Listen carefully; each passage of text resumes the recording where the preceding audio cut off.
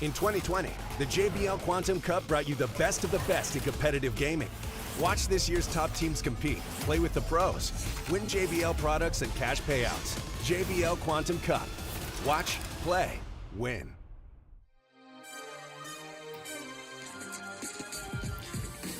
Hello everybody and welcome to the second annual JBL Quantum Cup. Pristine sound meets premier esports titles this weekend courtesy of JBL, as we have 3 days of action across 3 of your favorite esports titles and spanning 4 different continents, including my hometown, Chicago, Illinois, as you see on screen right there. But guess what?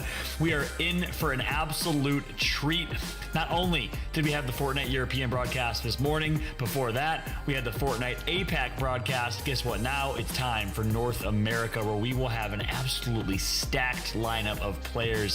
Well, more on that in a little bit, but trust me, you're not going to want to miss this one. In addition to Fortnite, let's take a look at the schedule for the overall 3 days of competition, as we have Apex Legends and Counter-Strike Go as well. And Fortnite and CSGO both featured open qualifiers, which you love to see, an opportunity for really anyone to qualify through and play against the other invited pro teams. In Fortnite, it's 25 duos from opens, 25 duos invited.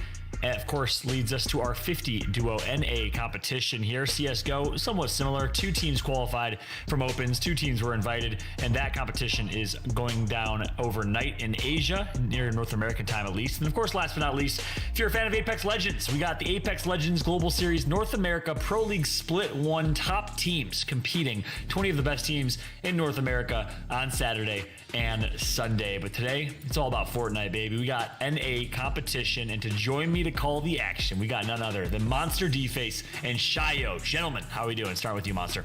What's happening, man? Yeah, happy to be here. Definitely excited to take a first look at Chapter 3, the new season, right? High-level competitive action for NA.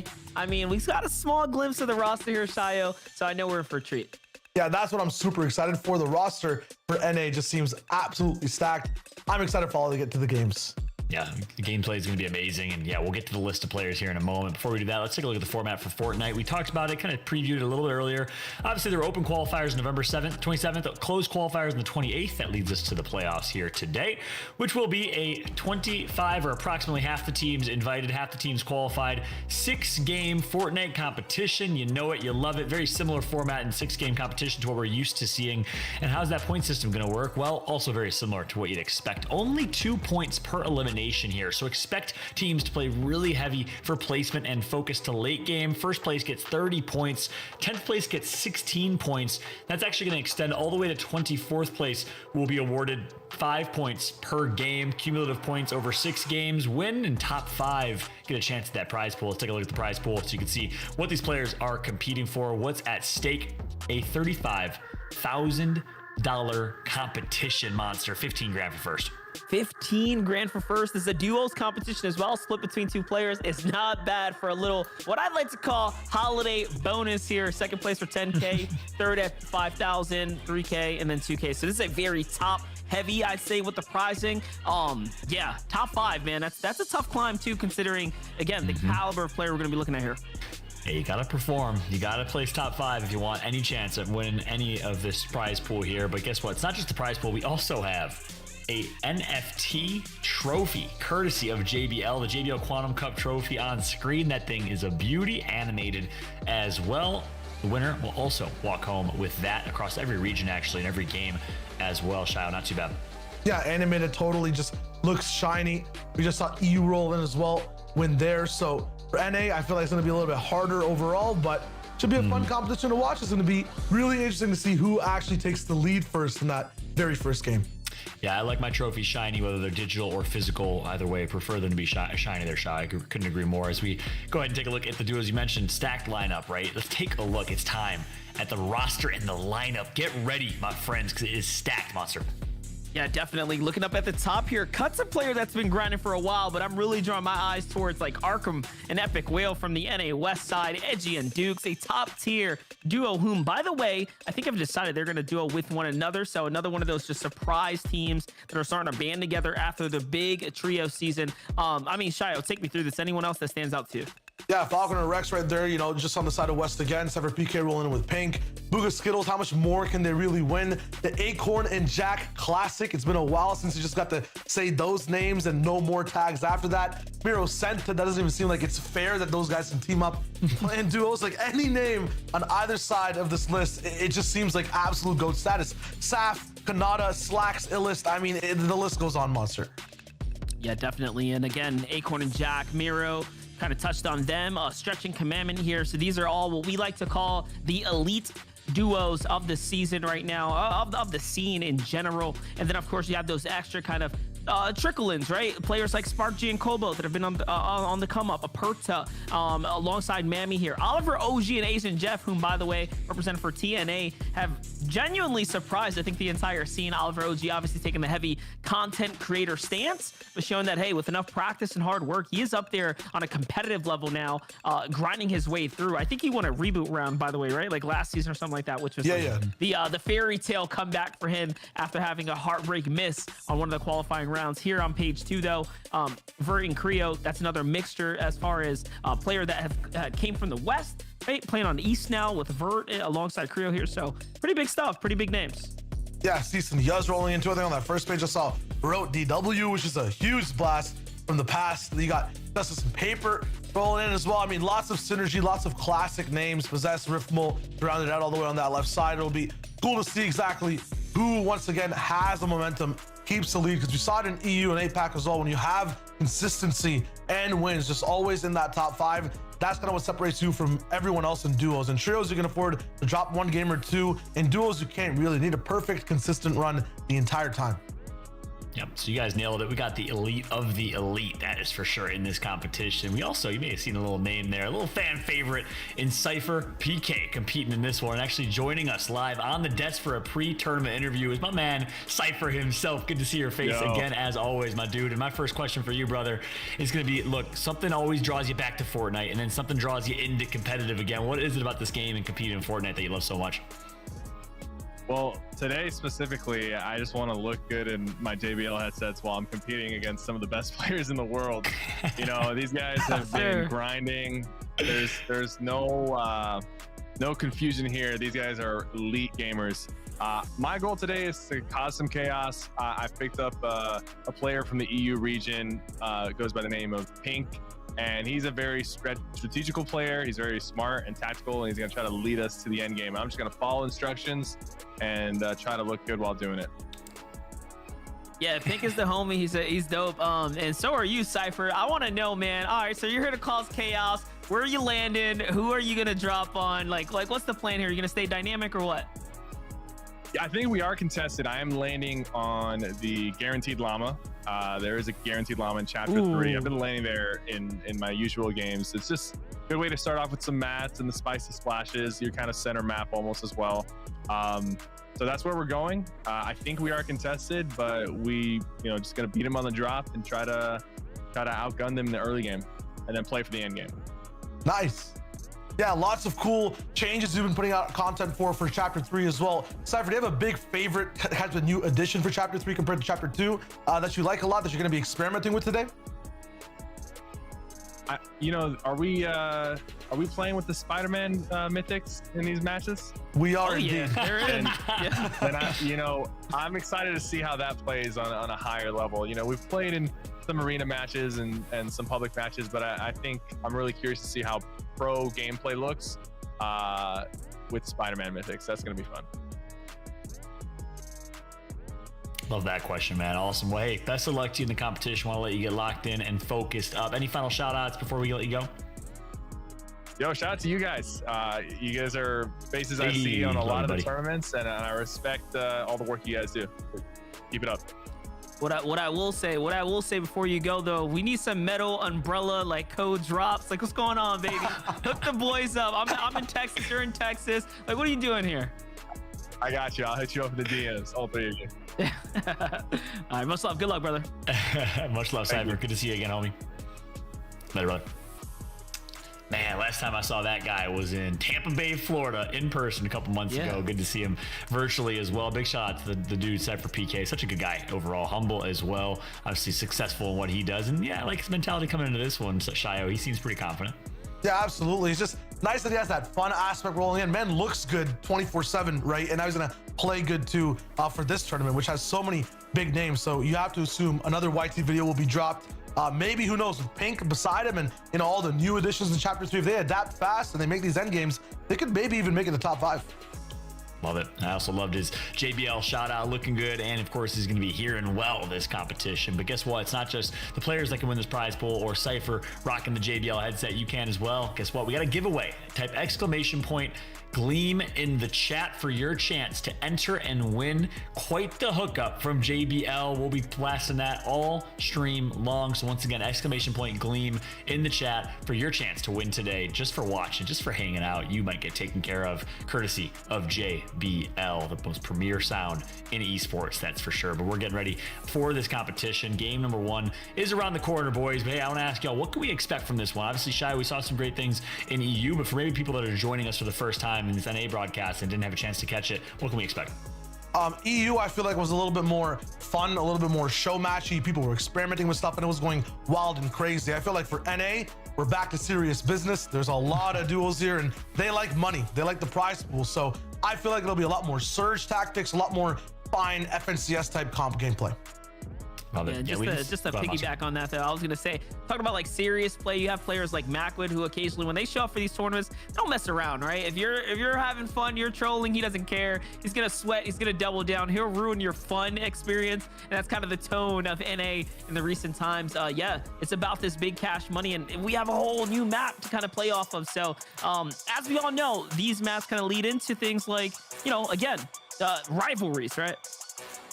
That's so true. Absolute facts. We'll see rivalries. We'll see the top tier talent in NA Fortnite go live and battle in this 6-game series. That's going to be a ton of fun to watch. I'm excited to break down the gameplay after this one. But guess what? Game 1 is ready. Blow it up in the chat right now. Let us know who you want to win here as we kick off the JBL Quantum Cup with Edgy and Bank. Over to you guys. Awesome. Let's get it rocking. Bank on the south side going towards Sleepy Sound, or on the bottom of your screen up at the north side going to Sleepy Sound.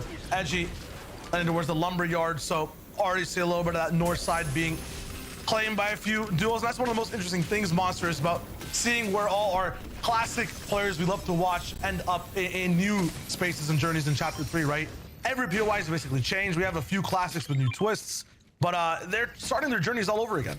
Yeah, they're gonna have to hit the drawing board as well after game number 1. You saw the Rocky Reels area completely uncontested and wide open. Over to the east, that unnamed location where all the islands are, also just open playing ground. So, hey, there's a lot of money on the line. You'd hate to throw it because you want to play this general area with, what, 4, 5 duos here? This is just not viable. Yeah, and EU Rocky Reels actually had, I think, the best average placement overall. That was Trulex landing there completely uncontested, had so much loot and had back-to-back VRs as well. So when it comes to NA, if that spot's not claimed, it's trouble. But you know, in NA, they like to do a big monster. They like to claim the largest types of POI. Sleepy Sound already, 3 different duos sharing it, one off in the distance, and then one coming in from the left side. It's about to go crazy. Let's watch it go down right now. Bank and Tahi here, looking pretty good so far. Players in sight. This MK7 rifle, definitely one of the more powerful additions to the new season here. It's just a shredder. I mean, this thing puts holes in things like Swiss cheese. It's pretty quick with the fire, and it's been the preference of choice. We noticed in a lot of the competitions as of late, players are just opting out of a shotgun as a whole. So that's just showing that MK7 plus SMG is the way to go right now. Yeah, that's what I was ready to watch today, but also noticed earlier in the day, a lot of people still carrying that strike shotgun. Maybe it's just the guarantee of that easy shot all the way in the end game. It's not like Arena where you're forced into just having box fight after box fight. If you need to just say hi for a second to a player, that shotgun will always end up packing a little bit more with the punch. But in NA, you know, they like to grief a little bit more. They like to push for that fight sometimes and go all in, especially with Miro and a bunch of top controller players in the business. That double Stinger SMG meta might come through a lot more in this region than every other one. Let's watch it all unfold here. Again, this is going to be one of the more contested, I should say, more contested drop spot in the map. On the other side, over at the Bugle, it looks like another big fight going down here. Asperati has not found any shields over to the side, but it's Roati and Pruda who has the, I'd say, the advantage of the general situation here. Seems like they have the pulse on the ground. Revives and Osp trying to get their heal on. Here it is. They are going to find some additional heals to go and get their split off. So pretty good, but so far pretty calm here. And yeah, look at the player count. Only 4 have dropped so far. So things are staying pretty stacked so far, as no one's truly committed to a battle just yet. I haven't seen any second surge zone or any second zone surge at all today. And the Bugle hasn't even been that active on any of the regions. Right here, though, once again, 3 different duos. There's so many traps you can kind of lay all the way up top around the mountains. Buga just popping off inside the feed. Riverson gone. Jivan also gone. That's 2 different duos that he's taken out. Epic Well also slaps Pump in the face. Meanwhile, in the newsrooms, not too much action. Not too much here. Remember, this drop spot is definitely a viable one, mainly because you want to get those Spider-Man mythic gloves, right? Which we know can open up some serious access to that mobility that you can use in all kinds of situations here. For Revives and company, it seems like the pressure that once was those 2 duos have kind of evened out here, balanced itself out as things come to an order. This is that early game pacing that we expect, though, as teams really start to focus up on finding the loot, right? Mastering the drop spots, getting their routes down. This is the first take at it as well. So game 1, notoriously the type of game that is going to ease players into things here, but it looks like Booga and Skittles have actually found themselves a battle early on, and they're at the winning side of it. One big fight, and that was, I think, against Jivan and his duo mate. Past that, Shocker Speedweight's huge in terms of value for anyone. Has some of the easiest metal to farm. That's one of the biggest things of this new chapter. Metal kind of scarce all around the map, but just like Gus from chapter 2, you can end up farming out those tires, any of these scaffoldings. Plus, you have whiplashes that have boosts, plus shocker tires, 4 of them waiting for you at this POI. And that's huge for people like Booga, like Skittles, that like to just roll around fast, go from point to point, fight to fight. Yeah, definitely. Vehicles being one of the more dominating or one of the more prominent ways you could rotate here. Look at the zone, though. The zone seems like it's heavying the favor to the north side. Shocker Speedway is honestly one of the more kind of southern location, so for them not to kind of catch the zone here, we're definitely gonna have to see some rotates coming out soon. But a little bit of time on the clock as they're trying to get their loot on, max out material count, then get the rotate through. The big Booga coming off a successful streak of season, for coming out of chapter 2, I should say. Just big wins, man. Nothing but W's for Booga lately. Can we call him the chapter 2 champion instead of the World Cup champion, or is it too soon? You know, let's not take the glory away just yet, right? He did dominate towards the end half, man. That was actually just insane to watch. Colossal and Class, though, this is a duo that used to dominate what, like the viewer charts? Everyone was just so hyped on this duo, on Colossal as well, kind of pioneering a very dope way to just stream the competitive content in game and perform well at the same time. They're back. They're running it again. This feels super nostalgic. Yeah, there was a point in time where it looked impossible, right, for a competitor to actually be live and do well. And Colossal kind of took that narrative, flipped it upside his head, going as far as even, again, broadcasting his scrims and stuff like that. So putting the whole playbook out there, and even that wasn't enough to stop him when he was on fire. Getting back over to Tahi and Bank, it seems like this clash was inevitable, and it's Aperta and Mama Ting who are going head-to-head right now. So far, Bank and Tahi seem to be in the lead, but Bank takes the big punishment here. Little side track, and there it is. They get pinched out and both lose their one-on-ones, essentially. And look at that. The Siphon effectively puts Aperta and Mama Ting both around the same HP threshold there post-Siphon. So pretty close battles. And when it comes to Aperta fighting, I've seen it happen so much against so many different duos. It lasts a long time. That's one of his strengths. You know, just drawing out a fight, being sure the enemy takes more damage. But then as a result, third parties can come in. Miro's got the side angle right here. He's behind the opponent. They have their guard down. They're going to find the knock onto Scented into the full finish. That's what happens when you peek a sniper, it seems like. So Miro's left as a solo now, lurking behind, watching on in, trying to figure out what is the game plan here. What is it that we need to do? Mama Ting's going to step on up to try to grab some of this loot here.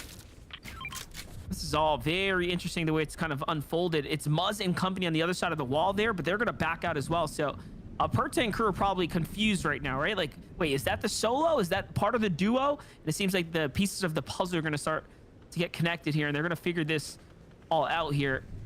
There it is. They get the info that they're looking for, Shayo, and they know, okay, these guys backed off, so it's probably not going to be playing for this card. They're going to rotate out. Little did they know, though, it's Miro who's waiting behind them. An angry Miro. You got his teammate down completely. He's not going to be too happy about that one. Here's the first instance of swinging in NA. Monster, rate this mythic. I feel like it's the best one they've ever made in the history of Fortnite. This one right here, Yeah. if I had to rate it, let's say out of 5 stars, I'm dropping this one a good 4.5. Like solid. Okay. You know what I'm saying? Solid. All right. I'm giving it a 6, man. Like, it is just accurate. It feels like it's, you know, kind of balanced, even though it's kind of insane the mobility it provides. And it's just fun. It's not like the most super invasive thing ever. Good for rotates, good for everything here. Look at this. It looks fun while you're doing it, right? So definitely the go-to kind of play as far as picking it up. And look at this. Look at how they're able to just traverse all this land here. Like, no problem as well. It's like the shadow rocks of old that you get to just pop and then bounce from wall to wall. This time, though, you're seen. And they actually look a lot cooler while you're bouncing all the way across. It's just so nice. And the coolest thing about them is that, you know, when it comes to launch pads or it comes to the Silver Surfer Glider, when you lock in to mobility, you can't really turn or fix the way you're going. When it comes to the spider gauntlets, when it comes to the web shooters, you can literally web zip up, down, left, right, change your trajectory just in an instant.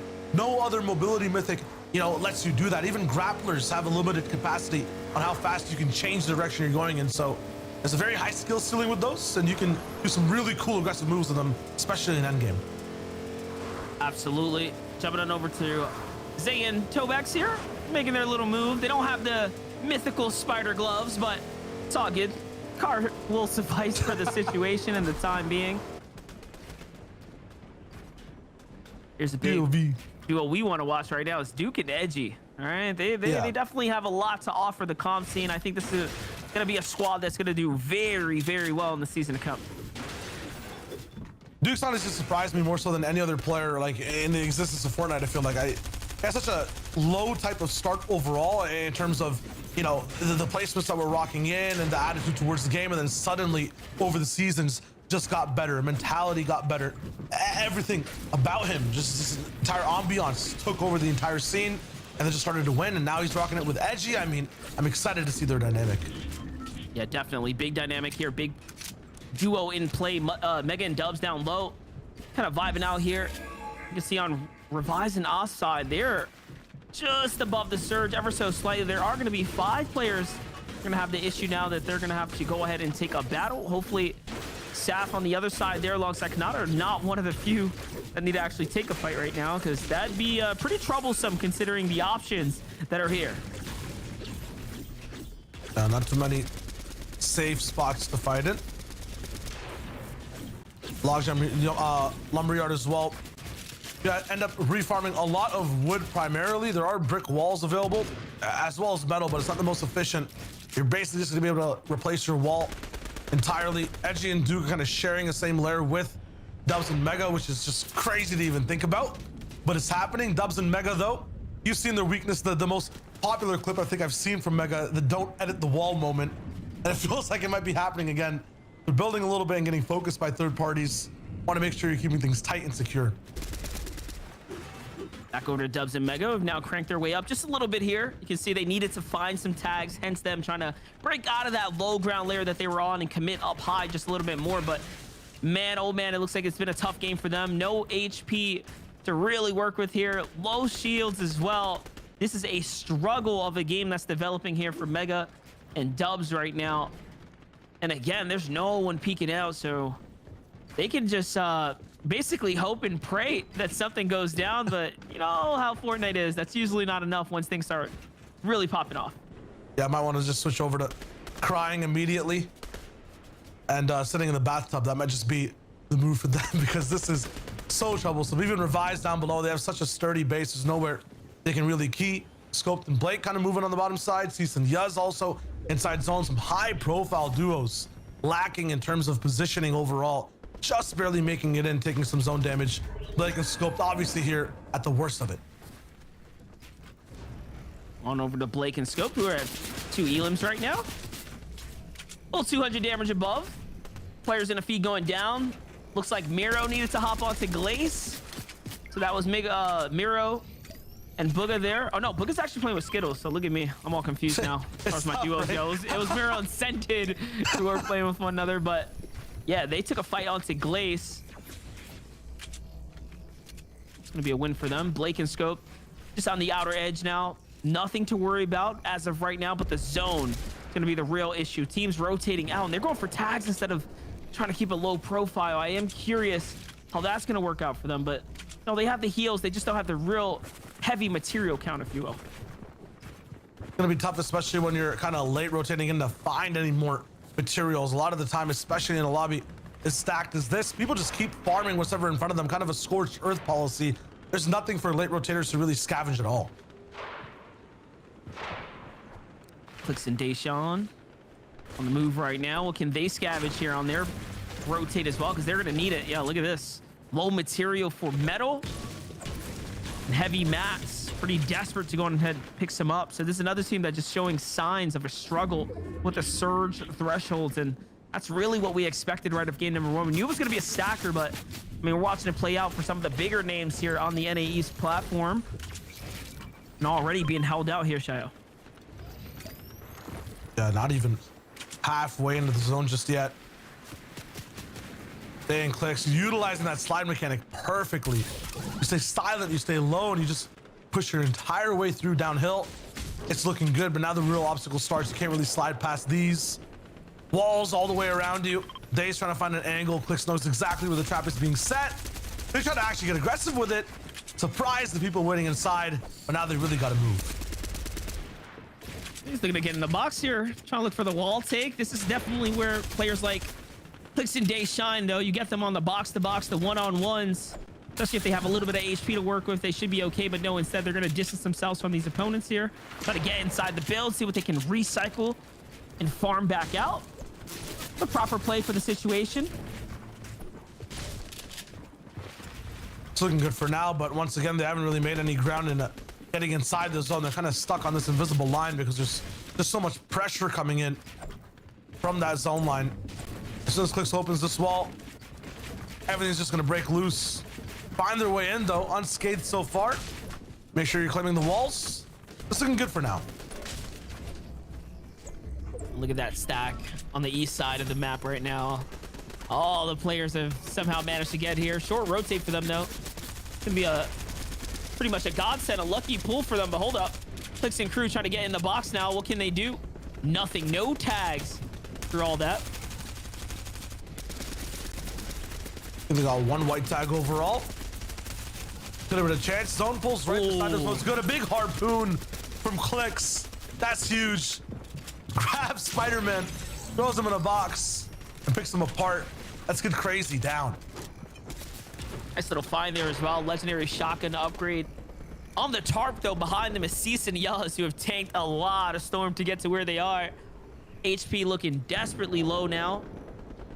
They're going to work their way back. They're not comfortable with the following in onto Clicks and Day. They heard the shots go down. They were hoping to get a little bit more action before they jumped in, but no, nothing just yet. On the other side of Perta, putting in the pressure here alongside Jeff and Apollo's right now. These are solos that seem to be broken apart. Apollo's going to come on over for what might be the thirst here. No, that's actually his teammate. Okay, so he's trying to save MNRR. Not looking too hot. These fresh builds are going to become the target of choice. And yes, there it is. Two shots coming in from both sides. They know it's a down body here. MNRR is lit. Is he going to be able to throw a chug down? No, not in time. A team jumps inside the box. It's Pruda and Roadzi who get the knocks. GG's for them. More points on the board now. I'm pretty sure that's still DW rocking it. So once again, for me, that's super nostalgic. Oh, is that the young Rhodes? Yeah, oh, okay, all okay. the way from the World Cup days. Yes, sir. He's back with Pruda. I want to just see exactly how this duo rocks it all the way in. New chapter, new opportunities, same people. So let's see what he's got. Okay. Yeah, Roat. I never thought I'd see the day without the DW at the end of the name, but here we are. These Fortnite kids got to him. We never understood what the DW actually ever meant at the end of the day, right? Maybe that's why. He just dropped it. It just been Roat, don't worry, you know? Like,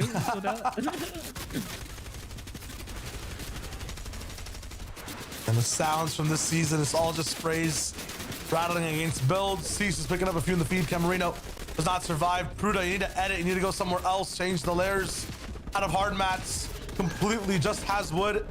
And Ro is down at the same time. They're just going to get bullied by Mark 7. So over and over. There's nowhere to hide. Look at this. Off in the distance, you have Illis and Slacks there on the mountain. Muzz and Speedy with one another. SypherPK and Pink on height. He said he'd be following the lead there, Pink, and it seems like it's working out for him. Comes a counter fire. My gosh, you cannot do that. Not on this season. Just doesn't work the same. These red dots don't play. They don't miss. Seriously, they don't. It's just like literally super hit scan. We've seen some long trades overall today, and like it doesn't go in either player's favor. It just becomes a complete damage fest on both sides. Aperta and Mama end up just holding this entire zone perfectly. Dead center of it. Duke Edgy will be right at the edge, but everyone else is gliding in, making sure they have it home before the end game starts. Clicks and Day get a little bit of the high ground. They're going to be one of the first to position up. On the low, we already knew that Cease and Yuz were looking for some refreshers. Seems like they found something. About 3 elims. Here comes the launch pad. It's going to be the high pad as well. Getting deep into the zone. They might be the first team to play for true height now. Let's see if they decide to set up for it. They definitely have the key advantage and the spot to do it. No one's really looked up to claim this. It's a large investment if they want to build up and even go for a few more shots. If they just stay here, chill, use their launch pad, maybe they can claim it in the 7th zone. Oh, look at this fine little mini pickup right there. That's 6 minis now. Nice. Okay. How much else? Everyone's just waiting. I see Pink and Cypher. Yeah, you're right. All the way up top, they are the highest. That's why Cease and Just can't really build any higher. Clicks and Day, you'd assume they'd be having a much more comfortable time. Their loot is looking really good, but overall, the position they're in, their mats, I mean, not the best monster. Yeah, I saw in the feed there. It looks like Clicks took out Pledge just a little bit ago, so opens up the refresher for them. There goes the rest of the loot they wanted. It was a couple of big pots up above. That is beautiful. I would actually love to see this perspective from SypherPK up top, because they have to make the move the longest rotate right now. The opposite of Clicks and Day, who pulled the zone on the first moving here. So let's see this play out now. The surge is definitely active here. That's 15 players that are going to have to go down. This is about as stacked as things can get for us here, Shio. And it's not going to look too hot for a team like Clicks and Day, who are definitely not just safe yet. Every team we thought was safe is also going down. Osp gone. Speedy taken out. Yuz finally falling. It was so comfortable with Cease. It's Nada all the way up top. Got revived from Saf early game. I don't see where Saf is, though. I see Jack and Acorn, though. They're waiting down below. Second height is looking good. Coldboss all the way at the front as well. Everyone's moving in. Clicks has found his footing with Day right behind him. Yeah, there it is. Saf is going to be at the front side of this zone here. So he actually did the old traditional get to the front. Kanata holds the backside of height, and it seems like it's going to work out as high ground is now theirs. On the other side, Illis is left as a solo here to clutch up by himself. 16 below the surge here. What can he do? The clock is ticking now. 7 players have to go down. He's got a full minute, though. Just nothing to worry about. Not too much. There it is. He gets bodied out of the competition just like that. How quickly the story can change. On the backside of the zone, though, Stretch lurking ever close by with Commandment. Up they go. High ground is theirs. And yes, if there's going to be a player to do it, it's going to be someone like Stretch. And Kanata pays the price for that, by the way. One goes down. Sap's going to get a little bit more angry, but no, he's not out for the count yet. Still 1 HP. Pops a few shields. He's good. Sap repositions. Has a possibility of following Kanata's builds all the way down to. This is an expert follow-through builds, but the edit flop is going to cost him some crucial HP. Kanata needs some White Hills ASAP, or this is over. Sap just has 3 builds. Well, there it is. One goes down. Kanata didn't have anything to save himself. Just like that, he is wrapped out of the competition. See Vert and Creo lurking on second height now. Booga still alive as well, playing that same layer. Remember, new zone changes make these zones pull even further for longer. So it is very unlikely these things go to a heal off nowadays. And this is why you're seeing so many players alive right now. And it's not really a problem, right? We had 45 players alive before the zone started. We're down to just 20 here. This is just a zone of chaos and war right now. And Clicks has got to make his way out to the zone. He's trying to read it perfectly, and he does end up figuring out the navigation through that. Trying to throw his quick heals down. Is that going to be enough? Should be enough to buy him a little bit of time, but no. He gets shut down pretty quickly in the low ground, and that's wraps. But still, big game for him. Breaks closer and closer to top 10 here. So close. Oliver OG still alive on the other side of things, up against Vert. Creo is gonna be able to take him down. I see Acorn and Jack lighting up the entire feed. Aegis and Rise as well have been on the front side this entire time. We're up to the last 7 duos left, 11 players in as Acorn finally goes down. Smack is taken out. We're at our top 5. Jack slapped in the face by Rise. That's a lot of loot to gain. That's low ground to claim as well. They're ready to wrap up the game. Yeah, that was big right there. Looked like a Dragon's Breath shot. The sound, the golden loot falling out, almost reminiscent of a field set ablaze there. But only thing on fire right now is Rise here. He's got his 2 elims. He's on the low ground, looking to make work of his high ground teams, but it's a 2v2v2 situation. So the other duo on the other side here is Oliver. Well, actually, no, these are 2 solos, so anything can actually happen here depending on where Oliver, OG, and Creo take this battle. Oliver's gonna work his way on up a little bit here, forcing Commandment on down. Commandment on the other side, just doing his best to hold things down here, but he's got 2 builds. Make that 1 build now. They're starting to run out of gas here. Rise gets down to low ground. Okay, so it's Rise and Agers. Creo on the side. Commandment by himself here. Lost stretch the mix there, Shadow. This is not looking too good for Commandment. Not at all. He's gonna hide up top as everyone fights down below. Rise taking a little bit of damage. This is good for Commandment. He has a little bit of control. Oh, no. Agers makes him weak. He still has the beam on the Rise. He's there again for the 2-time shot with that strike shotgun. He wraps it up. It's Agers and Rise for game number 1. It's Victory Royale. Gassed out at the very end there. You saw what happened as Strike started to run out of builds there. I mean, Fallout, listen, we had a pretty big fight there, big clash at the end, and that, no, you don't really see the low ground team walk away like that very often. Absolutely. I'm not sure if we caught on stream what exactly happened to Stretch. Hopefully we'll have a chance to catch that in the replays, because it seemed like it was Commandment and Stretch's game to win. I mean, they took high ground so effortlessly and perfectly, honestly. A little bit of a surprise move over Saf, who typically does not give up high ground very easily. We thought it was their game to lose, and ultimately they did end up losing that one to the low ground team. And the way that Rise and Co played that, the bait and switch, both putting a shot in to close that out, I mean, a really strong finish from them, Shio. Yeah, absolutely. It's just kind of crazy to think that, as you're saying, Fallout, some of the best teams are getting tripped up at their own game, and then at the end, Commandment not being able to clutch out. I know it's a 2v1, it's tough, but usually does even a little bit more damage than that. Everyone, as a result of all of this, is ready to play, bringing their A game. If that's just game 1 of NA East, I'm scared to see how the rest of the day goes. Yeah, that was a fun one. That was a fun one from start to finish, and obviously this is what we'd expect in this lobby, right? A super competitive lobby and a really stacked late game, but we did get some early game action. Aperta doing a good job getting quite a few elims early, and of course we get to see the debut in the big competitive tournament, at least in the Spider-Man's Gauntlets, the Mythic. That's been fun to watch, and Cypher didn't even know that it was in the lobby going into this one. Yes, indeed it was. Yeah, you know, Cypher's that kind of player. He spends a lot of his free time inside the normal playlist, so it's hard to separate the difference in the two. But hey, man, this weapon sneaking its way into the arena settings has definitely caused some interesting plays. We saw him play in the early game. You don't really see it come out very often in the end game. Here's a look at Pruda, who gets to pick one up towards the end game, and even then he gets taken out before he can actually utilize it. Yeah, Pruda was unfortunately the chosen one, and not in the way you like to be. Unfortunately, he gets taken out and couldn't really do much as the solo trying to revive their teammate. Meanwhile, Aperta continued to kind of make this push here for elims because of that early game aggression. You saw Dubs and Mega in the elim feed. You saw Blake kind of doing some Blake things, not able to make it to late game, unfortunately, either. Blake, the controller player. And here's that situation here. We'll see in a moment. Kanata on high ground doesn't even recognize what happened and lost it. Yeah, it's just all about timing on the height retakes more so than the flashy builds. And Stretch Commandment just had perfect timing the entire time. It's kind of their specialty. Cypher, though, dropping down. I don't even know he did that much damage, but it's insane. Look at the elims Stretch Commandment are getting in the feed, though. They're kind of wiping out the rest of the server that's still alive. Rise picks out 1. Commandment still trying, though. It was a gray strike shotgun he was using the entire time. Mark 7 with 14 bullets. Yeah, I'm surprised he even did a little bit of damage based off of what he had all the way at the very end. Super impressive. They got second place with 4 elims. Still the stars of the show, Rise and Agers winning out that game 1. Yeah, it's a big performance from them. Agers with 2, Rise at least 3 or 4, I think. So massive, maybe even more than that. Massive showing.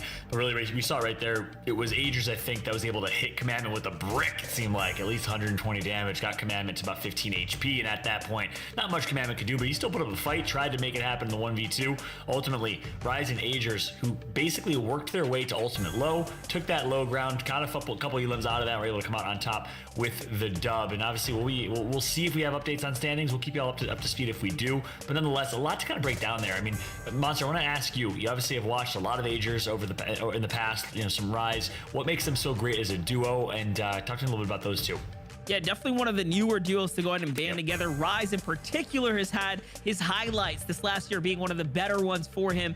Definitely earning his way to the top of the food chain as, I hate to say it, but a rising star on the scene here. Definitely, it's just one of those things. He's got the power behind him right now and the momentum, right? That's really working for him. So you have players like Duke, players like Rise, right? And now they're earning their way to play alongside of these top tiers like Agers, who have had, again, some of the best teammates out there. And yeah, they're just on fire here. So that's right. The new generation or the new era, that's for sure. It's been fun to see the rise up. And again, it's because of competitions like this. Kudos to JBL. They could have easily invited, you know, the biggest names, the biggest streamers, and made this an invite-only competition for Fortnite. But they said, you know, we want to stay true to what Fortnite's all about, open competition for people like Duke, like Rise, to be able to rise to the top. And that's exactly what we've seen over the last few months. So kudos to them. Good first game finish. Just a quick update for y'all. I want to be transparent. We won't have standings after game 1. We will have standings after game 2 and throughout. But we're actually hard at work, obviously, in getting those standings calculated. We wanted to give you all an update. Obviously, you could expect Rise and Agers most likely on top, unless someone else popped off ridiculously in Elim, Shio.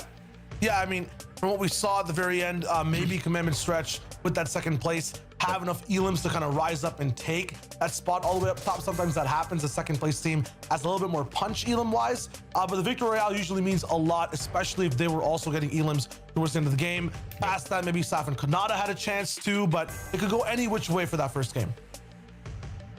Monster, quick question for you. Obviously, we saw the rise of some great performers. We saw Saf and Kanata do their thing. We saw Commandment and Stretch take high ground. Any teams that you maybe expected to perform in game 1 that you didn't really see in the late game? Actually, a team that I didn't really expect to make it that far. I'll kind of switch the question in reverse. Yeah, Pink took out Clicks for that 8th or 7th place spot. So Pink and SypherPK actually walk away with a ton of placement points at the very least from that game. We know for sure because he was in the feed who took out Clicks at the very tail end, who managed to make it far with their scuffed loot. So I'm actually more so impressed that SypherPK picked up an EU player and a content creator and an EU player popping off now and making some end games. So that's pretty impressive across the board. That's a good point, Shio. Either way, you can flip the other side of that coin there. Anyone that you expected to perform but didn't, or opposite?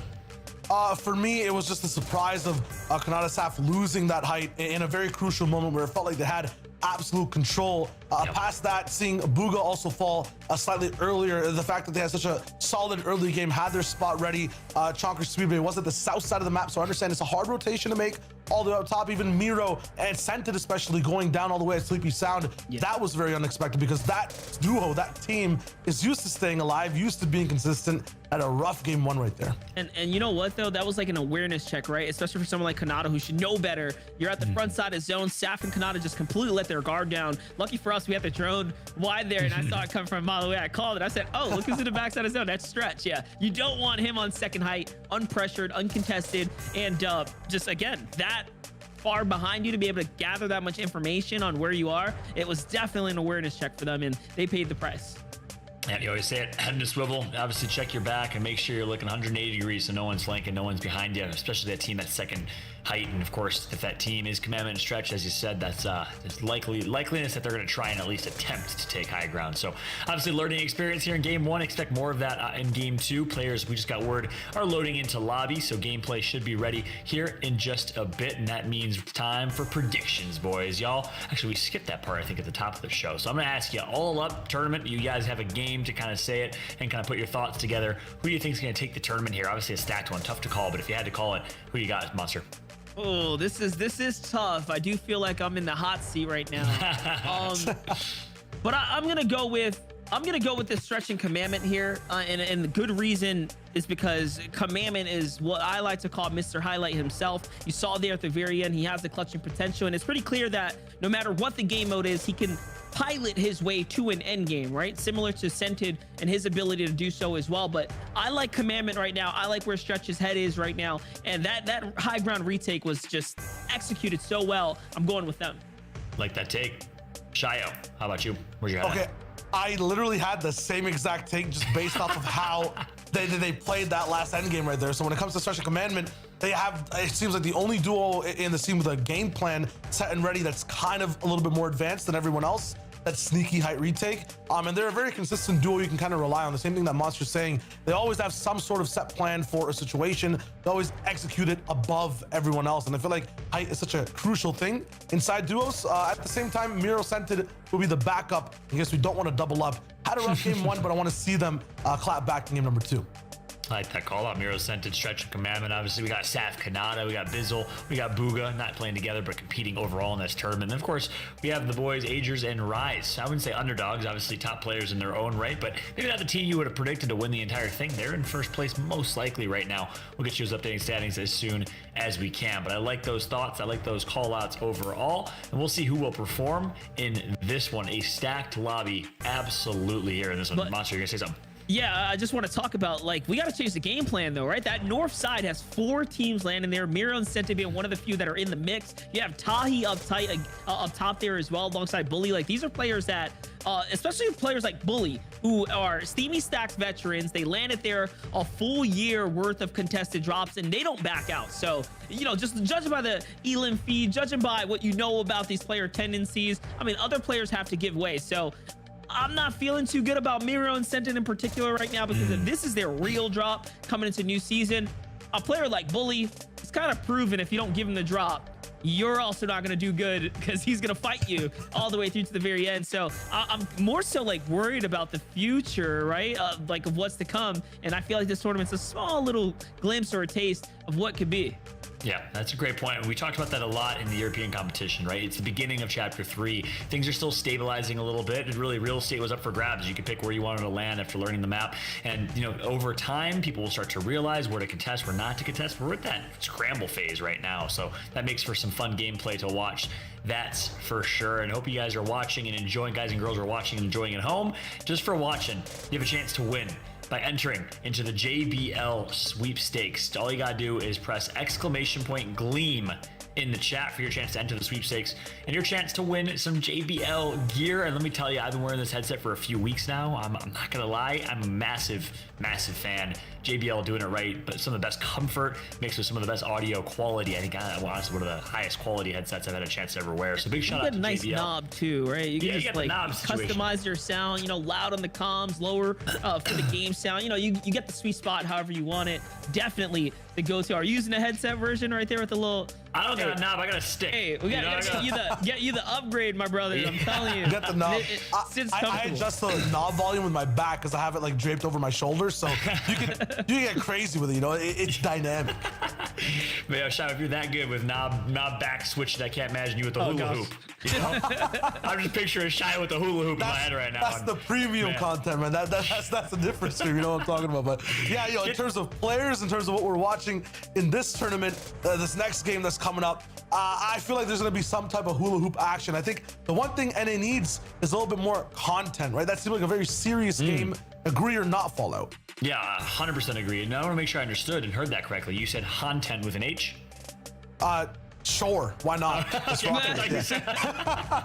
thought you were mixing hula hoop with content, about some rambunctiousness or something crazy, and I was like, all right, I'm about it. But no, agreed about the content. We got Sypher. You already know he's gonna make a sick YouTube video as a result of this. Wholeheartedly agree with that sentiment. But no, hula hoops, jokes aside, gameplay is ready. I'm gonna try and get just the vision, the thought, the image of Shio hula hooping out of my head over the next 25 minutes or so. Wish me luck. Actually, I don't know why I would. That's a great image, to be honest with you. In the meantime, these two are going to be calling the action. Lobby is loading. Gameplay is locked and loaded. Again, apologies for the slight delay there, everybody, as we were getting players into lobby. Take some time for players to join sometimes, but we got Chapter 3, baby.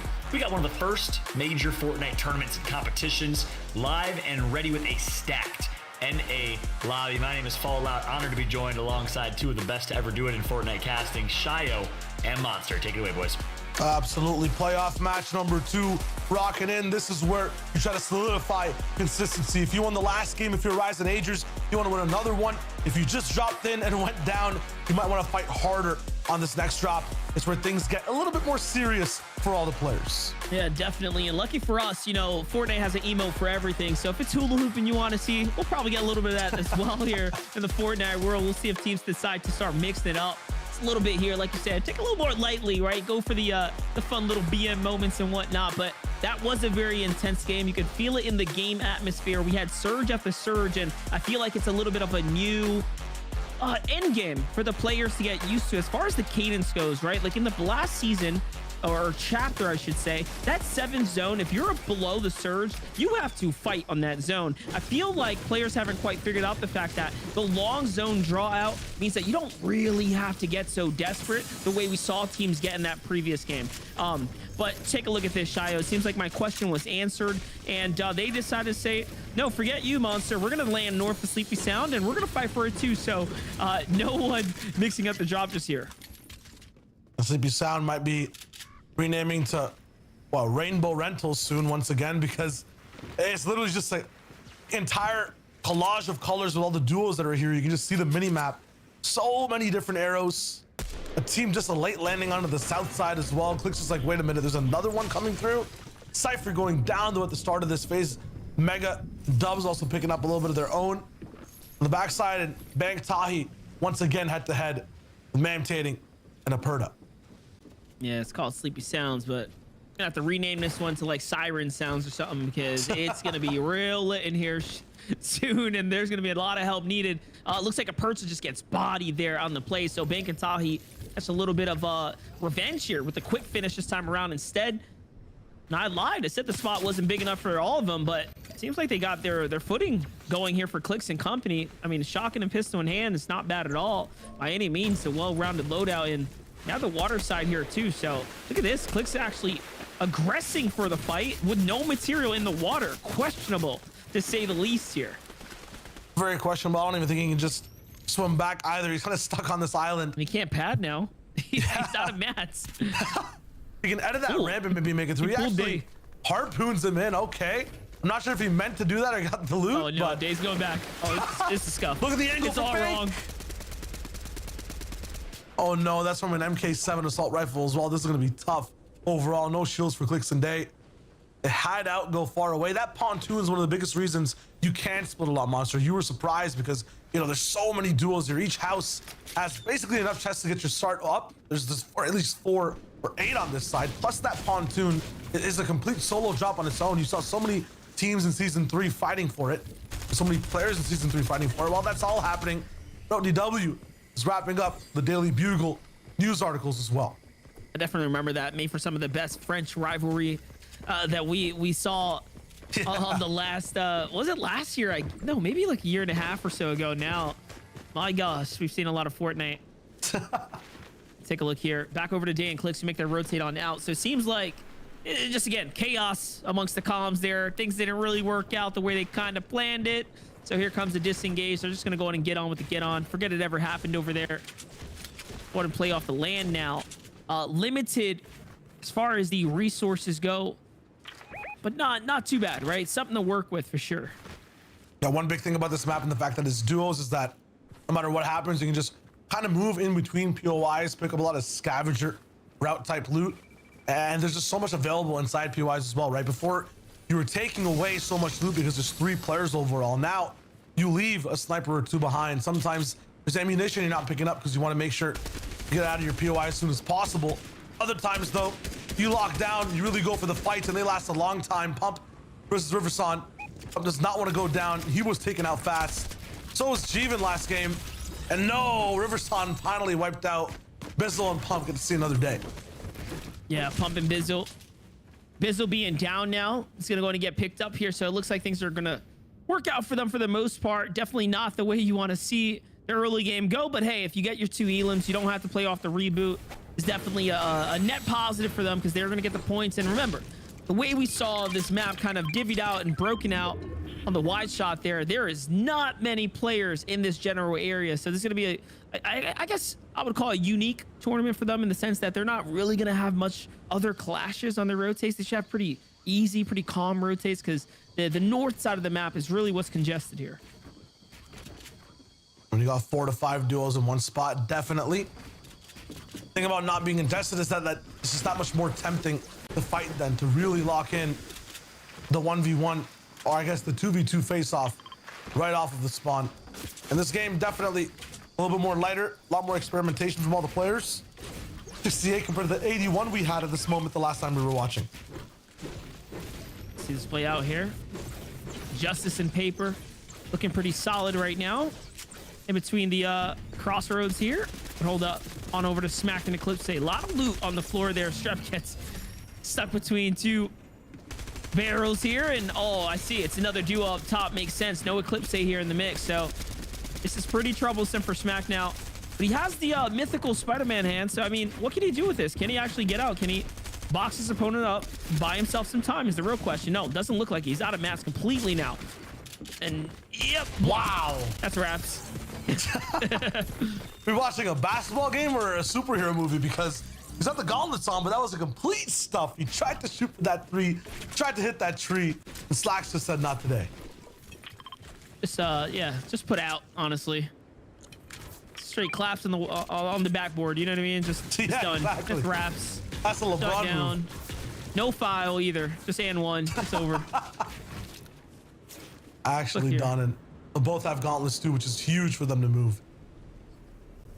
All right, so not bad for Illis and Slacks, right? Another big game for them here, setting themselves up for success. They get to take the field as far as the pickings with the loot, plenty to work with here. Jeff, Lazar, and Nounsy on the other side, fighting at that.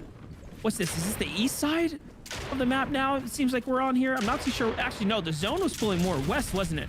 It's actually southeast. Okay, so Jeff and Oliver OG down here already in the battle. Nouns gonna get taken out. So this is now a clean 1v1 situation up against Lazar. Jeff gets hit right through the build there. Not looking too good for the young Fusion player here. What is he gonna do? Oh, tries to take the cone there. Beautifully done, but into the box. And yes, this is where you want your opponents. SMG all of a sudden, it seems like he's not the one who's pieced up and boxed up anymore. Instead, his prey's inside here. He doesn't have many other options to go. Luckily for Lazar, he is going to back off and buy himself some time, but that is the power of the SMG right there. That's just a lot of dynamic, high-octane fighting from Jeff, excuse me, as well. That was just nuts from both players going back and forth, trying to claim the wall. Both probably exhausted at this moment as well after that type of fight, but Lazar is ready for a round two. See it unfold. Little reset, nice 100 on both sides there, but Jeff says, hey, I caught the bigger shot. I'm feeling it. He's positions up for the high ground. Lazar's going to be the first to go into the turtle mode. Another pepper popped here. That's for HP tags. And Jeff does a little awareness check there himself. Looks around the side. That's a splash that comes in, so he definitely knows he's lower on HP. It's going to be pivotal that he hits the first tag here. Goes for the breakthrough. It's a bad angle, bad peek there, Jeff. A little bit too risky with it. And at this elevation, I'm wondering if I'm watching a type of 1v1 realistic server or the JBL Quantum Cup. That's just my big qualm right now. Jeff and Lazar, skyscraper to skyscraper, just jumping, building, making sure they land some shots. Jeff is the one to take a big hit, no trade onto Lazar at all. So Lazar's not even mad that Jeff's gonna mini up, and okay, there it is. There's the pressure and the punishment. He has height now. Jeff has to drop down a few more materials overall. Nice left hand peanut butter shot. After that, he's the one who can firm and run. That sneaky 83. There it is. And now the spray. Jeff is online. There it is. Those are the big tags you're looking for, and the whites as well. Out comes another chug splash, but if Jeff's math's right, he definitely has the HP advantage here. Hasn't had any time to get these minis off. He's just trying to get his tracking on. Almost lost him through the builds there. Weakens two walls, and now he's got all pressure there. Look how quick was the snap there, too. One blue tag. Should have about 7 HP for shields, but no. Minis going off again. We can hear them. So, you know, Jeff definitely picked up on the cue there. Now, mind you, Jeff still has the pepper effect here. So this entire time, he has definitely had the slight advantage here over Lazar. Another tag through the build. My gosh. Jeff's starting to gas out there. Starting to run low on ammo, but yeah, there it is. There's the tag he was looking for. And my gosh, what a drawn out battle. And look at how much he picks up off of Lazar there. Picks him up to 400 ammunition. So Lazar was just caking with the loot. There's a team coming through. They see the big bills. They saw the fresh coming out. Uh-oh.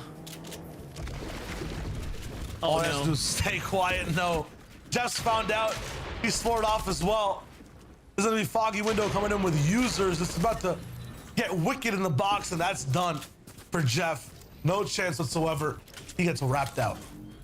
So unfortunate. You put in all that work, took a little too long, and that's a colossal build you cannot miss there. Any team rotating dead side is going to see that. They're going to read the feed, and they're going to recognize, yep, this is one that we can pick up here. Look at this Volt. Plenty of extra meds left over as well, so they weren't too worried about getting trapped in the storm if things went that far.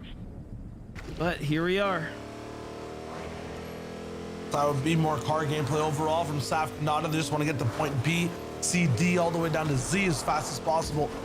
They don't care for those early game elims, even though we all know they can take him over ASAP.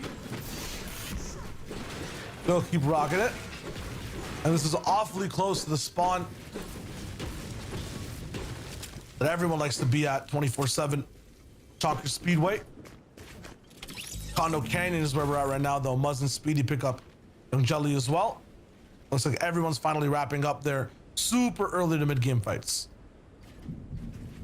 Let's watch this play out for Speedy and Muzz now. Curious at the pacing of the game. We were kind of sitting on that battle for some time. Yep, things are definitely picking up here. 61 players remaining. Big elim here too for Speedy and company. It brings them up to 4 big pots. We have here a little auto shotgun and the Mark 7 to work with. Okay. Pretty solid. Solid for now, but how effective is any weapon in a car chase? Speedy and Muzz get out in record time. Only 2 teams in follow, but here's the danger of driving vehicles or even just using any mobility of the system. That Mark 7 first person red dot sight, it just slaps so hard. There's not much you can do from any position, even if your arm is exposed. Yeah, I kind of hate that they jumped out so early. This is only zone 2 and they picked the edge of zone 2. Could have definitely stole away with a little more there, but Creo just backs them down and basically puts them in a defensive situation to be held. For Kid Crazy and company, they're also being held here. Oh man, the edit course coming out for Kid Crazy as he tries to get his way through. Seems like 2 teams got angles on him. Yup. It's a pretty rough situation. Is he sizing up for the launch pad here? I hope not. I mean, that's kind of what it looks like overall. Not sure why there would be a single thing in the rain. Yeah, exactly what it is. Sprays from 4 different teams though, and wood builds when you land. That is a recipe to get eliminated fast. Oh, there goes the mobility. Now they're on the outer edge. They definitely were chunking by the zone, so the team's looking in. They're going to be thinking about whether or not they want to full focus them out, but seems like the pad is going to be worth it. It's going to buy them some more time. Rather use it than lose it here type of situation. What's the next play now? Who's up on the mountain right here? Depending on who that player is, what duo that is, to determine their game right now. We all know some players are definitely ones that'll hold a grudge against you if this fight started in the zone. So, hey, Mitro is not playing right now. We're chilling. lucky us. Funny, none of us really predicted Day and Clicks because sometimes they give us these wild card performances, especially in third-party tournaments. Even if 1 or 2 games go wrong, they do the Clicks game 5-6 classic and just end up popping off. Oh, looks like my commandment pick was taken out in the feed there. It's truly unfortunate. The backup was what? Miro Scented? Miro If they're Scented. still alive, yeah. If they're still alive, I'm mega happy. Talk about Clix's on and off performances. That's definitely true. Seems like once he gets really rolling, he doesn't stop, but I'm thinking they've been on a bit of the off season, right? These kids coming off travels, just coming out of Cali here, so probably still stuck in a sleep loop. I don't think he's been grinding much lately. I am curious if he's a little rusty right now. At the same time, I feel like it's Clicks, right? Like, even if there is some degree of rust, it only just puts them barely on par, like right above par with everyone else. The Makes it natural fair. instincts, right? Yeah, it makes it fair. Like, the way he just is normally non-rust, like, it's just insane. Yeah, watching like the big clicks in grind mode, that's a scary Scary clicks.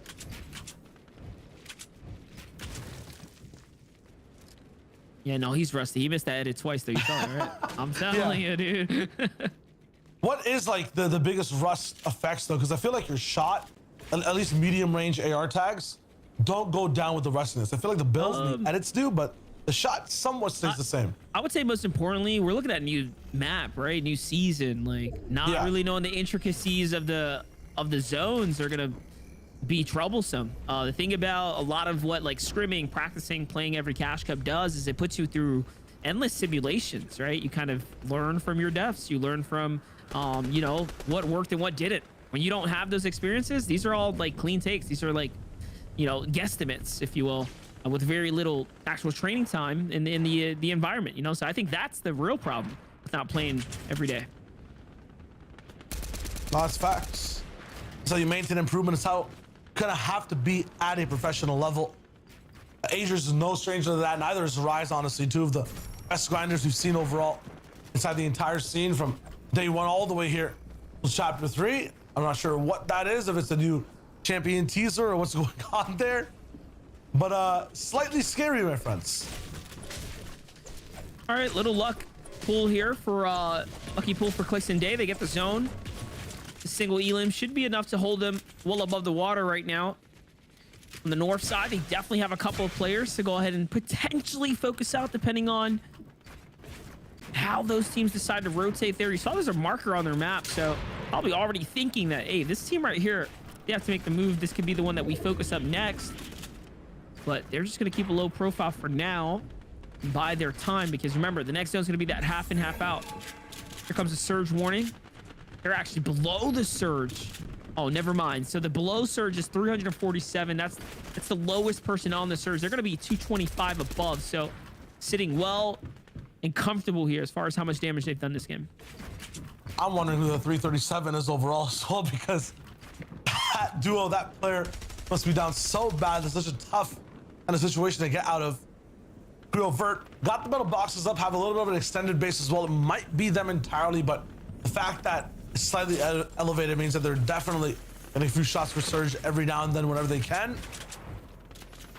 You know, and Vert though, need to find something, and that secret agent mission might just be about to start. Let's take a look. It's a strong loadout to work with here. Not that they need to take a battle by any means, but 10 seconds to the half in, half out. Then the Surge really goes rampant, turns active. Starts to bolt players here in the lobby. 6 peppers as well. We're seeing a lot of pepper at play. Let's see where it goes. Comes to Reed. Did they pull it? Doesn't seem like they pulled any spectator luck here. They're looking for an exit now. Saf might have, though. Look at the fresh builds over there, all committed with metal. Actually, they might not be too bad. We'll see. Skittles with Bugha in the power position overall. If they don't make this end game, I'll be very surprised. This is one of the best places you could be in. Easy recycled pads all around. I feel like they finally see one as well, but they might end up using one of their own or just popping the peppers and getting the zone. They're so close by. Yeah, look at that. This is going straight southwest here. Right back to where the players sort of originated from. Okay, they're going with the pepper, so they're going to pepper into the launch pad, right? That's the only logical play here. There it is, standing on top of enemy builds. The shotgun shots come out. Free fires for Bugha as well. Nothing found from it. Take a look at this. Who are correct, all those fresh metal builds were the teams just finding themselves inside this new zone here with the early stab. But man, that launch pad there gets used by everybody, and no one's positioned up to actually punish players for taking to the sky. So this is going to be another stacked end game, a big rotating zone to come right now, and this is when the pressure becomes immense, right? It really starts to turn online. We saw in the last game, a 45-man moving 7th zone is potentially underway here.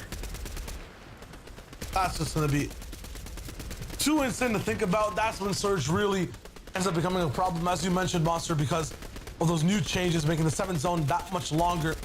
More people might end up suffering, slightly moving into those types of zones. Bugha, though, waiting his turn patiently to make sure the games are consistent as possible. He can get as much as he can done in those moments.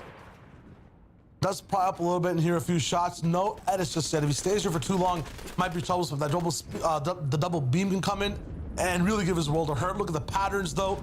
6 and Day ready to go somewhere near second height, somewhere near where the front side of zone could be, and then Saf and Kanata all the way on high ground above everyone else, waiting to make their move. It's really Miro and Sentinel, I believe, have the best position here on the map. Yeah, whoever's got this complete side, Duke and Edgy are definitely one of the more key position teams right now off the gate. Teams are landing on top of them. That's a wall take as well, so this could be troublesome here. They're gonna fend this layer off. But the more time they waste here, the more time they lose on staying in that prime position at the front of the zone. And there it is. They've already lost about 10 or so seconds. They have to make a move here and now. Kanata cranking right back on up to height with Saf, alongside Saf, and that's going to work out for them. They're very much positioned there. Rise and Crew go for second height, so seems like things are starting to settle in now. Crit with the last second revive as well, the cost of which was just so much damage. And no, he doesn't find it, doesn't stick it, but he has a lot of loot to work with now. The chunk splash is there. Why is he using so many? What's the problem? They've got 2 stacks. We are chilling. And a pepper to boot as well. There's not much else that you can find for the moment. Still running in, still trying to do the most right now. He'll try and get out. Has now obstacles that are not just positionally based, but it's gonna be the bills in front of him he has to go through. Meanwhile, all the way up top, it's Saf versus Day, all the way going for height. Kanata's up there too, looking really good, blocking Day, but then Day still pushes forward. Saf finds a way to get up there, clicks. No chance for him to chop it down. He fights Arkham and Epic well all the way down, and Saf and Kanata hold on for now at a huge cost to the materials. Oh man, you know Saf and Kanata are so upset right now. What is this guy thinking? A solo going crazy. That's what's going through their mind right now. And Day here, still, by the way, in a great position as far as this overall loot goes. But no, tries to get away with a little too much, and just like that gets punished big time here. But quick heals here are going to buy him a little bit more HP. No, it's not where he wants to be, getting ticked down. This might be a free layer, actually. This could work out for him, and somehow gets to his old builds as well. So wait a second now. Might actually have some room to play with here. That's a player back there too. Will he go for the edit here for the quick siphon? Oh, doesn't matter. This guy wants to come on in. 116, beautifully done there, but no, couldn't get the rest there. Another pre-fire was good, but not enough to get the full elim. Saf and Kanata are set up for the win here. And this time around, there's no crazy teams. Satch up height, doesn't look like it. Not right now, not just yet. Few launch pads still untowed. This is just the 8th zone. Usually it's the 9th one locking in, but they have been extended for now. Agers taking out Mojo. He's still up top inside this game. Kanata broken down. You said Monster, there's no chance, and immediately someone's kind of moved up and is looking for their chance to win it all. It's Kanata though, who has a little bit of trap of his own. It was just one layer that they were on. Broken down, he goes and chases for the shot. That's Illest going down. Kanata and Saf still have it. Slacks, where is he at? Is he gonna get slapped in the face? No, there's just an AR aiming all the way up in the skies. A spinning top is left by itself, but it's all good now. Saf actually goes down all the way below, so it's all up to Kanata to hold on up top now. Yeah, mega unfortunate. He slips through the build and gets it all the way put into that low ground position there. Kanata's by himself. Now here's the problem. He only has a single AR bullet, and this shotgun is not shotguns for the previous seasons or chapters, so I'm not sure if it's going to be enough to carry him. We'll see for Epic Wheel and Arkham, though. They're proving to us why they're one of the best here. Rise is going to get taken out there. 4 Elans now. Working a low ground. Seems like this is their domain for sure, for sure. They have control of it all here in the power position to play out. Kanata clearly doesn't have the mats to play this high ground, so he is taking his time here, sitting on enemy builds right now. What a rough game for him. It'll be tough for the moment, but he's still looking good in this position. Epic Will fighting down below. Crashing, getting knocked all the way through by Pump, though. He's getting trapped down below. It's going to be tough for him to make it through, but what will happen next?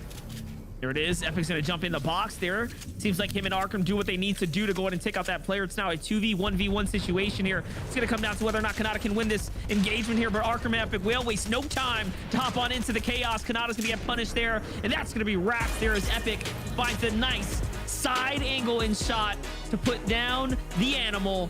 Just like that, they get that. What's that, a 6 elim victory royale? Not bad by any means.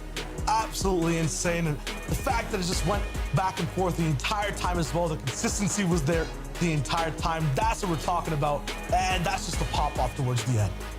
That's right. And in the end, it's going to be Arkham and Edgy who do it. They take home the first, well, not Edgy, and a different member of NRG. They're going to take home the first place finish in that one. And again, similar story to game one. Kanata and Saf with high ground. They get challenged. This time, they hold high ground, but at such a significant cost of mats, of resources. Ultimately, Saf gets taken down, and that's what really cost the monster.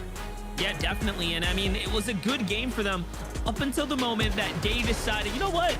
I'm going for high ground right now, and I don't care how you feel about it. They couldn't take him out when it all unfolded. And that was honestly the story she wrote there. And that was Raps, right? That cost them their material counts. You saw there in the very final moments, Kanata was desperate. He was like literally standing on enemy builds, recycling anything in his power, and it still wasn't enough. Must have been what hurt them quite a bit. But hey, guys, talk me through the rest of this matchup, what we saw throughout the entirety of this one. Shia, walk me through it. Yeah, still a big game though. I think Shio setting himself up right now. But listen, Jeff was on fire, right? We saw this fight here. Jeff did a great job Fallout in a long, drawn-out battle against Lazar. And man, we hate to have battles like this go down, and then you rotate out and you just get taken out immediately, right? Like, to all those hard efforts just to get sniped down like that, definitely feels bad. Feels bad indeed. And just to confirm, is that Asian Jeff, same Jeff, or different Jeff? Yeah. Okay. Same Jeff. Seems like he's on new org, right? Yeah. He's just going by Jeff now, so I'm digging it. Drop the Asian. I don't know how I feel about that much. I'm not gonna lie. Hey, you know, yeah, I don't know. I was gonna try to come up with something clever, but I think I'd rather not. Stay away from the brand risk. I was gonna say, just stay away from the brand risk. Have fun with it. Yeah, that's exactly right. Shai, we got you back, brother. Yeah, we're chilling. Awesome. The game, man, it's just too intense, you know? All the way up until the final moments, back and forth. But yeah, Epic Will Arkham, I feel like every challenge they face, they're at a defensive position, and they shut out any pressure. Absolutely glorious to watch, especially at the end of the game. Even Kanata and Saf, the essence of that when Illis went for height.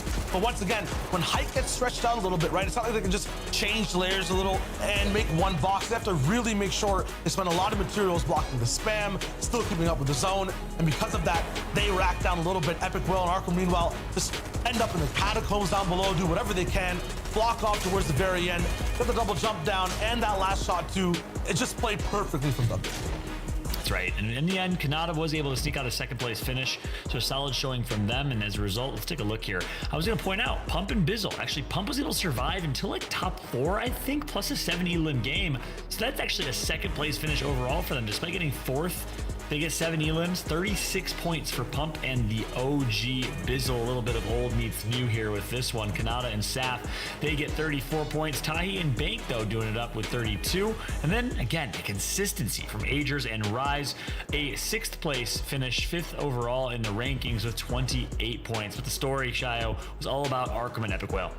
Yeah, I mean, you know, West coming through and representing, kind of following that storyline of what happens if you set them up against the rest of the world. A lot of people always saying they have what it takes to hang, and they might be a little bit on off ping, but they're still popping off monster. Yeah, and remember, this is just the post-match results, right? Not the overall standings. So big games here are definitely going to reflect well onto the overall standings. You can see on this second page, you see some of the early fallen soldiers there. We saw Stretch and Commandment go down pretty early, which is unfortunate considering they had a great kind of showing for the first two, but we'll see how it ends up turning out. My Blake, I might be tripping or going crazy here. Muzz and Speedy, are those APAC players? Nah, those Okay, are OCE players coming over there. OCE, I meant to say, yeah, APAC and OCE. Yeah. Okay, yes. OCE players coming on over to NA. They actually on NA. Yes, Nice. sir. I didn't realize they made the switch. I casted a lot of those gents over in OCE. So yeah, okay, there you have it. Kudos to them. But more importantly than that, we got the overall standings. Agers and Rise on top with 70 points. A margin right now, Shio. 22 points over the second place, Creo and Vert. Deshaun and Clicks have kind of been silently performing in the third place finish. And then Kanata and Saf with 45. Arkham and Epic Will had a really, really slow game 1. Big game 2 puts them in the top 5. Right now, they get paid, Shio. Yeah, I think the big thing right now for Agers and Rise is to not get psyched by this and switch the way they're playing up. The only times I ever see people in this position and first by a large margin lose the lead is when they try to maintain it. So what they need to do is try to maintain the way they're playing right now, still take the same risks and stay ahead. If not, if they get in their own heads, that's where everyone else can just end up catching up in the standings. Yeah. And the good news is, don't worry, Monster. I know you were just as panicked as I was. Asian Jeff still labeled as Asian Jeff in the standings here. So the Asian moniker continues as we take a look at the second page of the standings. Ghost Blake and Scoped. Blake, the controller player from the East Coast. Had a chance to meet him a few months ago. Standout guy. 27 points overall in 16th place. So certainly still in the running game, right? It's only game 2. A lot of opportunity. Yuz and Cease also on screen. We got Sented and Miro looking to have a better, maybe back 4 games if they can. Edgy and Duke, a little bit quiet from them overall. And then obviously we'll take a look at the last page here. Dubs and Mega in 27th overall in the second page. Not sure if we have a third page, but overall 32nd place is going to be Gleppo and Strep Monster. Yeah, a couple teams tied up as well, so it's a neck and neck competition up towards the top. You see a multiple holding that like top 16-ish number slot there. So again, and one thing I wanted to point out though, the thing about the first place team right now of Agers and Rise is they're holding on because they're the most consistent team so far, right, out of the first 2 games. So it's pretty clear that they're the only team that actually had 2 good games back to back. It's very rare that you see everyone else does not actually have multiple great games, at least to kick things off. So Agers and Rise have been gifted a strong lead after game 2, and man, if they could just stay okay, I think they'll be really, really happy with a somewhat of a top 5 finish for sure.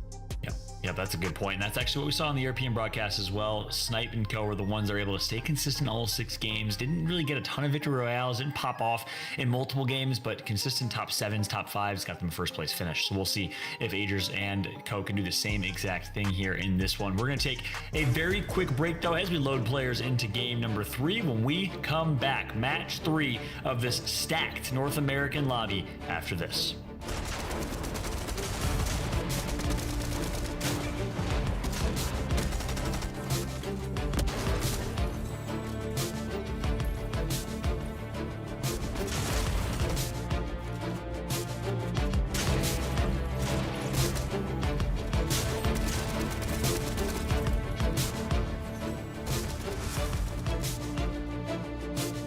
JBL presents The Sounds of Victory.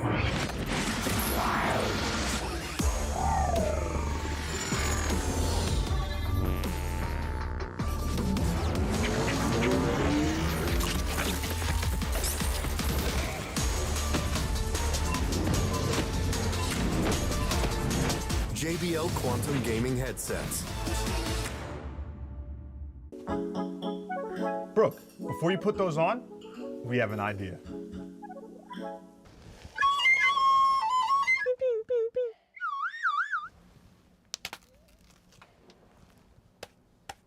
Behind you. Oops, never mind. You lose. Where were the footsteps? Should we leave? Yes, go. I'm sorry, Brooke. Go.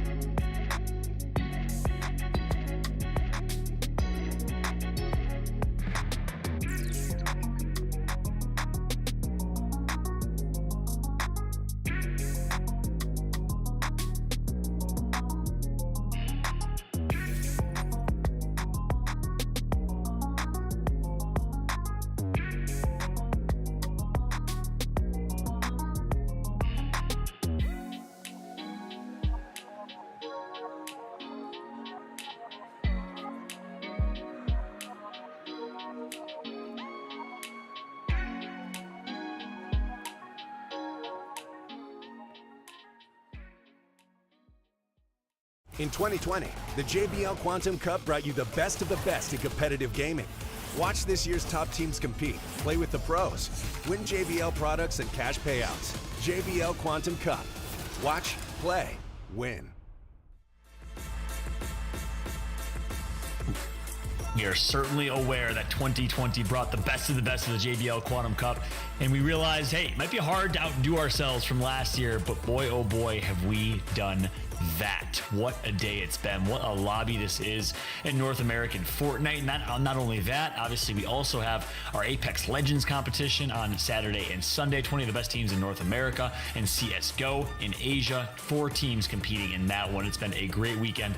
JBL really putting together what seems like an esports festival. I'm Fallout alongside Monster and Shio, our casters for the Fortnite North America competition. And we just got word, quick update for everyone watching right now. A little bit of a delay here as the lobby had to get remade, so players are going to be rejoining. So with that in mind, we'll of course be covering some content for you, getting ready to jump back into that game in just a few minutes here when it is available. For those that are maybe just tuning in, we thought we'd put together a little replay package for you from game 1 and game 2. Monster and Shio, walk me through it. Big game here. Yeah.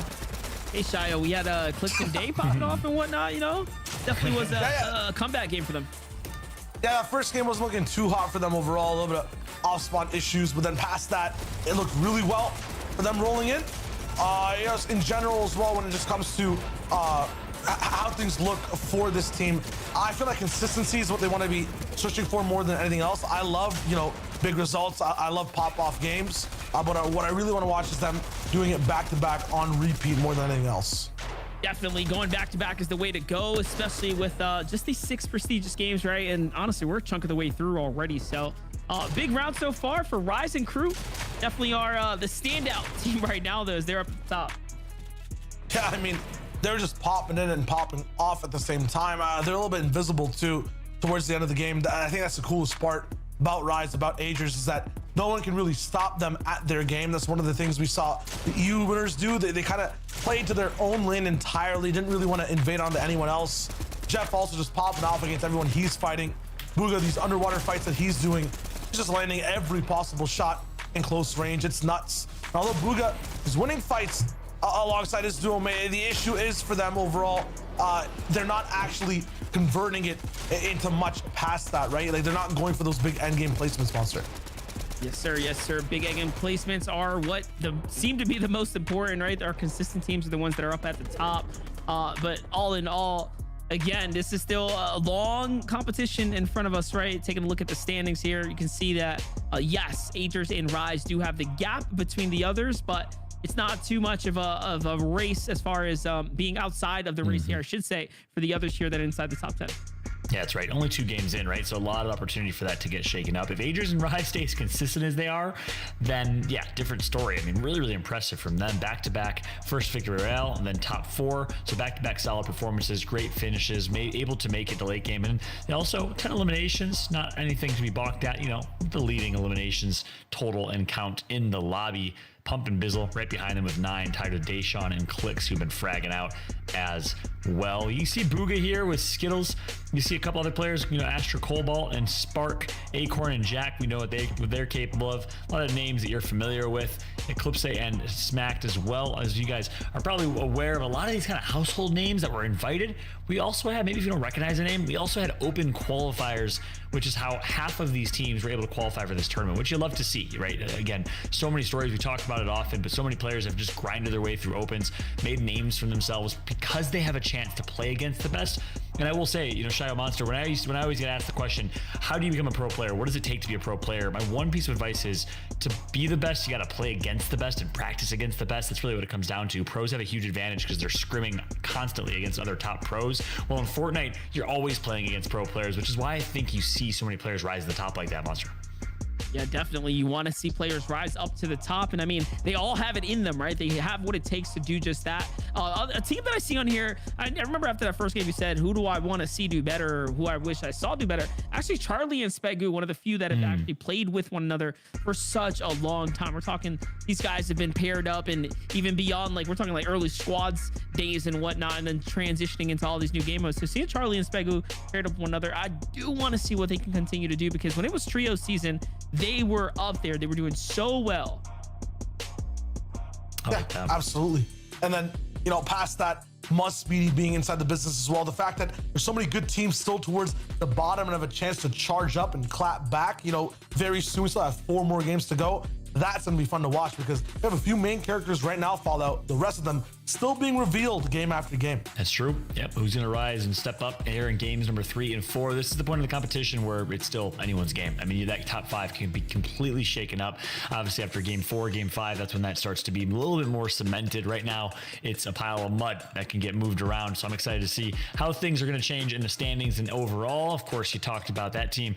Monster is one of the longest lasting duos. We also have teams like Stretch and Command that have been playing together for such a long time, and we saw their chemistry has come to fruition here, has really shown very, very brightly, as I'm excited to see how they will perform in game 3. We did get word that we're a minute or 2 away from gameplay starting, maybe even less than that, because players have loaded into the lobby. Battle Bus will be loading up here in a moment, and we'll be getting started. And again, our apologies everybody for the slight delays here as we had to restart the lobby and some technical issues there, but we will get starting in just a moment. So that means, last but not least, because the lobby is launching, predictions. Who do you think's gonna win game 3? Monster, starting with you. Come on, I want to see Charlie and Spego. I know I just platformed them a little bit. I know they have what it takes, right? 2 games in, 2 bad games. Surely they'll fix what they messed up on, right? Let me paint the picture. It'll be Saf and Kanata on height, Epic Will, Arkram low ground, and then Rise and Agers somewhere doing something. And these 3 will literally elevate up the boards game after game. We'll only see a change in the tournament, I think, game 5. I think 3-4, they still have it locked down.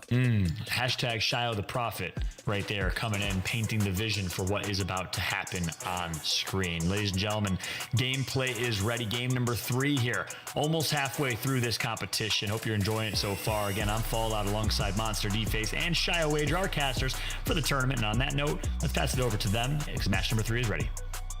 Let's keep it rocking. Match number 3, this is where changes start to happen. If you had a backup plan, maybe start to implement it now, especially if top 5 is the only place to get a prize.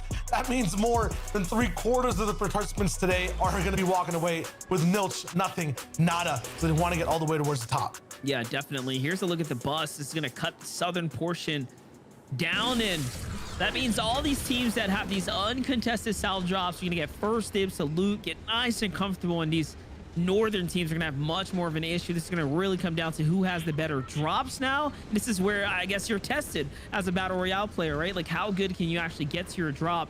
And on a new season, on a new map, I mean, volatility should be at an all-time high here. I don't think anyone's perfected anything just yet.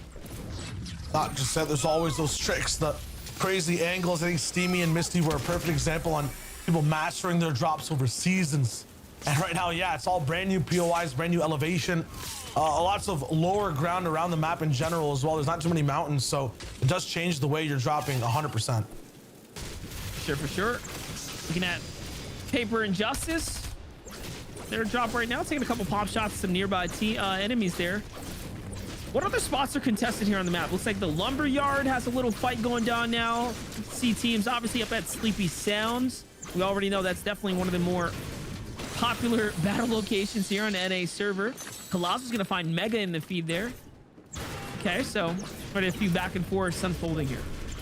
I'm getting scared for, I think, Colossus and a lot of the lobby. If Mega and Dubs continue to have bad early and mid games, they're kind of like a charged battery, it feels like to me. Yeah, at the start of competitions, they're kind of dead overall, 0% to 50%. They might not have the best fighting prowess or make a few mistakes, but they literally define the comeback mechanic of tournaments, right, Monster? Last 2 games, Mega 20, Elam pop-offs inside the World Cup quals and just in general in third-party tournaments and FNCSs.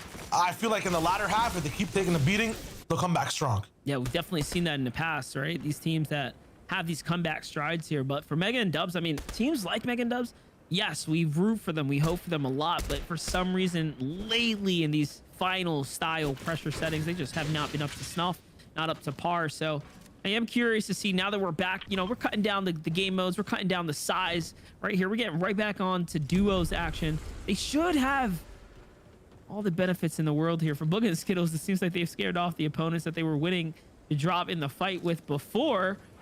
This time they're not going to get those 2 easy elims that they might have found the previous rounds here. And Booga wasting a lot of time here just sitting around. Who does he know the opponents are already on the move? Way on the move, and meanwhile, users getting picked apart. just picked apart at the cost of Blake. Scope will be able to pick him up. Cobalt walking straight back. That's the top 10 team actually rolling in, it looks like. This is at Condo Canyon, right beside Chonker Speedway. A lot more closed off and building oriented. Meanwhile, Chonkers is just wide open, so that's why Booga can kind of see over all of it as to what's going down. Scope will have the splashes to use as long as Blake hits that guzzle, and he does. Man, it's crazy the item names that are here this season. You ever gonna be caught saying guzzle monster aggressively? Oh, no. Aggressively? Probably not. Probably not. Yeah. I'm just gonna name that one something else myself. I'm clever. True. I got a New York card, you know. I gotta maintain it all I can, you know. This job doesn't really help me very often, but.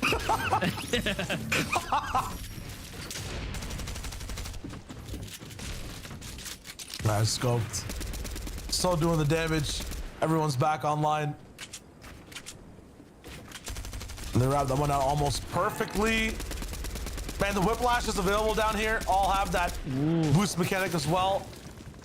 Look at that. Is that another duo in the bush? Yeah, there's a duo in the bush. It was kind of hard to tell. The green silhouette were blending in, and whoever that player was, he just got bodied, rolled right into Bizzle and Pump, and just devoured. And just like that, they earned themselves a nice cheeky set of points there. All for being in the right place at the right time. Didn't build, make a sound at all. That's kind of unfortunate. The whiplash just come crashing into the barrier there. Then again, just get boxed up. His little launch pad picked up here for Blake. So they definitely have what they need. This Condo Canyon's a very, very, again, dope drop spot here. This is where the old, what was it, Paradise Palms would have been. Instead, a little bit of a facelift here. Now the Condo Canyon taking its place. Lots of really, really good loot here. What's the term for when like you buy property and then like redo it? Is it reallocate? Like the space? I don't know if that would be the word. Like if you buy a shop, tear it down and like build a hotel, what does you do to the land there? There's a word for it, right? There's definitely a word for it. The first word that came to mind was like refurbished, but that's not quite exactly the process here. Yeah. Yeah, now you got me thinking. I'm like render, remodel, reallocate, like revision. No, it's one of these. It's close. Yeah. In 4 minutes, chat will read it and they'll figure it out. The doctor's in chat. Yeah. That's essentially though what happened to a south side of Paradise. Still, that the essence is there, right? Of the desert. Less hilly overall. Yeah, it's definitely gone through its adjustments. Here you see Sypher and Pink. They've been playing like mountain to mountain. I definitely like Pink's playstyle here, the way he's kind of approached the game. But look at this. Jeevan gets in the box. Oh gosh, before I can finish the sentence, deletes Skittles there, and now Booga's left with no shield. That's the play of the season right now. That is like the meta wrapped up into a Fortnite play. You SMG your way through this, the northmost point of the box, and you go straight through. Just done. That's all it's about right now. And for Booga, let me know if you get this one, Monster. It kind of seems like he's in a very inspiring type of off-spawn situation, you know? You get what I'm saying? Inspiring. No, I don't. Season like I feel like it was all the way in season 5. Off spawn the beef with the whole props that were happening. I think it was during when it was Moisty Palms. Booga's trio versus Inspires. Oh, was it here? I guess it was you're in the right, desert. huh? You were crouching and you turned into a prop. Yeah, I think it was during the prop meta, but what I'm basically alluding to is that he's not having the best time off spawn. Over and over again, there's a different team fighting him, and he might be winning one fight, but then running into an Inspired type of situation where there's another team just bullying him straight up and not letting him, play the game out entirely. It's unfortunate. They're basically not being able to fight on their own terms when it comes to Skittles and Booga for now. Hopefully they can fix that. It's the same thing though for Riverson and Jeevan. They're going back and forth. Neither team coming in from Chonker Speedway really has a consistent run today over the 3 games. And there's another team just to the east now, rotating a little bit later here. It seems like they've sneaked up right behind Booga and company. They might be opening up. You can see the crosshairs now just going in circles there. Yeah, the cursors refocusing position there. So Booga and crew definitely caught in a pinch now. no moments, no opportunities here, like you said, to get comfortable and really do things on their own pace. For Riversan and Jeevan, they've created enough chaos and out they go, free of charge.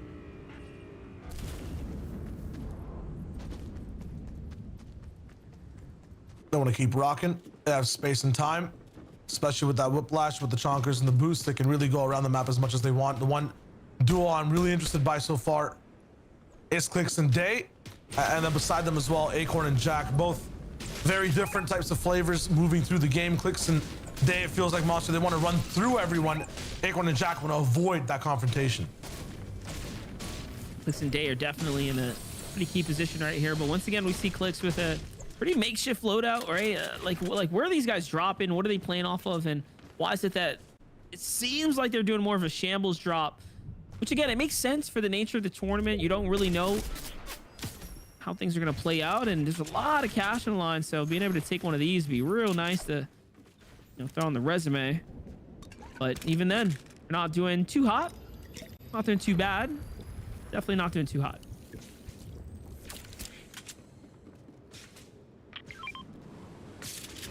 Got time to roll with right now. This is where things get a little bit hairy, though. So many people following in and around. Now seeing this RP have the drop on Arkram at the moment. This is going to be tough. Way up high in terms of the leaderboard. Him and Epic Whale have a chance to really solidify a spot inside the top 3. But if they go down here, it's trouble. 96 from Arkram. He doesn't get that perfect score of 100 in the fight, though. It will be Downsy coming in on the backside, landing that big shot and just claiming a West legend in the feed. It's sad to think about if Arkram just put one wall behind him. He would have definitely bodied Lazar. I'll tell you that right now. Lazar that was raps. He hit him for like a big 150 at point blank. All it took was the SMG follow up, and that would have been even playing field. But yep, keeping that one wall open made the difference. Now as he comes in from the side, Arkram, after that big win in the last game, definitely going to offset his momentum here that he had coming into this round. Put him out of the race for top 5 as of right now. But take a look at this. Miro and Scented roll up on Sypha and Suscript here. Okay. Definitely going to be some messages exchanged by Scented and Sypha if this fight goes south and sideways. All good, though. All players just looking to get a little bit of a refresh on the materials, be able to farm out. But if they're both sharing one house, it's going to be a little bit rocky the entire time. Speaking of which, we are in the reels. You can see a lot of people have made this place home. The billboard taking over the hills by the side, also claiming Miro going for a few shots back and forth as well. Wooden wall, have to be careful leaving that up. Be super spammed with the meta right now. No wall safe.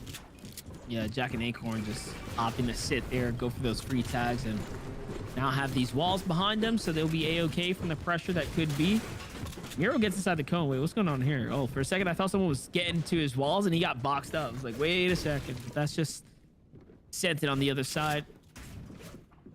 Buying some time here as things are going to settle down. Minute and a half on the clock. No reason to get hasty here.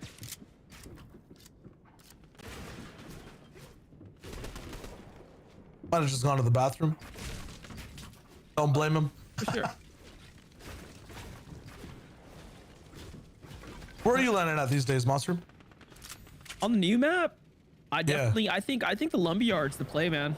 I like the north side. I like the lumberyard. Big fan of the material that's available there. You have rifts kind of in the general area as well, which is kind of sick, yeah. And then there's a mountain like nearby with the ATV, so that's always sick to kind of yellow off that. Try to get your boost on across the field, which still possible. It's not as good as it used to be, but still possible. I dig it. What about yourself? What are you thinking? What are you feeling right now on the maps? Chonker Speedway, the whole way, man. Oh yeah. Yeah, you are in and out so fast. If no one spawns there, you're just in a whiplash. You're going somewhere else. You're spot checking Greasy. You're up in Rocky in an instant. Yeah, well, but I did start both of our drops. I was gonna say both of our drops are something similar. It's big mobility town. You know what I mean? You get to those rifts, and you're gone. You get to decide what you want to do at that point. Same thing for Chonkers, right? You get that vehicle, and you're speeding. Yeah. You're bringing a POI back though. There's space on the map, right? Right in the center. You're bringing one back. Which one is it? I'm bringing back Lazy Lake with the tunnel though. Like when the islands was all broken up and you would actually be able to fight up there and then wind tunnel your way down. I love that season. It was just so much fun. I like that. That's what I'll bring it back. I'll tell you that right now. Big mobility, dead center, fun place to battle off of, and it's just nostalgic, you know. If I had to go way back though, like, you know, like choose a real spot, like movie set Moisty Mire was also really dope and a lot of fun. Just looked cool. That's very true. What about all these maps, I think all the POIs that like I dig, like Snobby and stuff, have a little bit of identity in like Sleepy, you know. Or like Risky has an identity in Rocky Reels, so they already exist. I feel like Salty Springs, like when I had all the basements, that was the jam. That was an actual jam. Talking about when it had the 3-story mega basement, like the lab down low. Yeah. Definitely fire. I made a whole retail, I made a whole like breakdown video back in the day on how to play Salty because that was my drop. Really? Okay. Yeah, I'd land at the southmost building, right? The one next to the cliff face down with down the at garage. bottom. Yeah, with the garage. But you land on the windowsill, grab the weapon through the windowsill, and then you go straight down. Always free elims. Or you jump up to the roof because you was able to do that too. You didn't even know mats. That's true. It's pretty sick. Hop on the fence, then hop up top, or just jump off the cliff. I don't know what that was, by the way. There was a duo just waiting in the kitchen. Talk about, you know, minute rice. I don't know what strat that is, but apparently it worked. Bank is down. Clip stays zipping away. Smack right beside him. There's Commandment. Stretch. Looking to make sure that game 3 here is actually locked in for him. Smack used a lot of that web shooter already, down to 31. They've really been rotating. I'm actually surprised they decided to put a number on it, right? Like I feel like, you know, up until now we've had like basically infinite when it comes down to these unique type of mythics. They're always just like not quite balanced, if you will. But these having like a couple shots are pretty solid. It makes me hopeful for mythics, you know. Yeah, at the same time, like there's no way you should be I guess using all 50 or all 100 in a game, right? Like from what I've seen, if you're just getting really crazy with them and just kind of trick shotting or trick swinging, I guess you'll run out. But in a common game, even 29 right now, that's basically 29 short pads. Like Smack doesn't have an infinite amount of mobility until endgame. We'll see how these end up playing out. Right now, though, they're in a bit of an interesting spot, right? They're right in the middle here. They have their brick base going, so they'll be okay. Clicks and Day kind of vibing up right here. Looks like there's an airdrop, lone drop off on the side here. Paper and Crew can possibly go for the pickup there. Might be. You can see they're kind of eyeing it up. Is there anyone nearby to go in and contest them for it? But the zone is pulling south here, so it's big time to move. Clicks is not upgraded the loadout since we last seen him, but he has been content to kind of wait this one out, it seems. No matter at all, the only times that this duo can mess up is when they get over greedy a little bit, overextend to make a play and get something to happen. To be chill for now. Clicks is just waiting. Coolest part about the season 2 is that you'll have players going for these over peaks, going for angles, because snipers, right, don't one-shot you anymore. Those little differences in the sniper definitely make it kind of fun to use, I feel like, right now, and not as scary as it once was, right? You have the 3 in the magazine now, so you can, you know, pop a couple shots while on the move. It definitely, I feel like it fits the playstyle of the sniper a little bit more. Clicks just going haywire there, trying to see if there's a player nearby. Not sure what just happened. Ever think about like what mythic they would make based off of you? Based off of me? Yeah. Oh, definitely some kind of coffee drink, you know? But we already have like spices and all that kind of stuff, so. Really? I thought it'd be like some type of graffiti mythic, like a spray can you could use. That is equally a part of my identity. That'd be sick too. Yeah. But my first choice, or at least my first forward-facing thing I'm promoting usually is definitely the mugs. Yeah. Vivid coffee enthusiast here and mug collector. So there you go. Monster D mug. Very true. Very true. I'd want a mythic that would just like enlarge your player model, like size-wise, and make you like a mega tank. with like 3,000 HP. But you can't shoot or build. You're just in the business. And it just puts like fresh shades on, you know? Yeah, fresh shades and a Hawaiian shirt. Or your game colors change color. Just see red everywhere. See people through the walls. Like, it's done. That'd be nutty. It feels like sometimes Clicks can see the people sit up through walls. It just knows exactly where things are. It's got to go Wow, on it's a right huge there. grab. Big pickup right there. Okay, little launch pad. Doesn't scoop up any of the medium ammo though, which is mega unfortunate. He's all good. 25 damage above. Okay, so wait a second. They're actually in a pretty scary spot now. Harpoon some damage. Oh no, they take some. That's the wrong way to get damaged into the box. They're not getting hit though, so definitely have gone for a trade. Never mind. They're now in trouble. Oh, there it is. 14 below now, so seems like they did not get the tag on the team that was flying by. That might have been their easiest chance to do so as well, so mega unfortunate for them. Now take a look at how all the teams are pretty much based up here heavily as well. A lot of things blocking their line of sight besides just the builds in front of them, so I don't see them really finding free opportunity just now unless they get a move on it and force players to kind of open up on them.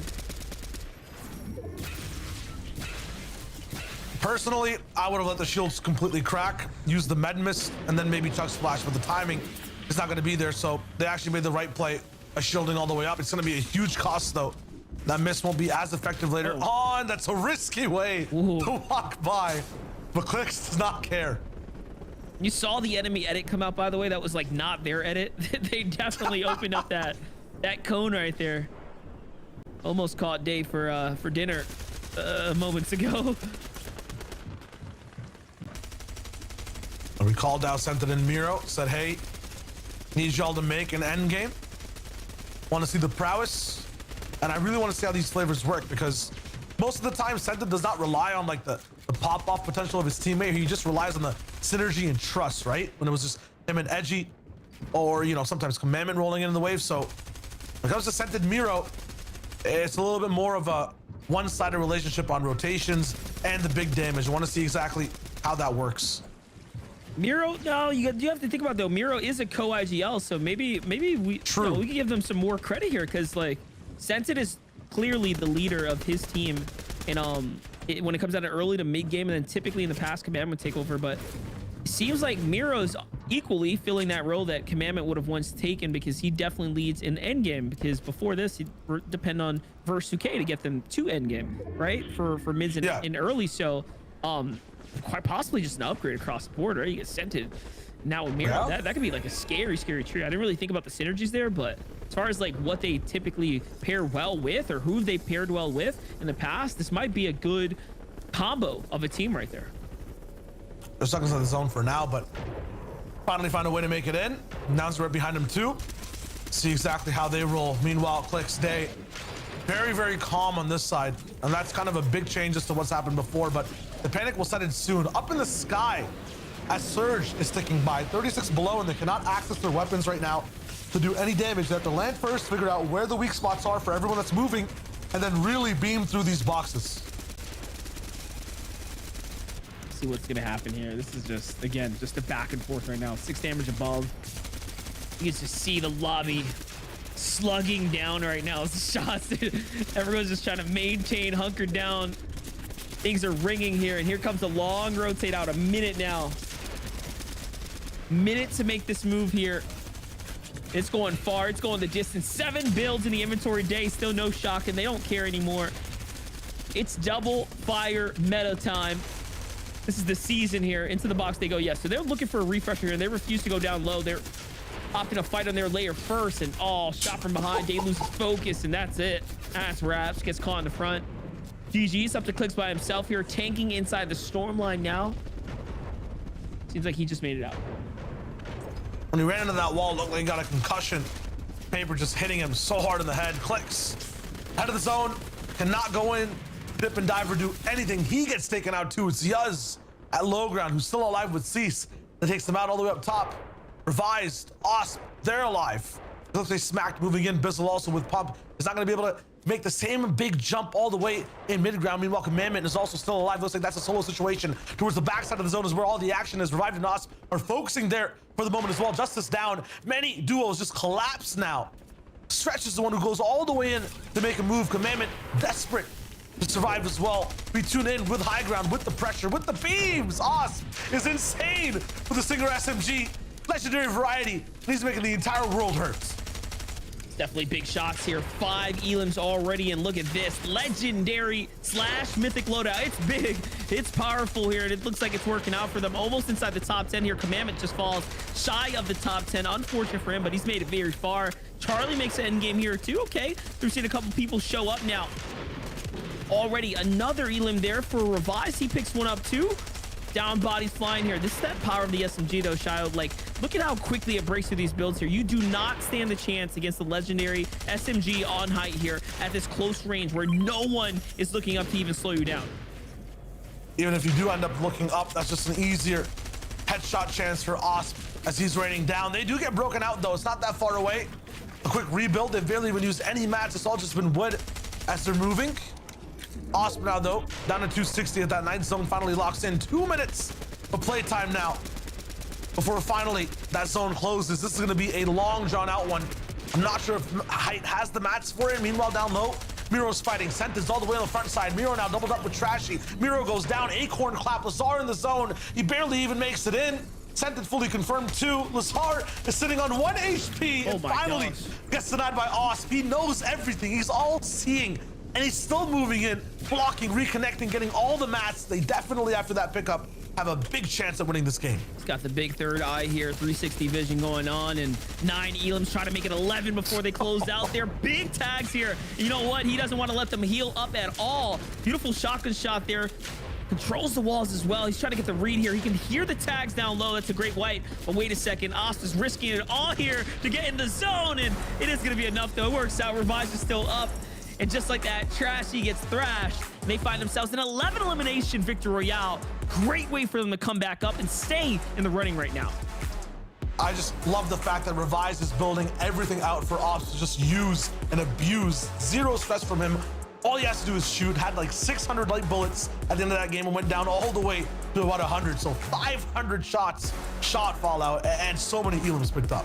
Insane. 11 elim. First place finish is going to net them 52 points, which is massive because you want to know how many points they had going into that game, guys? How many? 1. A breadstick. 1, okay. That's it. Massive performance from Osp and Revise. They needed that one. 53 points is where they'll be at overall now, which should bring them into the top 10.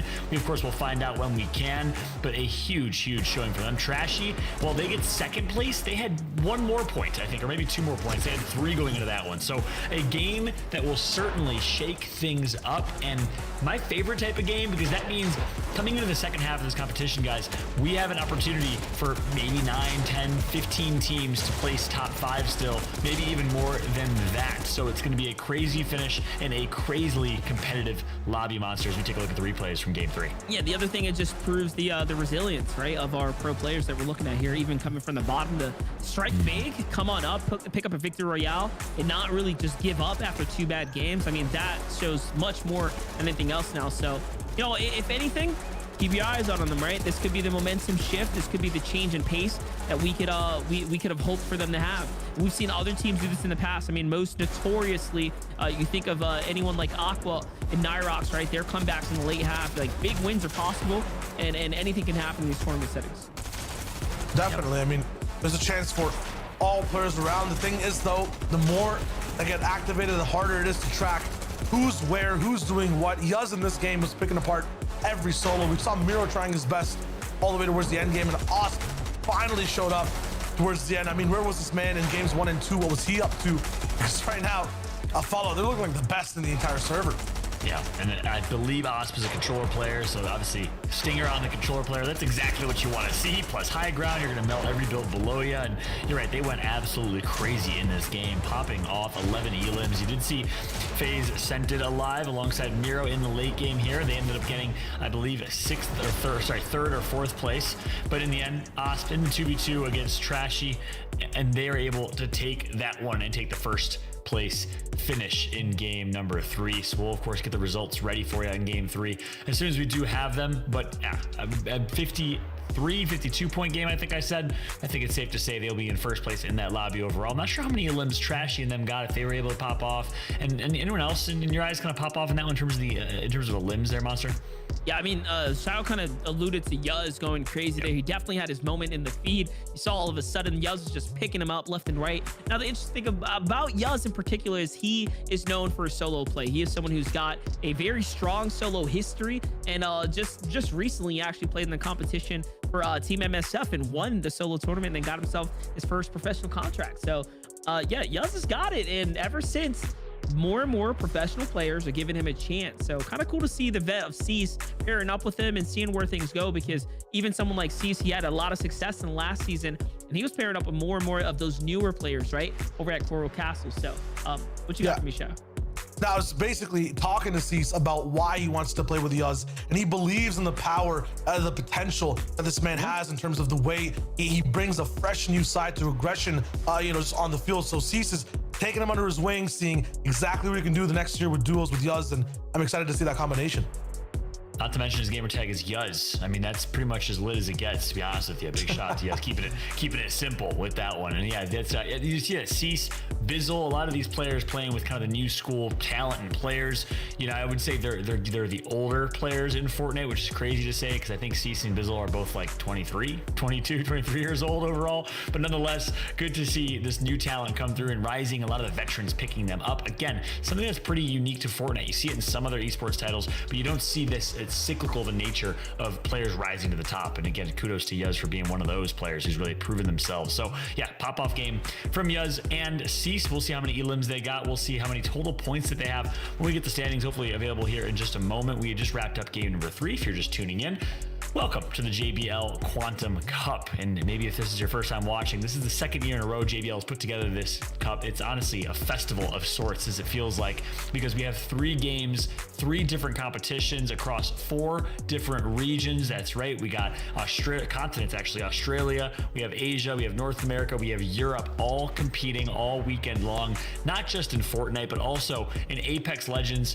and in CSGO. The Apex Legends tournament will start tomorrow, run through Sunday. We'll have 20 of the best North American teams from the ALGS competing in that one. That'll be fun to watch. But right now, we wrapped up our Fortnite Europe competition.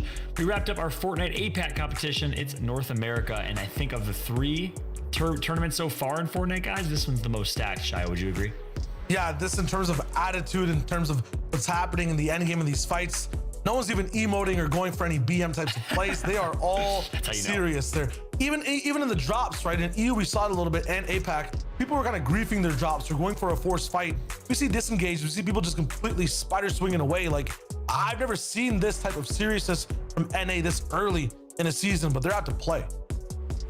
That's right. We have obviously NA East is the server, so a lot of NA East players, right? NA East dominant, but you do have some players coming from the West. You know, you have Epic Whale, you have Arkham, you have quite a few others that are playing all the way from the West Coast and doing their thing as well. So yeah, a very, very sweaty, very, very kind of highly competitive lobby that we've seen so far. It's been fun to watch, that's for sure. We got the world champ Booga, which by the way, you know, obviously we all can't wait to get back to LAN competitions with Fortnite one day, hopefully, but kind of neat for Booga's probably the one person that's like, you know, I'm okay with this. I'm just going to continue to be the only world champ for years on end. And Booga's holding on to that title for quite some time here, but not necessarily making a lot of noise today, Monster. Yeah, I was going to say, you might have gotten a little lucky with the title extension, if you will. Yeah. You never really know the way the roadmap was. You know, we did get to hear from Epic at one point or another, but hey, man, he managed to, I guess, reclaim his throne there. You saw Shio toss me a fun question earlier. Should we just call him the Chapter 2 champion? Because he managed to close out the year and get one there too. So, you know, still impressive nonetheless. Booga is definitely claiming titles. And you know what? If things do turn back into an in-person environment, at least he could say he took one in a remote setting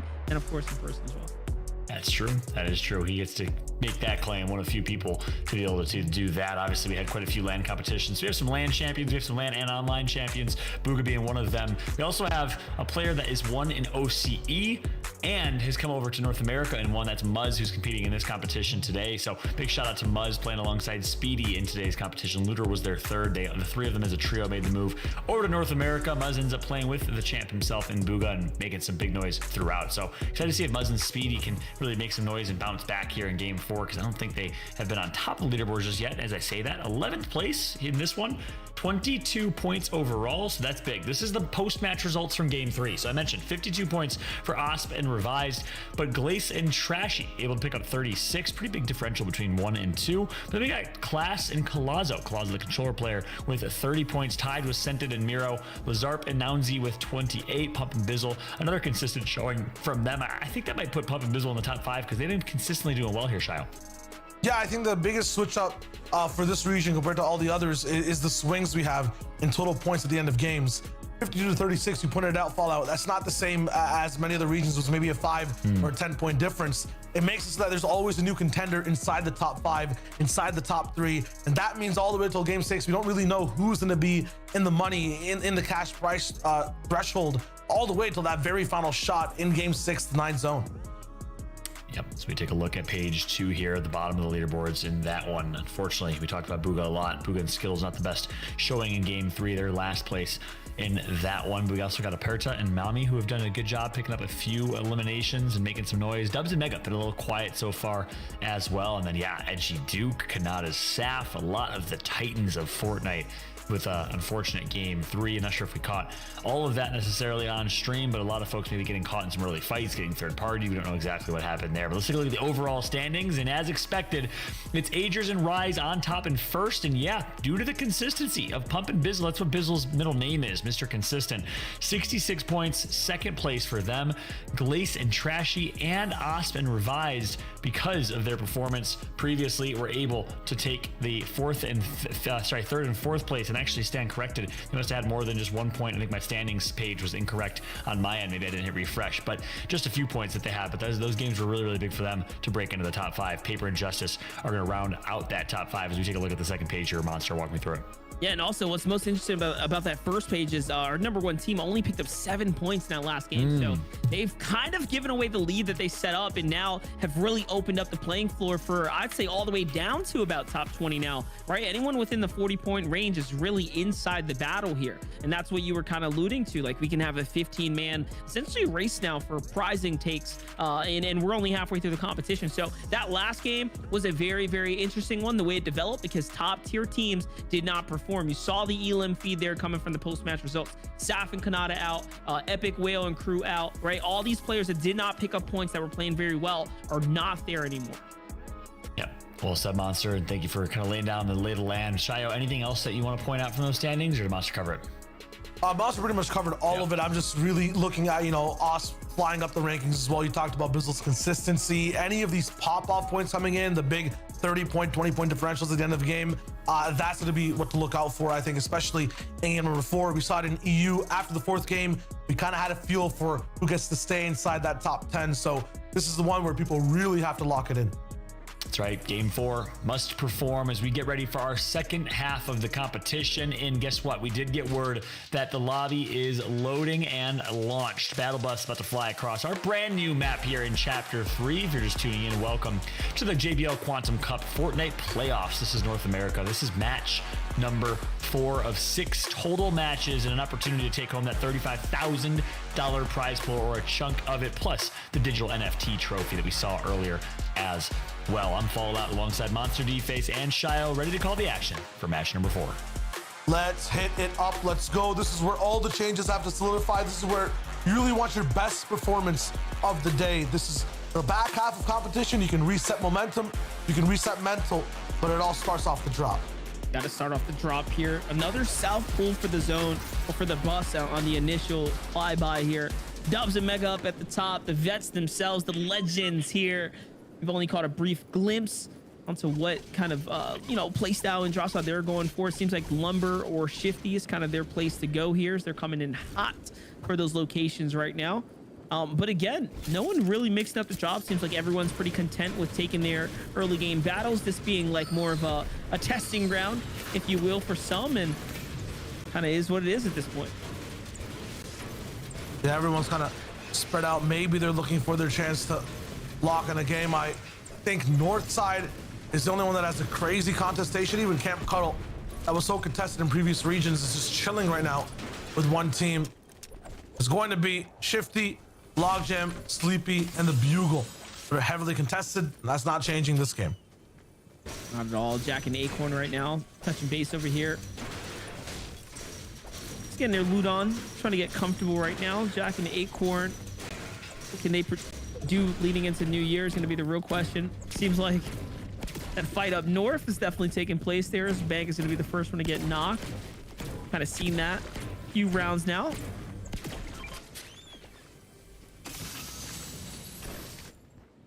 Heroes really lighting up the feed.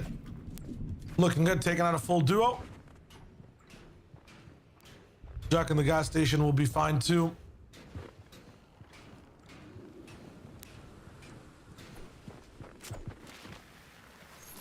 Let's watch this play out here, though. It's game number 4, guys. We are officially past the halfway mark here at the JBL's Quantum Cup. We're covering the North America action here. Sliding on over to the sounds now. Bank only knocked, not completely finished here. Will be able to get saved here as he was fallen to the hands of Mama Ting. And this is the first time now we actually see all 3 trios up and running. Seems like Clix and Dave feel like they have a lot more to lose here, so they get what they can and once again move out first, getting their first dibs on the rest of the land here. Whatever team is landing south, though, by the way, they've just had it just to themselves. You know, while the north is in chaos, they have all the looting path here free to them. I feel like the chests aren't as condensed on the south side. It's still definitely free. It takes a little bit more of a longer time. Clix is just moving to the unknown side completely. He's done with the entire POI. Just wants the ammunition fast, and then the loot to boot if he can find it. Watch this roll here. Clix again, it's got this route mapped out. Ooh, nice find. Yes, yes, yes. What do we get here? Nice little epic auto shotgun here. I will say, you know, I've watched a fair amount of the shotguns kind of play out in you know, real-time battle situations. I do feel like the auto shotgun's got much more potential when it's used correctly, especially with the recent changes, you know, kind of lowering the pull-out time now, making it, you know, much more viable, I guess you can say, as a shotgun of choice. I feel like I miss still the spamminess of the attack and the big boom of the pump. This is still viable. It's a little more balanced overall. But having that close range imbalanced monster, it felt good. Definitely big there. That tack, especially the legendary tack way back when, was man, that thing was deadly. Big weapon to have in the loadout here. Suskript on the other side. Now there's some big pressure right now. Works his way on up to Zypha. Hits a little reset here. The 6 splashes come out, but Verdi and Crew keeping the aggression right now, trying to get inside the box here. Interest on the other side. Not doing much for the moment. The entire lobby getting a little bit more keyed than usual. There's another way to break in, but no angle to actually land shots on any bodies. It's just wall pressure for now. The enemy's not going to be that crazy on it whatsoever. Walled in, boxed in the pyramid there too, and he actually switches it up. Verdi cannot keep up. My man just got Uno reverso. That's Raps right there. Stuff the Nitrix to go ahead and clutch this one up by himself, and it's not looking too likely as the double pinch comes through. He puts some damage down. That's not going to be enough. Not in today's day and age. You cannot stand out in the open up against any of these high fire rate weapons. You will get shut down quick. You saw just how fast things can change there. Suskript and Zypha managed to turn a bad situation into a good one now. And just early enough too, right, to get back into the game. You know, it's not like they completely threw their tournament run or anything like that. Have plenty of room to work with here.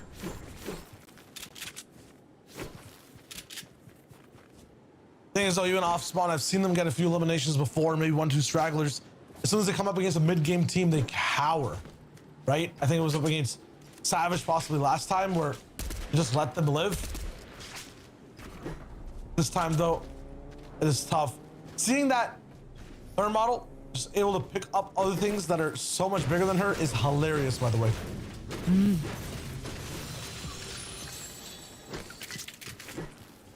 Suskript now trying to just get his bearings back in place here. I mean, we talked about how players can end up, you know, pretty much wasting the mythic shots from the spider hands here, and see it about halfway through.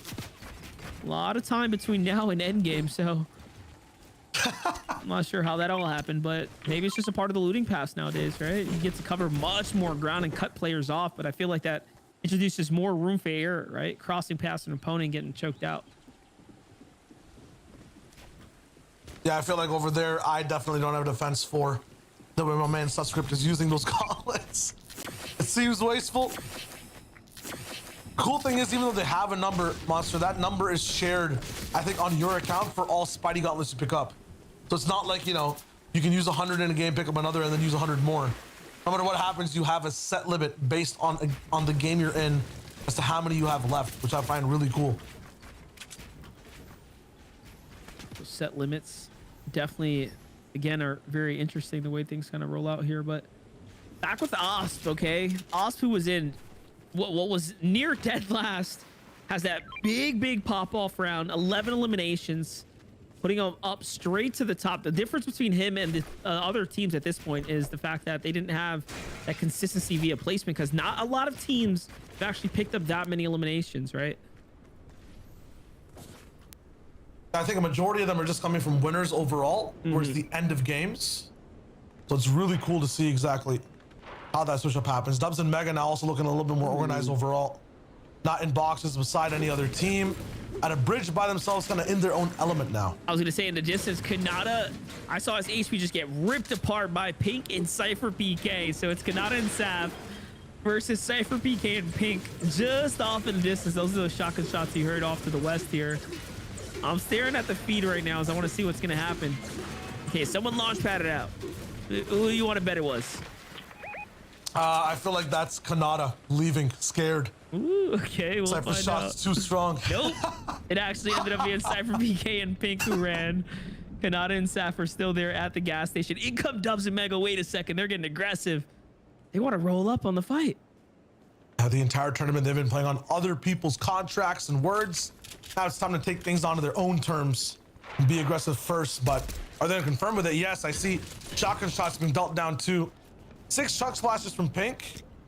I'd just be able to third party this entirely. I wasn't even looking at the loadout. I thought maybe I needed to go all in, but nope. It's all good. Doesn't even land the sniper shot. That's unfortunate. Oh, surely he was going to hit that one. Looked like a dead giveaway. Yeah, he's still feeling it. Little bit higher. Here we go. And now. Okay. Well, you know, it's okay. We can see through the wall. Now? Our timing's better. There's no way that player doesn't know. Wow. Still too low. Yeah, that's the difference though. The new snipers, you know, bullet drop. It's hard to gauge. It's Eclipse A off in the distance there. Imagine just had straight up hit scan snipers. Like the big boom ones. No, I refuse to imagine that. Sorry. Refuse. You're saving yourself some mental anguish. Very, very good tech. Don't want Very it. nice. Rebuked. Also, quad crashers can fly. Yes, I'm telling you, there's a way to do it. You just got to finesse it very nicely. They did not, however, finesse the technique there, but there is definitely a way to do it. Look, look at them. They're just going to go ahead and continue to reset this up here. I mean, How did they get it on the ramp? I'm so confused. Here it is. Nope. Bye-bye, tree. You're going to do it again? Okay, so Okay. I have the opposite issue from what Strep and Gleppo have. I can, if it's off natural low ground, I can get the quad crasher to kind of, you know, bend and soar in the sky. For some reason, it just crashes into every single ramp I make. Oh, like It you just can't actually drive it up the structure? Yeah, I can drive it in the air, but I can't drive it up the structure. So I always have to like jump off of mountains and stuff. Here's the real question. Did you build the structure or did someone else build the structure? Interesting. That's a me build structure. I'm not gonna leak it. I'm not gonna leak any more strats. But yes, that was actually That's fun. sick. Yeah. That was nuts. Did they take him out? Oh, yeah. Dude. Well, I don't know. What? Did they get points for that though? Gleppo did. Oh yeah, it was definitely Gleppo who did. My gosh, that was some serious beamage right there. Dude, that quad must have been so lit, by the way. I don't even think it was. I think it was a full health quad. It's No, just like, what, they there's have no way, 600 HP? It's a Mark 7. It's 2 Mark 7s. Strep and Gleppo not missing a single shot Ouch. for half a mag each. You know what I mean? Like, that's damage.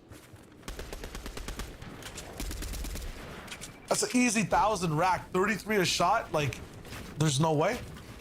I won't try to do the math. I'll just take your word for it. I believe. That was crazy though.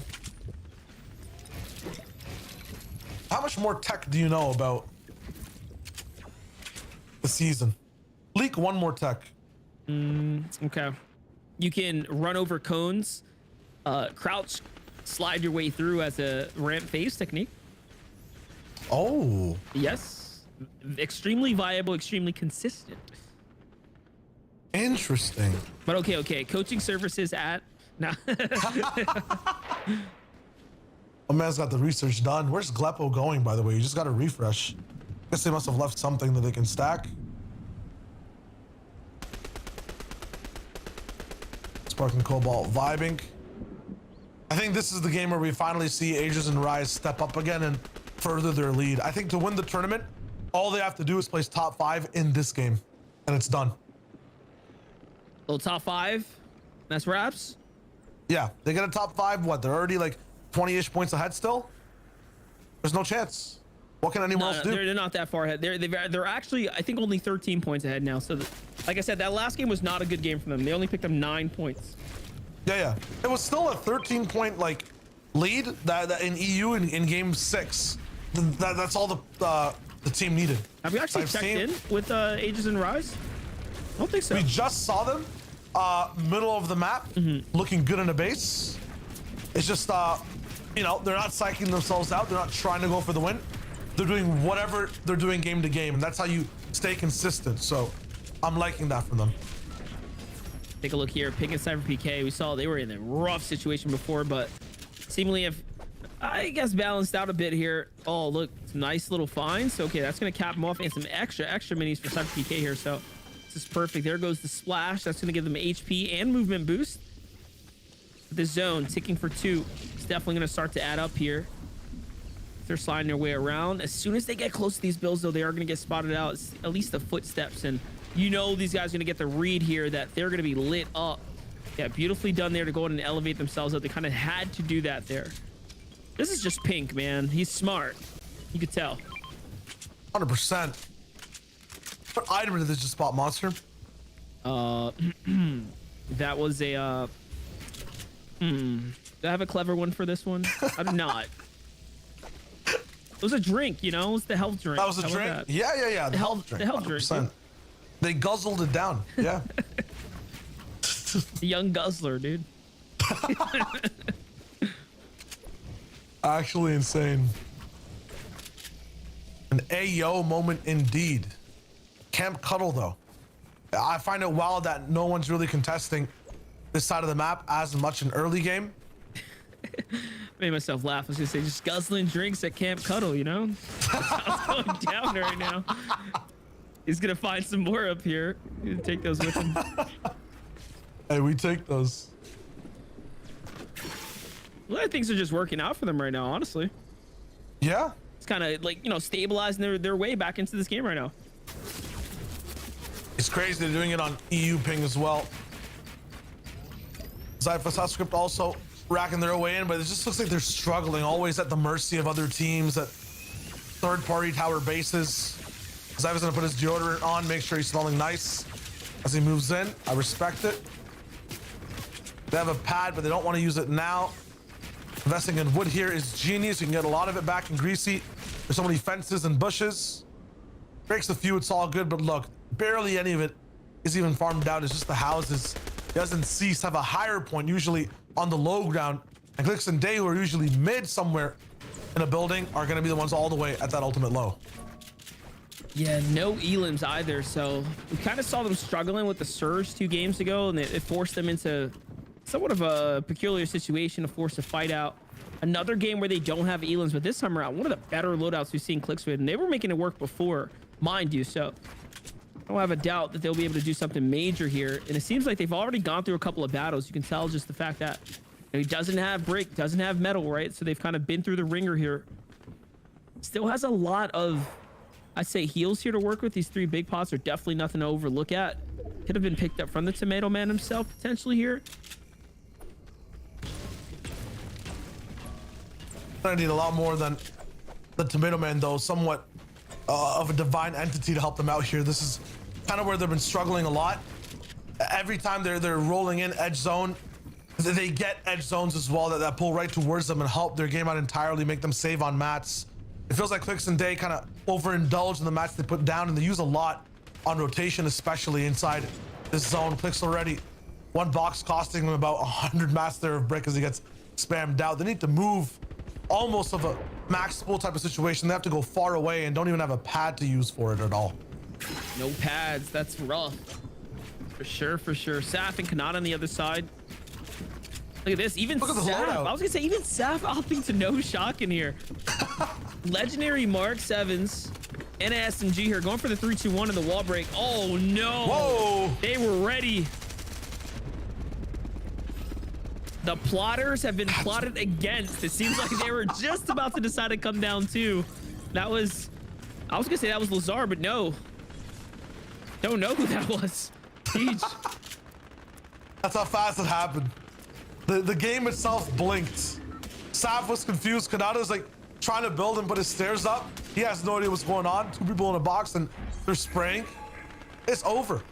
Yeah, we're gonna need a replay. Yeah, we need 100% replay of that towards the end. How's Mega still alive? Which is nuts. Dude, SypherPK and Pink, look at them. On the move right now. I want to see more out of Duke and Edgy. This is one of the duos we were hyping up, right? The essence of greatness from them. They're both such good, wild types of players. Never really lose a fight, but looks like right now they've been suppressed so far in this tournament. Mind you, coming out as a 0-point game 3, so definitely had a rough game 3. This is match 4 now. Things are starting to, you know, take shape here. We're in an odd spot here too for Eclipse and Smack. These guys decided to go to the water side.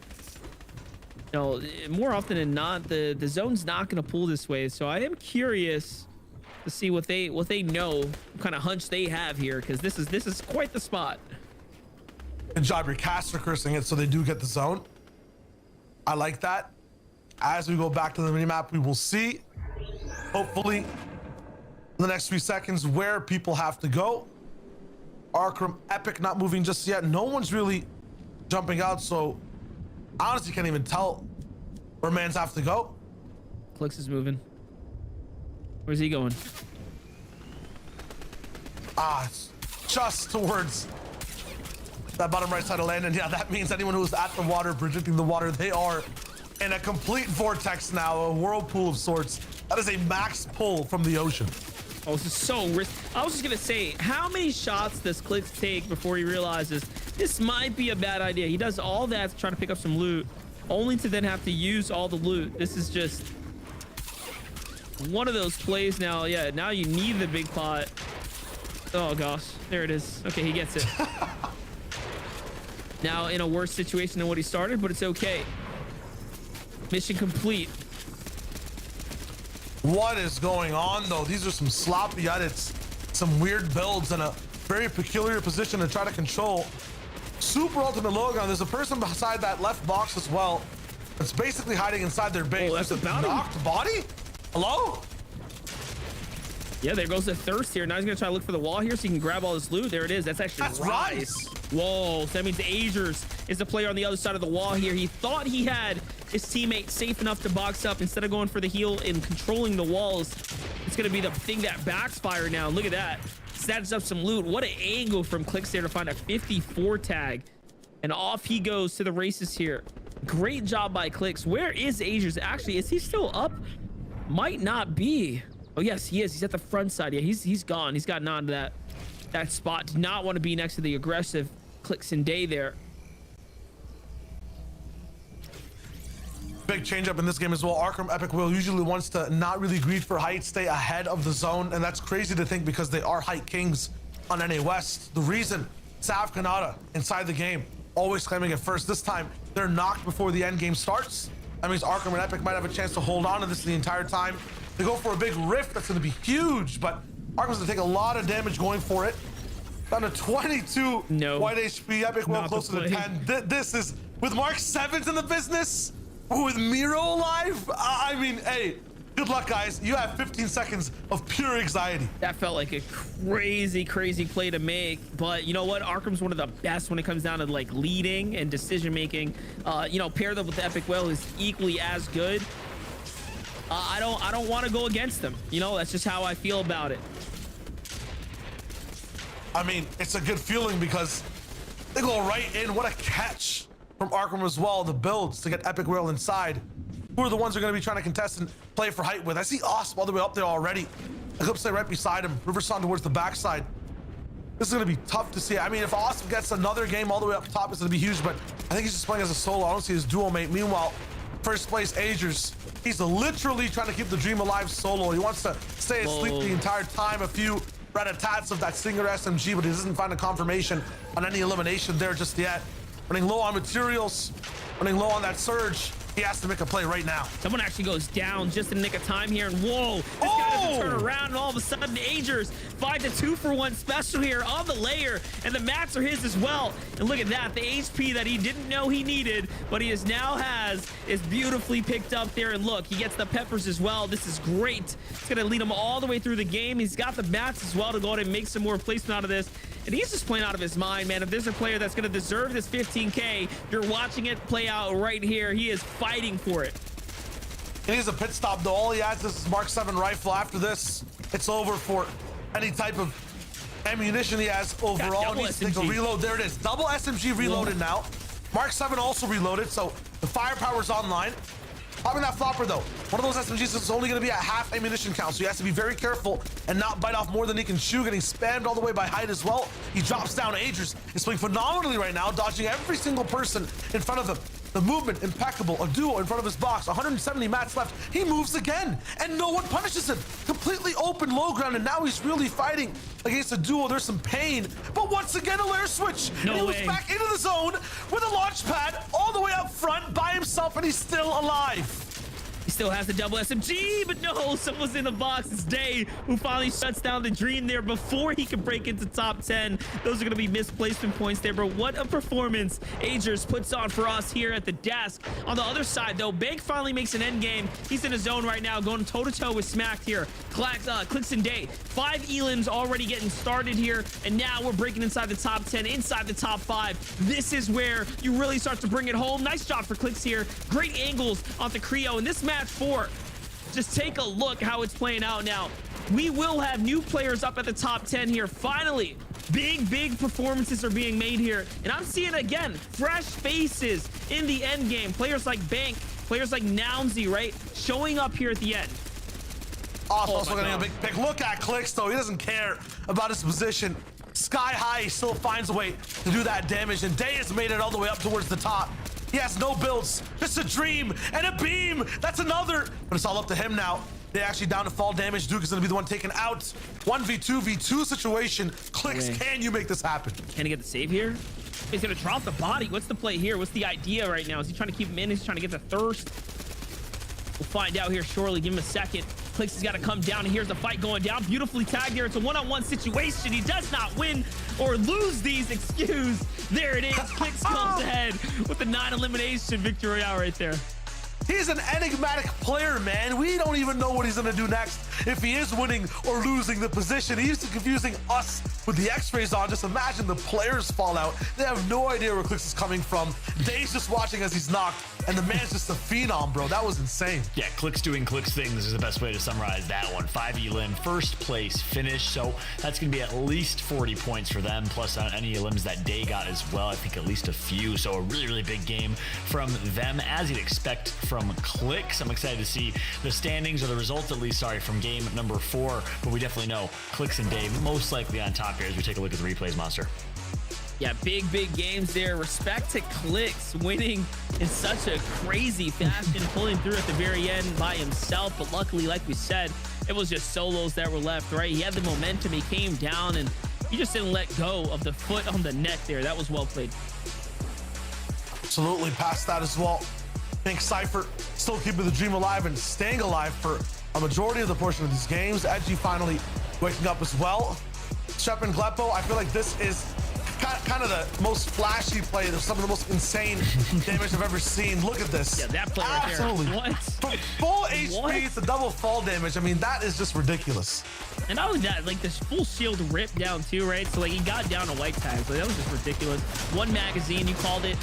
This one here, it was over as quick as a flash.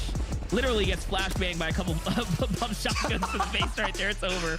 That's right. So we still didn't get to see the names that happened too quick. So that's a mystery unsolved. Oh man, Dubs Mega though, they tried their best at having some form of a better performance this game, but unfortunately they went down as well. Ages though, I mean, this clutch, the fact that this man stayed alive, had all the swaps as well, I felt like he was at an arcade just putting a shoot 'em up. Never in my days I would think we'd see like highlights where someone aims down the barrel with a red dot on the tunnel. And the guy turned around. Like, it's so like, okay, this is Fortnite, baby. We get to see a little bit of everything. Here's those final moments one more time. Clicks who comes in and again, great fashion here, makes the highlight reel. This is one of the more crucial pickups for him, right? He gets an extra amount of material to go in and work with, allows him to make this end game here. Everyone else did not stand a chance. We saw how many solos were here left in the end game. And it was actually Sus who ends up catching, or Glace here ends up catching Day there with a little side angle. But again, Clicks was a little too quick. He came on in, hit him with a quick drop kick, and that was wraps there in the end game. Yeah, but a good job from Glace, though. I mean, Glace and Trashy were in the top 5. Glace is able to sneak a second place finish, picks up the big elim against Edgy to secure the extra few points in second, plus the 2 points of elimination. So talking about consistency, they've been up there with, Bizzle, Pump, and others. And I don't know if I saw a whole lot of Bizzle and Pump in that late game necessarily. So I think that's going to shake up the standings. Clicks was outside of top 5 as well. So yeah, certainly a shakeup that's going to be coming here. I'm excited to see these standings. We'll, of course, be calculating those and be letting you know as soon as we possibly can what those are going to look like. But nonetheless, good showing from Glace as well here for Monster. Yeah, definitely big performance, I would say, from Glace. And again, Glace is someone who's kind of had his moments, right, in the sunshine here. Definitely had high expectations with him back in the day when he started becoming a breakout pro player, kind of filling with whomever he could just to go and get his chances at pretty much swings at base here. And now you're seeing him up here with all the other pros. He's earned his respect, being a streamer of the likes as well, right? So making the content, doing everything he has to do, try to be a successful pro. Good to see him picking up some high placing games, right? Especially in this setting, Shire. We're talking about the best of the best. We're talking about some of the greatest Fortnite has to offer for the NA scene. So this is definitely a good game for him. Yeah, and everyone's also kind of playing at their peak at the moment, right? Clicks, it's just in specific, one of the best and most efficient game styles I've seen so far. He didn't spend that long looking at a player at all. He just makes sure at an angle that he's at, he'll find an elimination and then move to the next one. It's cutthroat. I don't think anyone else is playing like that right now either. Impressive stuff, that's for sure. Just got word that we are calculating standings. We are going to jump to a quick break, though, so when we come back, we'll have the post-match results and the overall standings ready and live before we jump in to game number 5. Talk soon.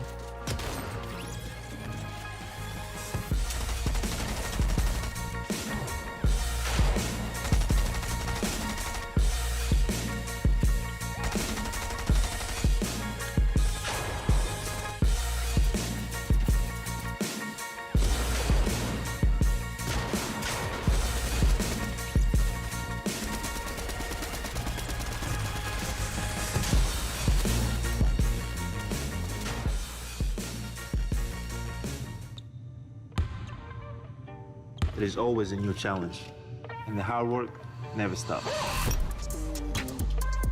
Strive to be the best. Make the most of your opportunities. And enjoy.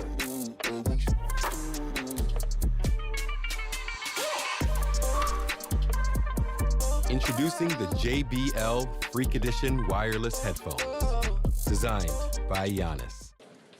James, I have to tell you how I feel. I love you, JHB. I know it may sound crazy, but I can see us living together. Well, your silence says everything, James. Goodbye forever. James. Sorry, I couldn't hear you. I was wearing these awesome JBL Quantum headphones.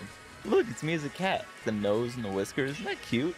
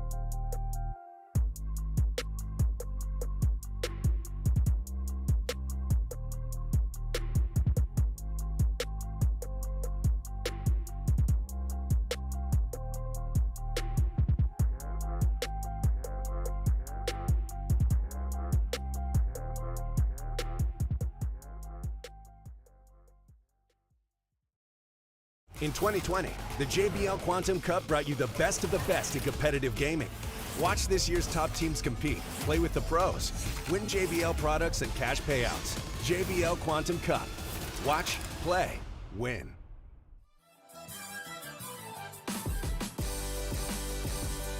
Game number 5 is around the corner for our Fortnite competition of the JBL Quantum Cup as we take a look. Nighttime here in North America.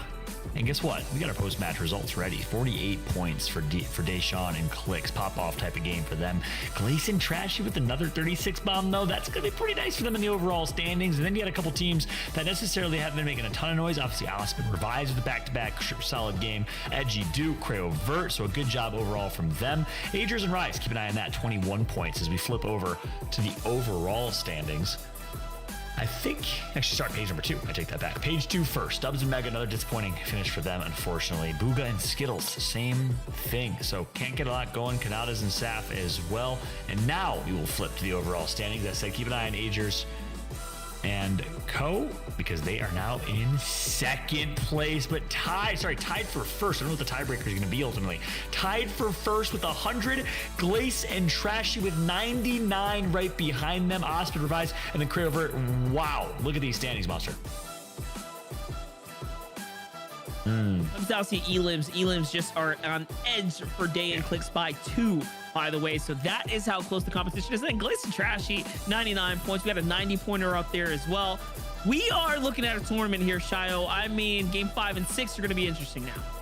Hey, tied up.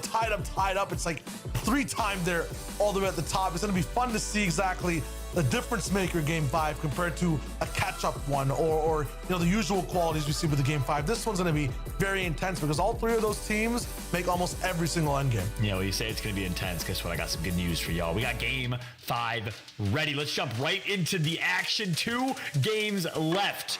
Give us your energy, chat. Who do you want to go big? Who do you want to win? They need your energy if you're a fan of Booga, SypherPK, anyone else that's watching right now. Let us know who you want to take it. Or, well, do you want the kind of the underdog story with Agers and Co to take first place? Or some of our other teams, Glace Trashy, obviously playing very, very well. Let us know your predictions and who you want to take it as I go ahead and throw it over to Shio and Monster to call game 5. I mean, right now in game 5, it's all about breaking off relationships, running some scissors through, you know, formal wear. What I'm talking about is cutting ties right now. There's no chance any team is happy being so close to someone else on the boards, especially at triple digits. Clicks and Day, especially, I feel like Monster want that gap as fast as possible. Yeah, definitely. I mean, anyone wants to just go ahead and break away here, it's going to be them, right? We just talked about how Clicks and Day definitely thrive off of, you know, again, momentous situations in the year, right? And they kind of take that and take it further and further, especially Clicks. Usually once he gets back on his high horse, he does not fall off. He goes on a roll here. So very, very cool to see him claw his way back into the competition. He wasn't doing too hot out of the opening instances. We kind of downplayed some of his positioning in the tourney, but seems like consistency has kind of come a full circle here now. And it honestly comes down to the elims, right? Like these elims, this format, the way it's weighing heavy. You can find the elims, you can frag out. You can see they're at the top for good reason. So you can see the consistency with Agers, although they have less eliminations, the fact that they're still tied overall means their games are going better, right? That's one thing to really harp on, because Clicks and Day have had a few misses here and there in terms of end game placements overall. The elims have had to be there to supplement.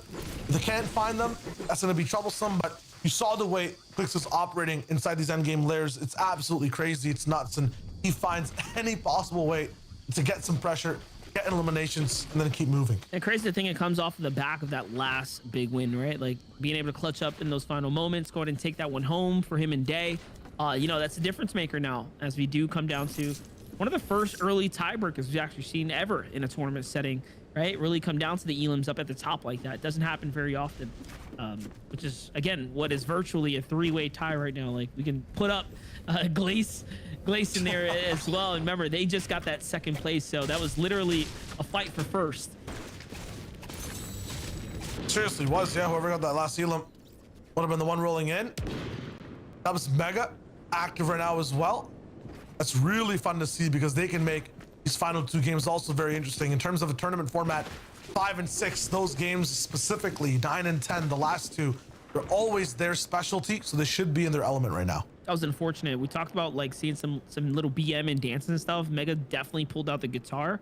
You can see it in the silhouette. He was just like playing on the corpse, whoever he took out in the mines there. But it's all good. We'll get him next time. On over to Tahi and Bank right now. We've moved out of the Sleepy Sound, aka the Young Sirens drop over here. Well, they're moving right into potential other players. Have to be careful. There's no clear rotates here. We've actually seen them come here before and take fights or like mash up into teams here. So they're probably doing this intentionally right now.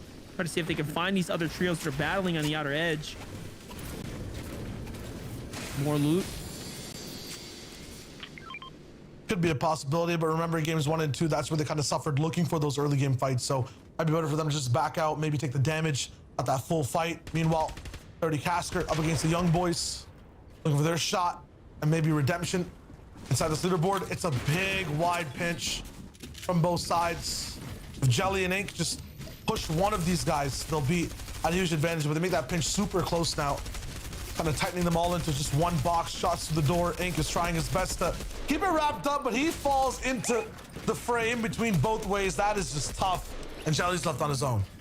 He does have the hands here. He doesn't have to stick around if he didn't want to. Instead, he's going to go to the slow ground, go on and wait this one out. This is questionable at best. He can easily get found out here. There's not many places he can hide, but you know what? It looks like it's going to work out. These guys are kind of distancing themselves. If they go just far enough back, can make a smooth escape out the side and maybe come back for the reboot card a little later.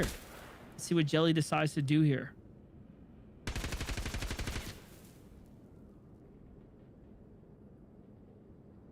Wait for a minute. There could be a tech because this fight I feel like was in such a big favor of Caster and Clarity. They could allow Jelly to get this card, get the reboot, and then get another free Elam point. I feel like in terms of fighting, there might be some fear on the side of the young boys right now.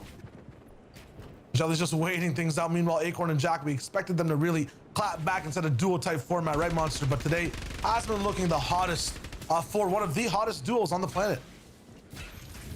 Definitely it right here. Jack and Acorn right now pinched up. Looking like a good old-fashioned 2v2 about to unfold here. Not a single soul in sight.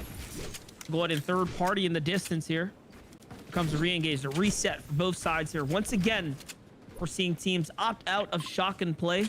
Go for the triple heals here, bringing them into this endgame and mids. It's all good. Jack and Acorn don't want anything to do with it. Seems like the punishment was there, the respect was earned, and they back off.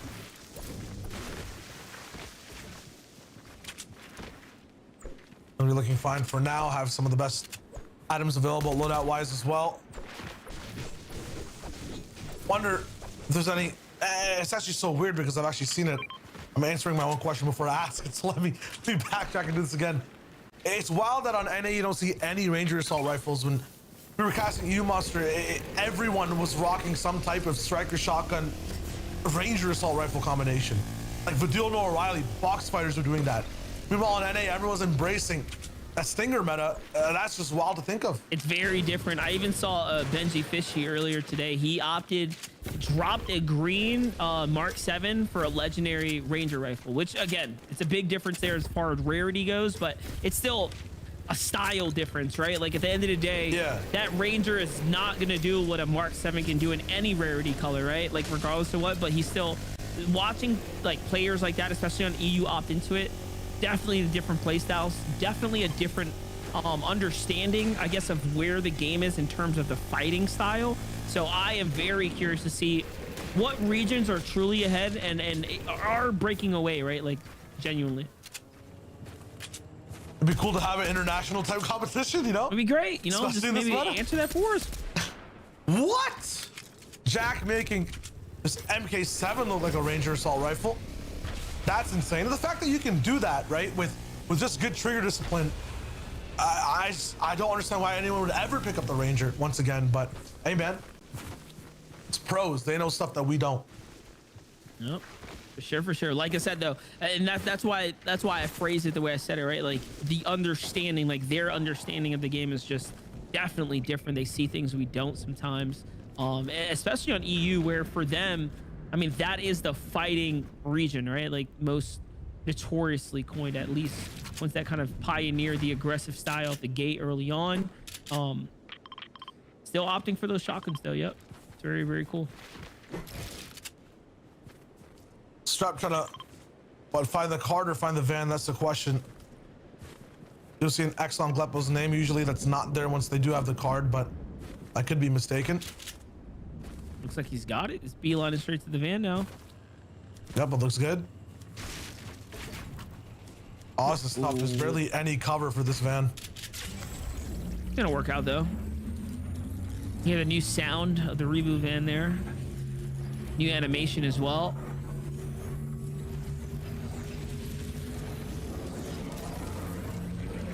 And people actually spawn all the way up.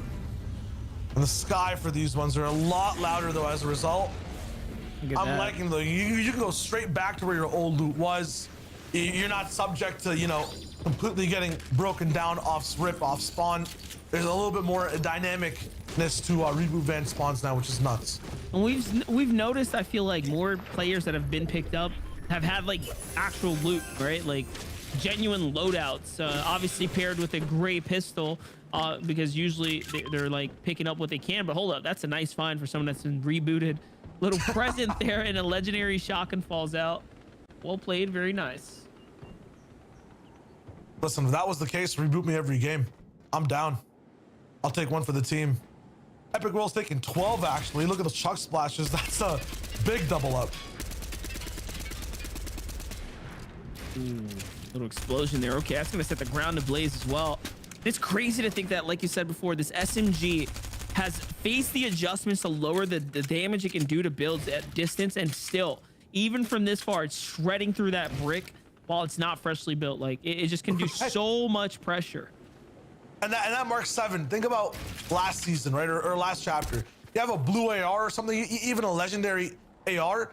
One mag is not taking out a car's HP completely. Yeah. Half a mag almost of a Mark 7 takes out a vehicle's entire health pool. And faster. That's bonkers. And faster, way yeah. I mean, faster. How? And the math just doesn't add up, right? So something's going on here. Something is wrong, but I'll take it for now. I like watching cars explode. I also like watching Miro and Scented play, and it feels like in terms of having an identity in these end games, they're just tagging along. Usually Scented is in control. Miro gets to a spot and then doesn't allow anyone else to play. I don't feel like that's happening this time around, Monster. Yeah, definitely. And not only that, Sensitive Miro coming off the backs of Mega and Dubs just now in the feed. So that's where the two elims have come from. Definitely one onto Mega, who sent the drop. So all played for them. Big pickups here. They have all the loot they're going to need. Even parking down here, he's farming that metal for Miro, who needs a little bit more. So just trying to set him and his teammate up for that end game.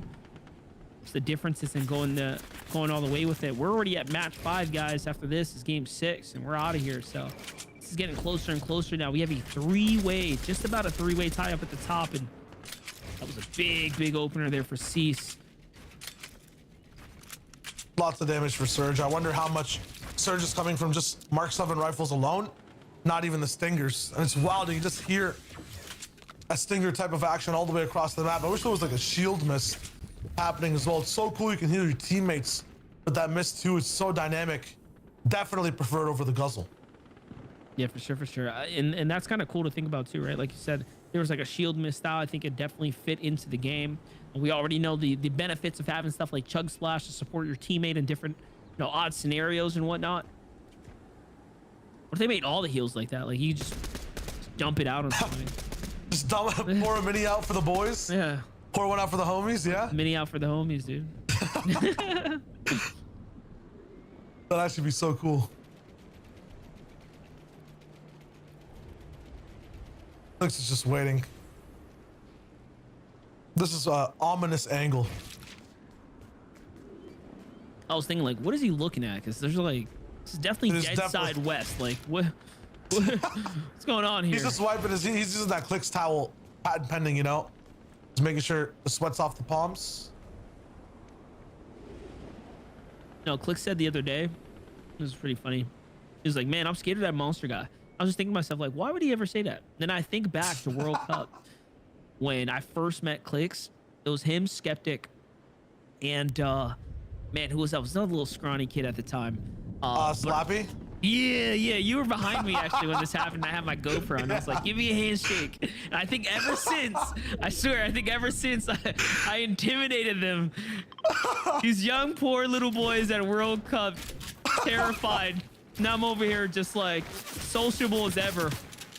Give me a handshake. Give me a handshake. And I was like, yeah, that's a tough one. That's a winner shake. And I ended up trolling. I think it was Skeptic. I was like, dude, I don't know about that one. Oh, and it was Andretto. Andretto was there too. That's actually hilarious. I just pulled those videos out, by the way, from my GoPro, so it's kind of sick. Oh, really? Yeah, you gotta saved them post all those. to PC. I got a bunch of cool ones. And post them up. I'm just gonna post them up just like that. It's gonna be great. I remember you were just like walking in, talking to anyone and everyone. That was insane. I was like, dude, yeah, I don't think you guys understand this, but you know, we're gonna look back one day and hope you did more. Like, I want to have fun with this. I want to talk to everybody. Yeah. Somebody here is winning this whole thing. All right. That's true. What's happening here, man? Miro's kind of trapped again. Okay, sent in. Interesting. Oh, what's a sound? Canada? Ouch. Did they age between games 4 and 5? Rusty. Water in the crevices. Yeah, you know, a little pain in the joints. That seemed a bit too easy for Scented all the way at the end there. But hey, spray meta, you can make anyone really look like a fool if you just strafe the right way and are in the same box as them. So actually, I didn't see if Scented picked up another weapon or if he walked into that with like two sprays or not. But if he did that all with one NK7 like mag, like that's a lot of HP. I'm still trying to figure out the damage numbers here. I know it kind of made me think about it, but yeah, that's a lot of HP he took. One mag, man. I think it was a strike shotgun plus the MK7, and he just kept rolling. This is let the reboot come in, Miro. Oh Miro, my the gosh. tech. That's 2 points, man. Also, Mega again? Mega going down. He just took. Okay. They're farming him. Okay, that's not even fair. Scented definitely eliminated Mega first of all, guys. So that means Delves was alive. They picked each other up, I guess. And then Dubs must have fell, and then Mega saves Dubs, or attempts to at least, and Miro takes him. Okay. Very interesting turn of events here, guys. Not a good day for Mega and Dubs. There's some leapfrog effect happening. And yeah, it's just tough overall. All good though. I was gonna say lighter game, but then I look and it's 61 players alive as the zone closes in. It's just that we haven't seen the front side of it just yet. Once this big wide comes through and we get to see a bunch of the teams that are based up, here we go. Now we can see the communities locking in. Clicks and Day, the same base that they were in before. Let's say sharing a little bit of a base with Slacks and Illust. I still don't see where a majority of the server is. Ah, there we go. They're very central. They're not around in the edges, and no one's even left Greasy Grove yet. Boys, it's time to move out of the houses, get your own place. Greasy's not in the zone. It's not the juice. Whoever's gonna have to move out, get on into the new territory here. This is big players up right now as well. 59 still alive right now.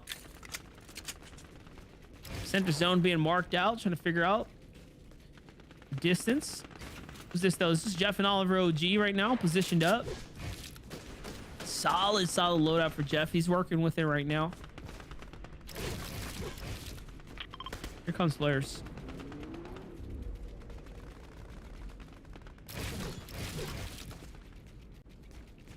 Jeff has been an absolute assassin today as well. Anytime it's a 1v1, this man performs so well. Winning his isolated ones. Look at this spray though. Both him and Oliver on the same page. And this player almost down. This kind of reminds me almost of the way these stingers work and melt through builds of heavy sniper meta, right? Like even if it's metal builds or fully built brick, it doesn't matter. If you have a team spray rolling in, you got to watch out if you just have your back to one wall, no ramp there. Yeah, and they're getting quick. And this is what I talked about earlier. Like the meta is drop down. Like you come straight through the cone, straight through the single wall. Like what are you going to do? Like most players are not quick enough to, you know, ramp flip and then recognize it's coming from the top, right? That's where the assault's coming from. So it's pretty hard to defend in this current season of play right now, depending on how things play out. But take a look here. Muzz has got the mythic hands on deck, ready to put some to use here. He's got some time to work with though. 45 seconds on the clock here, right? No rush, no reason to move. They have the tags that they need for now. There's Illis and Slacks. They're definitely not safe. Eclipse and Smack though are sitting straight still, so they might be okay for now. Oh, they Gonna need utilize exactly. Yeah, the 31 below. It's not a desperate situation. Like the lowest team right now is 214 below. Smack needs to look for something fast. I was wondering why they just let that team behind them pass by for free. That should have been free tags right there. Now it's trouble. You can't really go for trades, especially in this meta, but Smack is gonna try to do it. Nothing hit yet, and now they're all the way down to 65 from 30. It's rough. It's really starting to trickle away here. We have options though, right? He's got the mobility to get somewhere. He's got to make a move now. These comes to tags are gonna start ringing in shortly. Just wall testing these builds here. I think they just need to open up as a group, to be honest. Just commit to it. Here comes the tags. Definitely waste a lot of time here just waiting around. Not a single shot being put out, and 5 players have to go down. That's a lot of players, Shio. There's a lot of people still that are completely below them.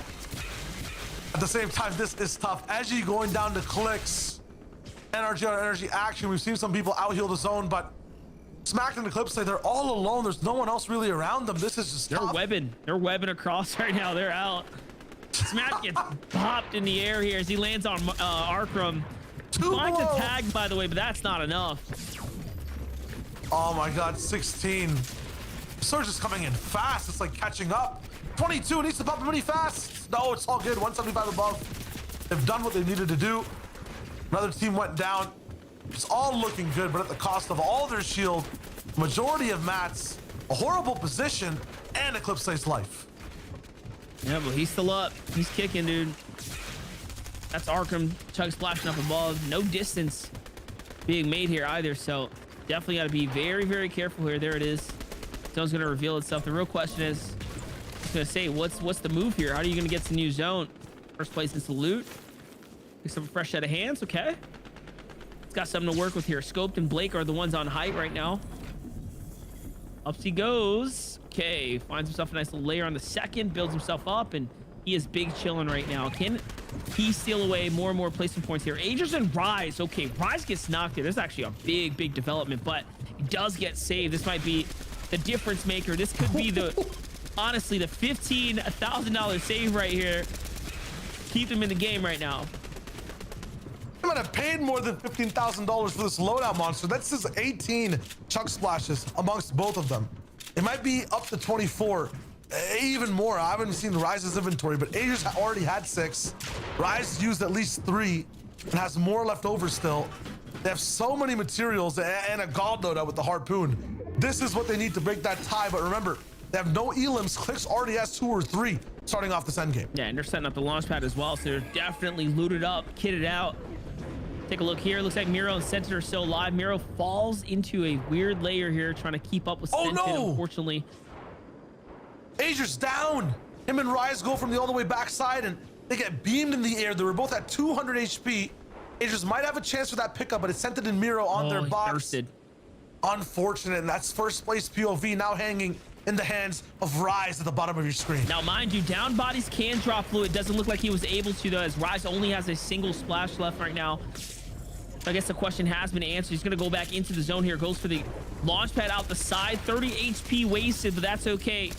He gets to see another day here. Tries to go for layer change. Has to be careful. Stand on enemy builds. Here he is. Needs to get some heals going here for Rise. Desperate situation. On height, though, it's Booga and Skittles. Your Chapter 2 champion, Booga, on height. It doesn't have the same ring to him, but we'll take it. Doesn't. Sounds terrible. Jack and Acorn also alive, so all the classics are here now. They're looking good. That triangle tarp coming straight through the whole way towards the front. Not even challenged by high ground. They're at the perfect angle right now to avoid all damage. Jack on the backside finds Riftbowl inside the storm. Rise taking out Possessed, so he's still alive. Clicks, though, is popping off and takes out Bizzle. Day clamps down Rise, and that's how you break a tiebreaker. You take out the team in front of you. Look at Jack. He's still going. He's still beaming 1,000 damage above Storm. This man is active with the damage. The real question is, did Trashy and Glaze make this endgame as well? Remember, they were up that 90 to 99 point threshold range. Those big, big points there. Other teams that had a realistic chance of sniping up first. We already know the fact that Day is here. That's huge, right? Clicks and Day were in the lead there at the #1 slot. They definitely have the elims here, and now they're picking up the placement points, which was the difference maker between them and Agers and Rise, right? That was the difference, was all the placement, and this is going to give them a nice, comfortable buffer between first and second place at minimal, as we now know it.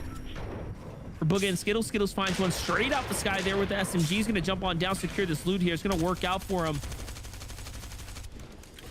Careful now. Booga's getting pressured. This is tough. Clicks is Meanwhile, down. big shot from Aperta. Charlie goes down. Day takes out Jack. Day and Clicks still active monster. Day, Clicks gets fully finished though. It's up to Day by himself now as Charlie found Clicks there. Booga and Skittles though trying to get this victory out here. 4 bills for Booga. This is not looking too hot here, guys.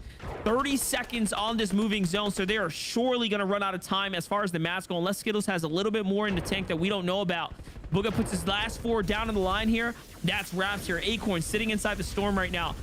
Look at how this can work out for you. You can actually sit here and just heal, and it takes a long time for you to go down. Actually very impressive. Does he have enough time to charge it though? Okay, he just barely does. And now we know you need at least 20 HP to make that a success. What is going on here? He should have just crossed into the zone. Oh no. Yeah, I don't think you can swim. Rats. You can't swim and pop it. But it's a top 4. And Acorn clutches the whole way through. Now Skittles and Booga versus Bank and Aperta. 2 solos down below. And Booga's kind of delayed this the entire way. They haven't said much. The backwards beam is there. They play position perfectly, and they got that 5th victory royale. You know what? Bank might have had the biggest comeback 2 games in a row as well off that contested sound drop at the early games there. So, you know, very impressive across the board to see big names coming through. And again, another new name puts their name in the hat, if you will, Fallout. Yeah, and that's a 1 elim victory royale, at least for Booga. Skittles had 2, 3 elims total. But look, a first place finish is a first place finish, probably one of the easier games that they've had to finish off. And they held high ground pretty much uncontested for the entirety of that late game, Shio. Yeah, I mean, in terms of allowing anyone up, they just had a long distance between everyone, and Booga was always spraying 24/7. So for me, that's just perfect delaying for the game, making it as long as possible. Usually you want to clamp down on people, but Booga did not do that. He let everyone just kind of suffer and starve. As a result, they won out the time and they won out the game. Yeah, speaking of making something last as long as possible, Acorn manages to break it. I think I was trying to track it 4 or 5 placements just by hitting the mist in the storm and able to clutch a few more placement points there from Acorn. So hey, this is an interesting meta that we currently have, that's for sure. It's a little different than flopper meta in terms of chunking storm damage, obviously with a different item nowadays, but that worked out well for them as well. Speaking of Acorn, we're taking a look at Jack and Acorn here, Monster. Super curious about that spray. Like, how long can you stay in the zone there? Is it a full 10 seconds? Kind of felt like it, right? 15. 15 seconds? Total. Yeah, so each med mist has 150 HP, right? Oh, you're right. In the can, yeah. And it heals about, it heals 10 HP per second. So no matter what HP you start healing at, that's basically what you stay at in the storm at all times. Insane. Good math. 15 seconds times 2 for Acorn there. So that was 30 seconds of additional life. Underrated. Which I think it's actually underrated. You know what 30 seconds can do for you? I mean, that could be at least more than 6-7 placements if it was lower earlier in the game there. But yeah, you're right. You called it out, Monster. Acorn didn't even try to make his way to the zone. Just like, you know what? I'm happy taking this L. I want to actually, probably because he didn't want to get picked as he was walking. No, there's actually a reason for that. You can't actually med mist and swim in the water at the same time. Oh, there's water in front of them. Okay, I didn't see the water. Exactly. Yeah. No Fortnite character for some reason. Even the sharks and the mermaids can swim with one hand, right? You have to use 2. Use the proper form. Entirely right form is key. And so that's why you can't med mist and swim. Okay, we need a new mechanic since now that we're on Unreal Engine 5, right? Maybe you press C and instead of crouching, you roll over your back and then you float. Oh. Bam. Ooh. And you can shoot at height at the same time while Oh you're my floating. gosh, I'm so down. Epic Game Designers, what's up? Take some notes here. My man Monster, all right? He'll do it for free. How He doesn't sick even would need that look, consultant fees.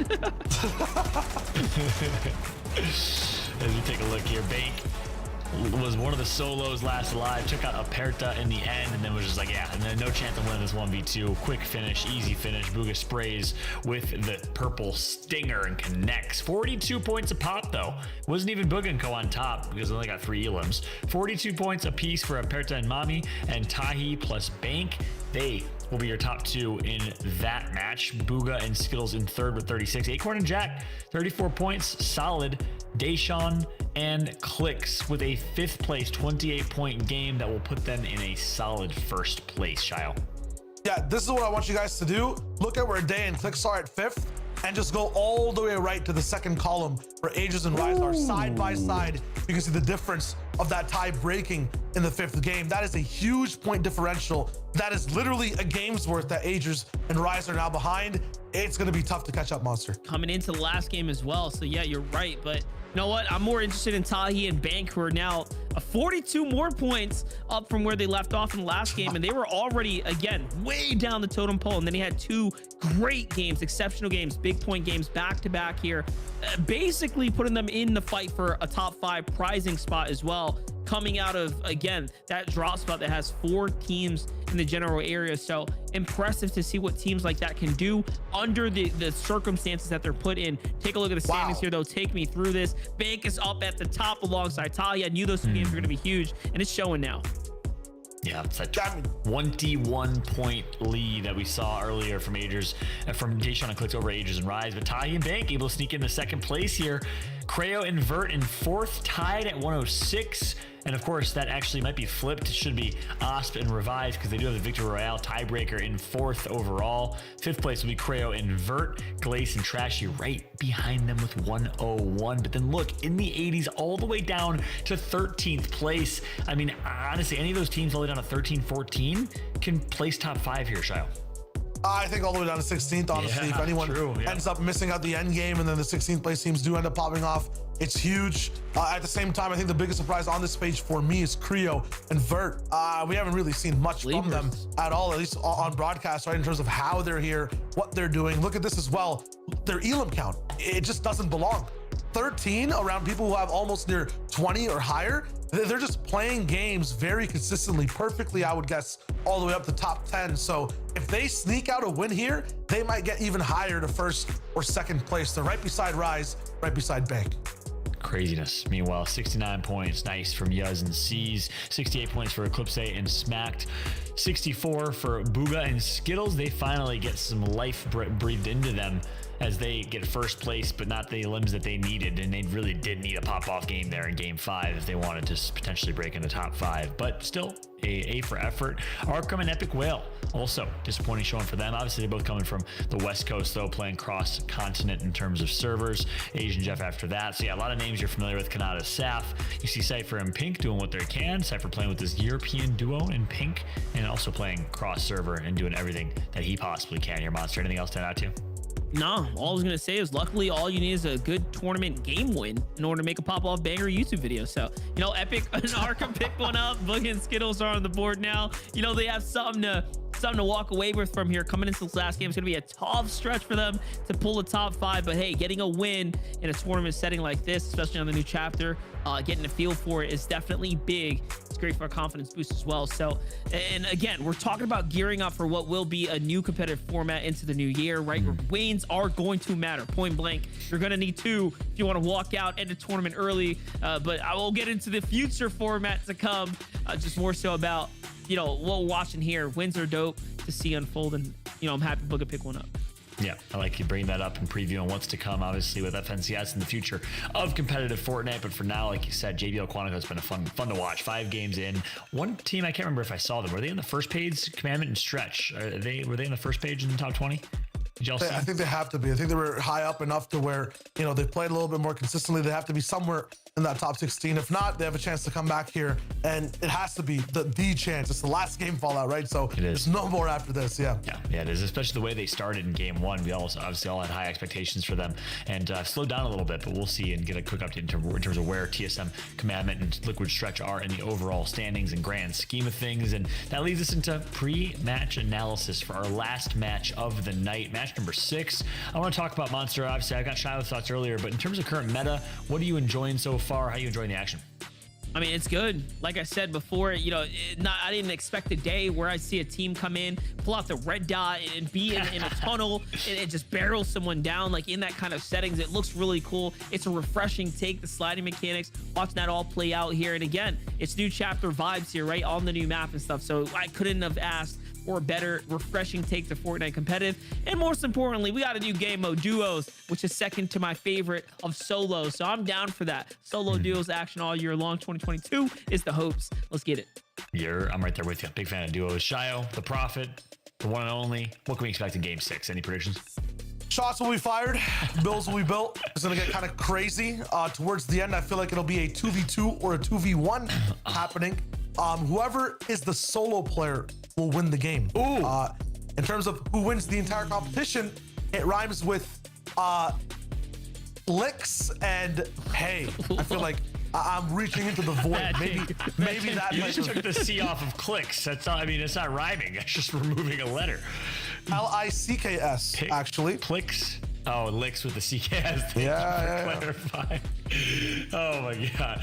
I wonder who that is. I wonder who your prediction is. We're gonna get Monster's prediction as well. But before we do that, I want to also make sure to remind y'all that are just tuning in, you can enter into the JBL Quantum Cup giveaway by typing !Gleam in chat for a chance to get hooked up, courtesy of JBL. By the way, if you're looking for a new headset, you're looking for a Christmas gift or a holiday gift, make sure to hit up JBL on Amazon or just in general. Obviously, some great headsets, some of the best headsets in all of gaming and esports. Like I said, I've been wearing mine for a while and certainly enjoying it. But now, back to you, Monster. We got a little bit of a prediction coming through from Shio in terms of what we can expect. 1v2 solo player to win it. I like that. A little hot prediction. You got any predictions here? What we can see in Game 6? So, I won't take the name guessing version. Rhyming thing. Yeah, the rhyme take. Nope, a little too close for me there. But I'll go with Agers. I'm feeling young Agers and Rise here coming up to the top.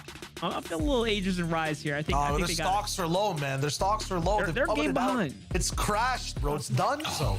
God, what are you saying? No, you know what's done? Licks and that other guy you're talking about, right? Those players don't even exist. That's alleged players. You know what I mean? Like no one knows who those guys are. It's a mystery. Shadow's gonna start playing under the moniker Licks and Hay. That's gonna be his new gamer tag from now on. Let's make it a thing. Let's cement it. You're saying Agers and Rise take it. Shio's saying Clicks and Day Sean take it. We'll see who is correct. Will it be the two of them, or we also have teams like Glace, Creo and Vert. Not really many people would have expected given recent performances, but they're in 4th place right now. Glace and Trash also doing really, really well. I'm excited to see if they can potentially make some noise, as we did just get word. Game is launching, baby. Let's get ready for game number 6. Blow it up in the chat right now. Game 6, last match of the day. Let us know who you want to win. What are your bold predictions, all right? We got some bold predictions from Shio, from Monster. Who do you think's going to take it? Who do you want to take it? Obviously, there's also Bizzle and Pump at the bottom of the leaderboards. We got a couple other players, Command and Stretch, that are obviously competing in this lobby. Haven't seen a whole lot of Kanata and Saf. In fact, that's my prediction. Kanata, Saf, despite having a disappointing games 2 through 5, they'll win game number 6, and it won't mean anything in the grand scheme of things, unfortunately, because I think they're a little too far behind. But nonetheless, that's my prediction going into this one. Boys, any final thoughts or any final words, predictions, etc. as we head into the last game? What can we expect in terms of gameplay and meta, Monster? I think we're gonna see a fight for the finish, but I'm predicting Clicks slides into the drop. It's a little too heavily contested this time around. Bank decides to shut him down, and it's wraps up there at the contested drop. There's no way you get away with what he's been doing round after round, and because of that, challenging Shio here for the last one. So we'll see. I think it's gonna come down to the drop. Okay. I got some final thoughts myself. Drink some milk, eat your vegetables. Bing bong. Let's get into game 6. I'm hyped. I just feel like Agers and Rise will make it to end game. But hey, Monster, I have a question for you. Who took out Rise in that last game? You can choose to answer or not. It's up to you. Does's matter. Okay, this is what's happening. I'm looking to the future here. Okay, or the past is done. So it's already wrapped. Right, we're moving into the new game. Yeah, but history repeats itself. So honestly, I don't know what to believe anymore. As we got game number 6 here, we are moving to a brand new game. The past is the past, Monster says. And of course, my man Shiles reminding Monster what happened last game. Agers getting taken out by the Champions Day themselves, as he's saying, we'll see who's right. Match number 6, the final game of Fortnite for the JBL Quantum Cup in 2021 is upon us. Let's get ready. Let's get excited, because match number 6 is ready. And to call the action, we got Shio, we got Monster. Take it away, guys. Woo! Match number 6. It's the end of the day. I'm ready to see Day and Clicks pop off. I'm ready to see what everyone's got because Monster, it is literally a 5-point game for some, a 2-point game from others, and anyone's match, anyone's tournament to take at the end of this entire JBL Quantum Cup. It all comes down to this: who is taking first place? Oh, and look at this. I think I might have called it. This zone is definitely favoring the north side, and it's going to be a hot drop for the majority of the players up here. You can see it's coming in right now. So we'll see who's going to take it all away. We'll see if we get to see, you know, the big battles clash out. For Jack and Acorn, they've had a relatively calm start to their games throughout the day here. Speedy and Muzz looking to do the same as well, as they're gliding way off in the distance there. So, you know, it's just getting started here. It's the last game. A couple trios left, or a couple duos left here. Let's close out strong. Absolutely.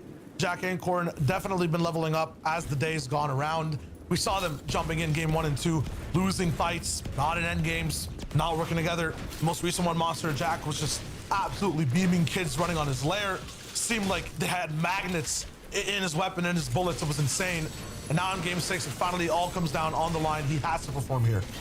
Gotta pop off. They gotta perform. I'm just keeping my eyes up on that north side on Clicks and Day potentially there. They're sizing up the drop here, figuring things out. But back with over to Jack and Acorn, trying to get their loot on. Seen this story before, right? Get comfortable, get situated, get positioned, get ready for endgame. Jack just looting up Polar Peak. I mean, the center of the map. It looks literally almost exactly the same. Reboots around though, that was kind of a difference from chapter 1 all the way to 3. Man, 3 chapters, that's insane. We've been here for the whole thing. My gosh. I feel like we're just getting started though, right? Like, yeah. Well, next year's another chapter as well. Or what, the chapters last 2 years technically though, most of the time, right? Nah, not really. It's a year. Really, this time last year? I guess in October we had the black hole, right? Roughly. Yeah, okay, that's crazy. It's really about a year. I think the only difference between this year and last year was the pandemic.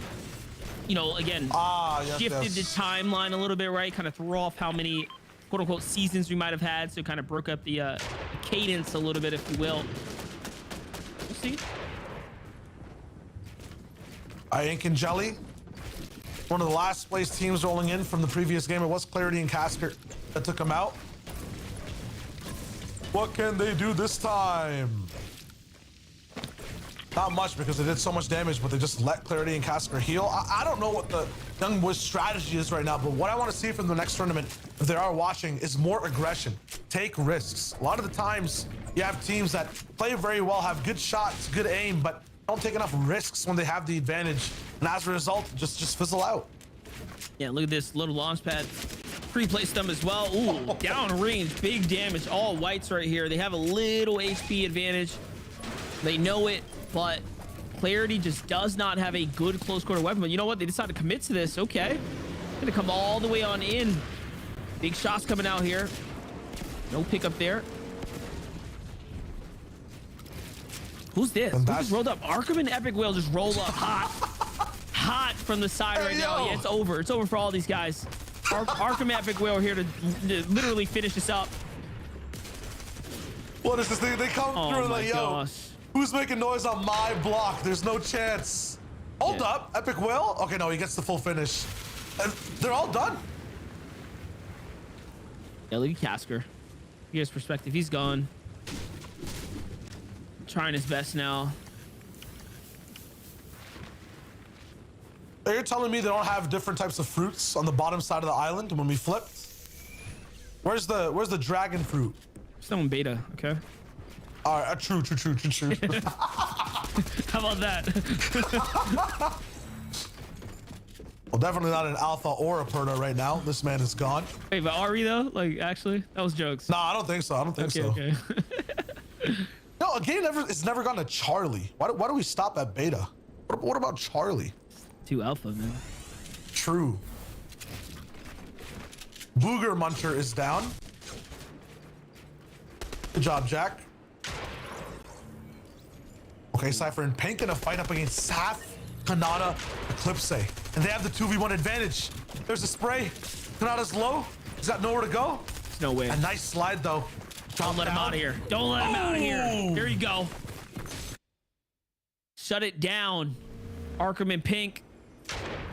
Now up against Illis and Slash. Okay, so a little bit of a reset here. We're hyping them up because they had the advantage, but toe-to-toe with the pros. No, doesn't last long. Cypher gets cracked down there, and Pink's left by himself. This is an EU pro player, guys, on NA servers right now, getting chased down by some of the best, some of the scariest in Illis. Side angles are looking good, and there it is. Threats. Dude, that strike shotgun sounds like you have a metal baseball bat hitting the beefiest refrigerator in the house. Like, that thing is loud. It doesn't hit hard, but it's so intimidating. That's what it is. Like, it's just so intimidating, especially in endgame. Like, it's just loud.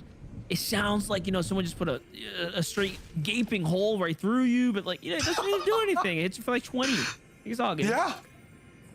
It's the fear, man. It gets you shaky, and then you do more damage to yourself. It afflicts mental damage. It's the first different type of damage I've seen.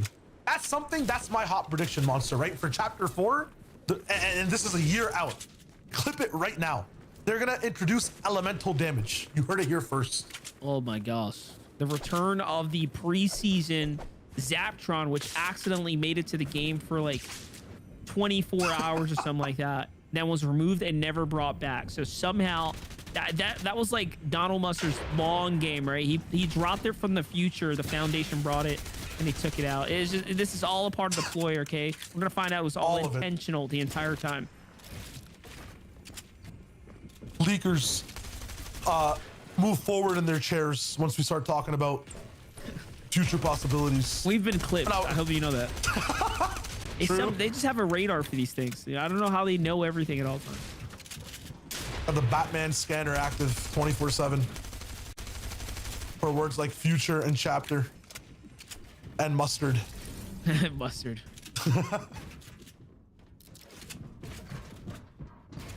I have 5 eliminations so far. Epic and Arkham just collecting people's lives like tickets at an arcade. It's kind of nuts. They're just running around. Scented and Miro picking apart the team as well. I don't even know what's going on in these boxes. Epic will. I'm not sure he was on controller or the keys right now. It's funny that you say that. I was gonna say you have to remember these guys are now both controller players. So you saw what Epic will did. He just sat in the corner and said, "Yep, I don't even have to walk." Done. He just put it on. It's over. Like, literally over. Oh, taking a little bit more of the same damage he was dropping down. Shonker City Central though, and this is why this POI is dope. Big cars, big wheels, big boosts. Nice little play here by Epic. He's gonna go and reset, try to get the heal on. Small misplay there is gonna cost him some HP, but he's not too fussed. Here's Trashing Glaze. Okay, this is a team we really have to keep an eye out on. They could be our JBL Cup champions today.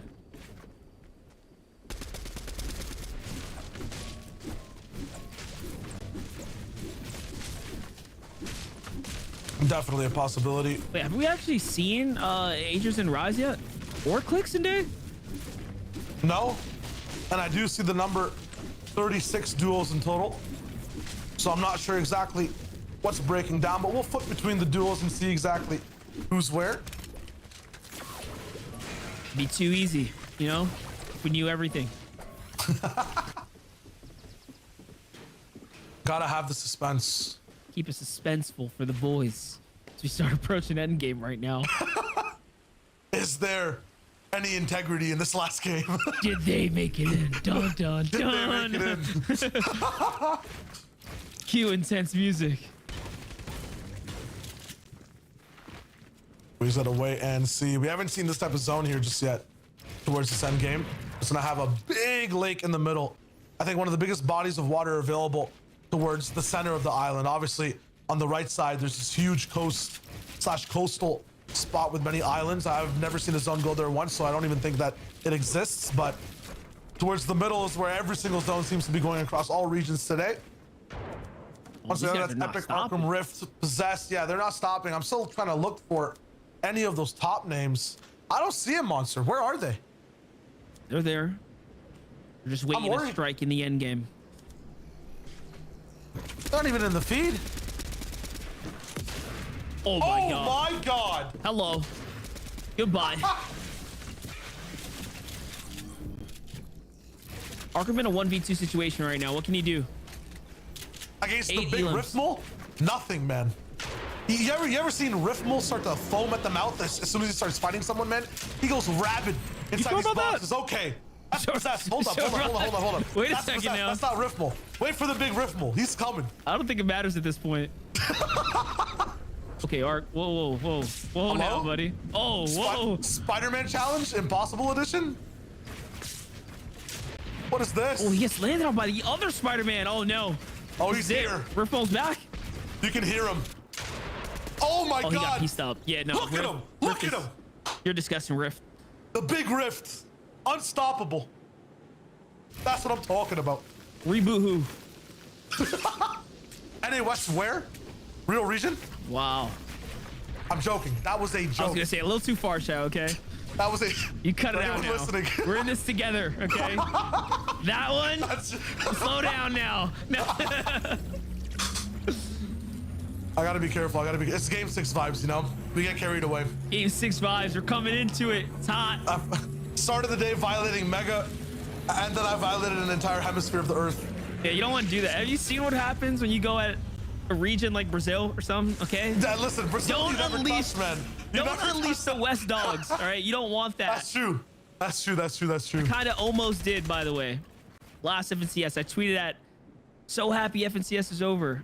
But West was still up. You got to see the West comments. They were not happy. They were not happy that I tweeted that during their region. Okay. I was talking about my personal experience here.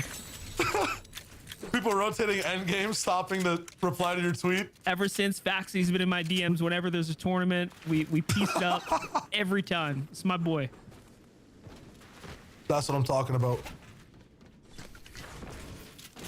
Dude, Season Yuz in the running right now. Blepo in the sitting right now. It's Reps. Illicit Slacks here, trying to make some work of Strep. The Strep's gonna back off. Okay, a little reset, get the heals on. Reinitiate. Ooh. Okay. It's a lot of distraction. Okay. Just Yeah, they edit know, up and they know let's go. exactly where he's at, right? Oh, they Are you don't. sure about that? No, they Are don't. you sure about that? They know nothing. Okay. All right, they're out. Respectfully. That's the thing with these gauntlets. You get shot, you stop, you take fall damage. You also get beamed from the backside. Slacks just does not know what's going down. He's gonna try for another swing again. Shep is gonna follow him down. Shep is on a clock though. Look at the HP. Very, very low. Ooh, finds a med kit.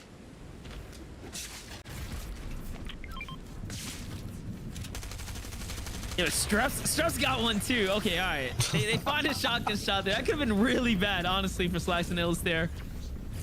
They get what they need. I love this sliding mechanic, how useful it can be in situations like this. Okay, you're gonna spend a lot of time here, buddy. It's gonna start doing a lot of that. Like, get your med kit. Yeah, get your heals off. You gotta get out of here, guys. They were targeted, by the way, in the distance. So the longer they stay here, the more likely other teams are gonna kind of test them as they exit. This is nuts. I feel like everyone's still moving all the way across. Note the sincerity / seriousness of this game. 39 people alive. In games before, it's usually 60 to 80. At this point, people are keying, Monster. No one's on the inside of the zone. It's got a complete dead side. I was gonna ask, but where is Agers and Rise? And there they are. They're in the distance. They're alive. Oh, look, Vert's up too. Okay, people that matter are definitely here. Miro and Scented are here. Yeah, where's Clixton Day? True question. I need a wide shot again, pronto. But this time, rotate it like a blender. You know what I mean? Just keep it going 360 degrees at crazy speeds. I want to see everything at all times. Just put the drone and turn up the speed a little bit, fly around. I want to put on a VR headset right now and jump into the game. I want to be that immersed. Forgot the name of the pill you have to drink to end motion sickness, but yeah. Need that one, dude.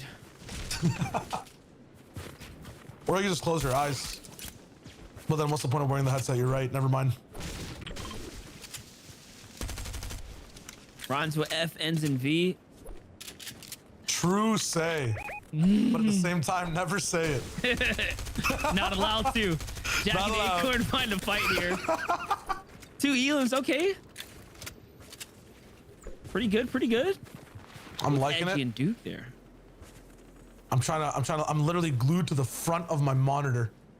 I'm trying to look for any type of name that rhymes with licks and hay, but I don't see it. What's the play here? Oh, yeah, they're spotted out. You know, notice though, Jack and Acorn are doing this every single game, playing bushes like confidently like this with SMGs and like Mark 7s. It's like their literal strat. They've been doing it a lot.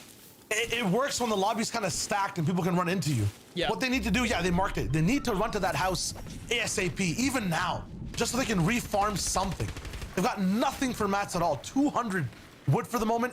That's vital brick, a little bit of metal as well along the whole way. And not being greedy here with the mats might cost them. No, it's all good. They get in, now they're on the clock. The zone's moving in about 1 minute. They got 60 seconds to farm. Bizzle and Pump close to bottom 20 are right behind them, and they're gonna go straight for the fight. Acorn's 1 HP. Do they knock him? I'm not sure. Jack loses all his shields. No, he's at a sliver right now. This is maximum trouble. Jack's at 40. Just even a lick of that SMG, the Stinger. It's done, like poison, but now they've got a split down. Okay, piece control there, though. Jack's in a bunch of trouble. Dodges a few shots, but he's down. Acorn, 51 HP. You can breathe on him, and he'll go down. And that's a mighty puff from the side of Bizzle. They're gone. They're out. I don't even want to know how he grabbed that wall. That was crazy. And the edit, instantaneous. Quick shut down right there. Pumping Bizzle, by the way, out the edge of the storm. Just out of nowhere. The most unexpected play there. Wrap up Jack and Acorn just like that. They get to sleep the night off, though. It's late over there on the East Coast. GG's. Going to be their tournament run for the JBL Quantum Cup. We'll see how high they manage to make it up the standings there after, again, several consistent games, right? So they weren't completely out of the running here. There's Illis and Slacks at 5 elims right now. So no real clue where they stand in the overall kind of scheme of things here. They've been pretty okay as well on the day.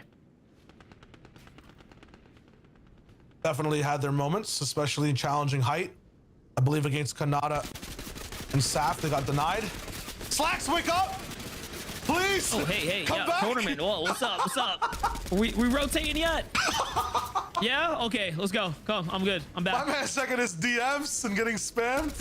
He's defending you against the West Lords. That's what he's doing right now. True. My man just haven't exploded yet. I think the insurance covered it. We're chilling. No, it makes sense. Remember, we're 4 minutes ahead, so it's just like all coming together right now. It's literally timing. I'm gonna deactivate Twitter like in 30 seconds. It'll all be fine. Oh, look at that. Healing while he plays Lookout. I like that. Oh, what about a big brain play? Like you go for a dry peek with no shield, but like before that, and he's holding the spray behind you. Yeah, I mean, how much damage can you take? You'll be able to take like 20 extra damage. I think in the grand scheme of things, you'll only be able to survive for what, like an extra a second and a half? Could be the difference. You're just getting beamed. I could make the difference. You're right. It's true. Yeah, 1 HP though. There they are. Vixen Day. Oh no. They're beside the big rift though. That's a toughie. Be too easy. We had it all. Okay? Just a little glimpse of the boys. True. They give it to us in parts, right? All the MCU movies don't come out at the same time. They section them, you know?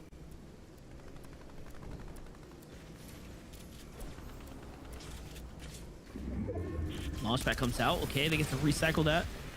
Ooh, I like that. I like that ramp trap where you think that it's a free line of sight, no POV, and then boom, Slacks just destroys it. They're all in zones, so they have to be very careful. This might not be the exact spot they want to be at, maybe just a little bit higher, but they're keeping things close and personal. Looking for the sprays and the beams. They have some of the best loot to fight close range. All they need is a mat refresh, an ammo refresh, a meds refresh. They need to fight 100% right now if they want to win this game. Slacks and Illis fighting like they can take first place from everybody right here and now. They want this more than anybody. feel like I'm listening to a marching band with snare drums all across the server. Dangerous world out there. Definitely. Oh, look at the difference right now in positioning. Creo and Vert all the way down in the depths of the mountains. Duke, Edgy all the way up top. Big Chillink. Aegis and Ryze in one of the best spots ever that I've seen, at least. I didn't catch where Clix was exactly, but they were amongst 3 different duels, so I'm not even sure if they survived the situation they were in. You're worried too much about Clix. This is all about Slacks and Illis right here. Like, they have to do this. If they want to win this whole tournament. They need to eliminate everybody. They do need every elim on the server. Definite look. possibility. Okay, wait. Vert's up though. Vert is up, but look, Clix is like winning and also up. So if they don't go down, no one else can really win. The focus here has to be on Clix and Dan. They take out the shield of Oliver OG and Jeff. Edgy behind them. They have one of the best spots all the way at the front of the server. We tune in with Edgy and Duke for some reason. Not exactly sure where they are on the boards. But they're gonna be right beside Clix. It's important. Big tags are here. Shots. Huge right there. Duke finds a couple tags. Nothing's gonna come out of it. Okay. 22 players remaining. Dave finds another one in the feed. Day is still going crazy right now. Aegis is going crazy too. Every time Day gets an elimination, Aegis is there to match it. So they're side by side. Top 12, 22 people left. If it goes all the way to 10 and Day and Clix are still alive, I feel like that might just be wraps. But if Aegis survives too, he has a chance. Men are just falling from the sky. It's raining bodies. Slacks gets taken out. Picked up. Oh no. Slacks is down. Where's Illis? Can't do it. Aegis and Ryze are still up here in the low ground as well. Duke and Edgy working their way out of the outskirts. So Creo and Vert managed to find one another here in the end game. Clix has got no shield. He gets taken out by Yuz, but it doesn't matter. Because we have Speedy Mate fighting for high ground in the most important fight. And there it is. He falls to Jeff. Jeff is on high ground. This is it. Versus Os. It's going crazy. Cease and Yuz in the same box. Where is Day? Did he live? I have no clue. But Aegis and Ryze are alive. They boxed one person up. It was Jeff. What? They take out Jeff. How? He was on high ground. This is high ground now.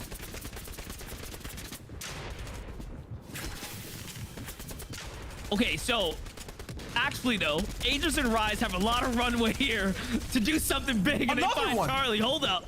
This is starting to get interesting, guys. We might have a tournament on our hands here for Aegis and Ryze at 4 eliminations. We don't know what Day and Clix managed to pick up, so you know their position. It's a mystery. Absolute, complete shock of a riddle. But for Ryze and Aegis, the solution might be clear. All they have to do is push forward and win this game. 4 more eliminations. And maybe we call it, maybe we mess it up. It doesn't matter, the spirit, it's there.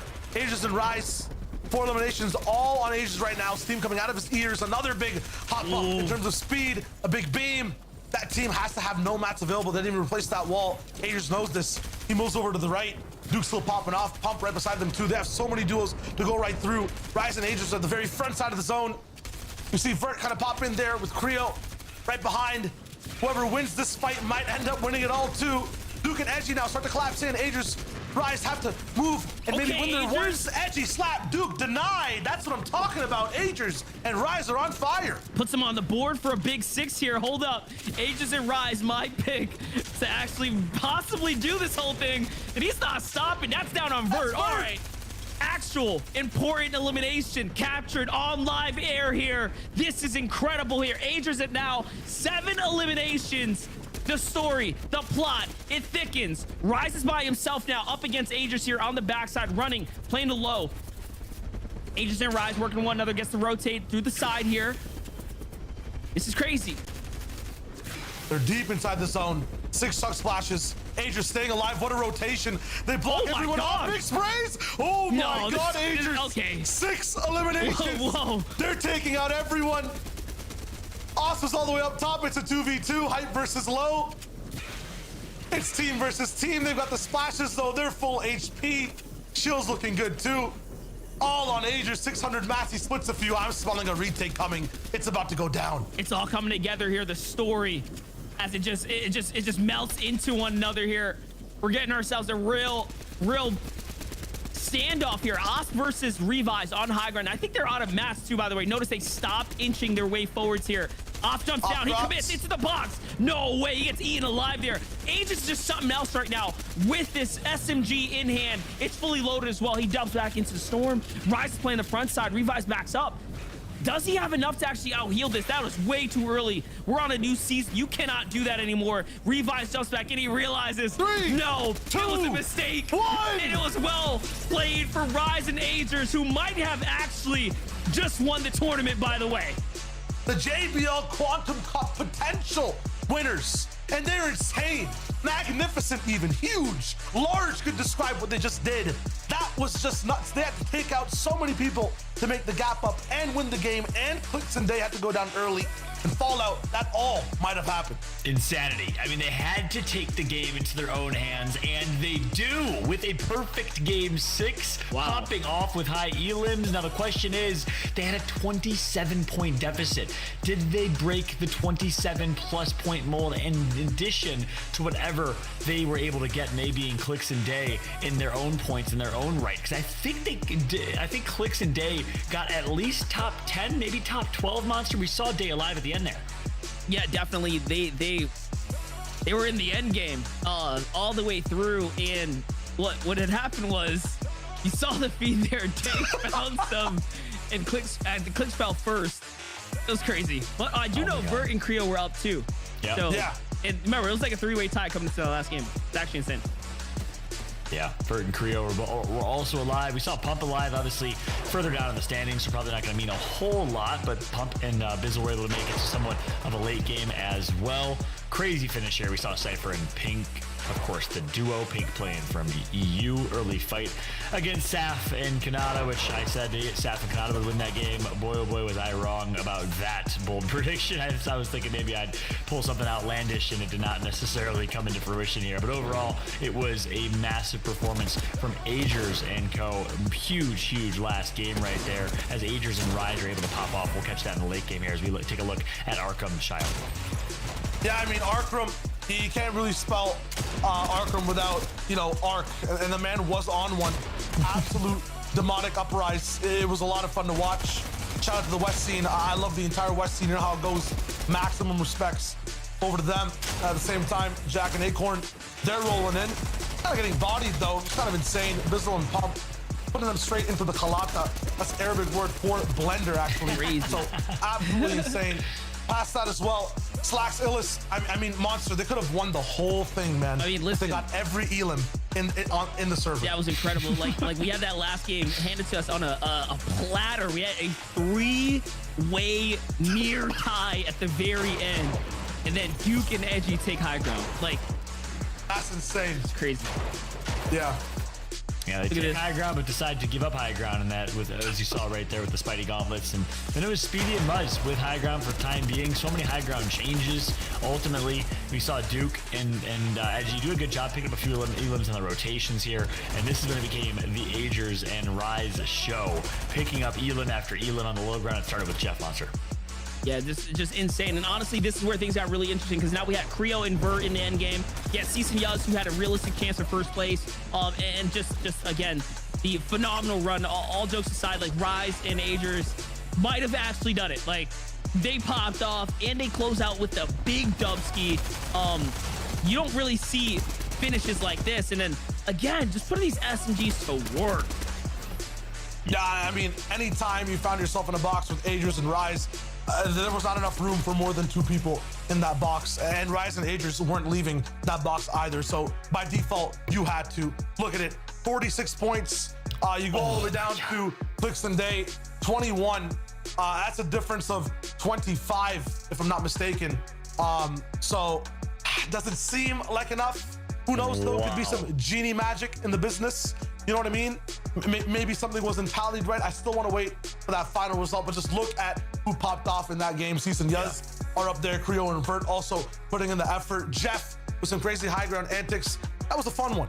You're right. Yeah, you're right. There is this genie magic that goes on in the business. We'll see what type of genie magic there is. I mean, yeah, certainly we can't call it too early to call, but we thought that they had a 27-point lead, and that them being Day and Clicks, we'll see if it was enough for them to hold on. It'll be a nail biter for sure. But then there's also Austin Revised, really consistent play for them. Another 4th place, 30-point finish should break them into the top 5 overall. And then Charlie and Spegu, who you gave a lot of hype to, they had a pretty solid last 2 games as well, Monster.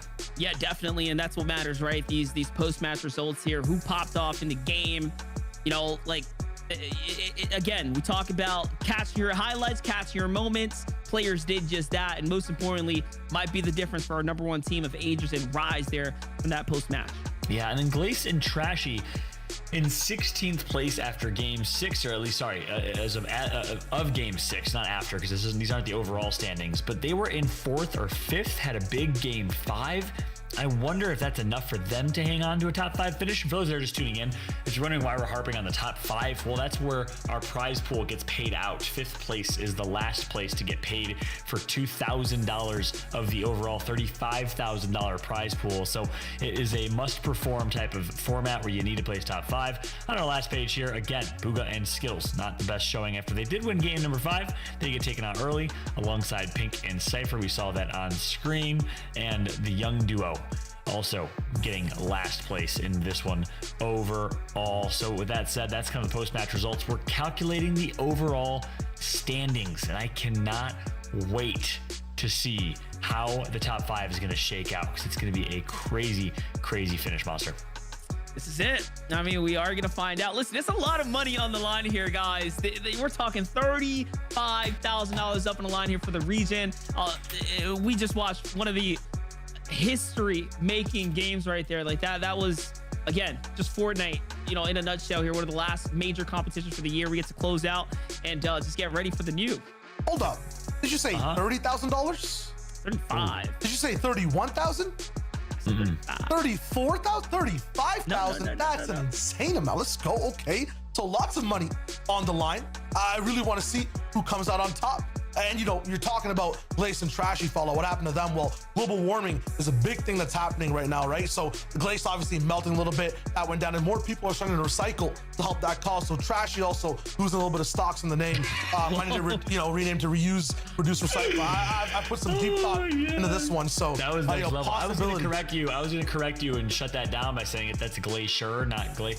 But nonetheless, you really picked it up with the Trashy piece. I can't even do that because it was so good. It was so good. That's the back half, right? It's all about the back half. The back half really closed it. Really closed it for you. So I will not correct you, even though I still did correct you. As we take a look at the best plays of the entire day, by the way, as we're calculating these standings, we'll take a look at some key moments throughout the entirety of match 1 through 6. This is match 1. Aperta, always really high in the elims category, Monster, it seemed like.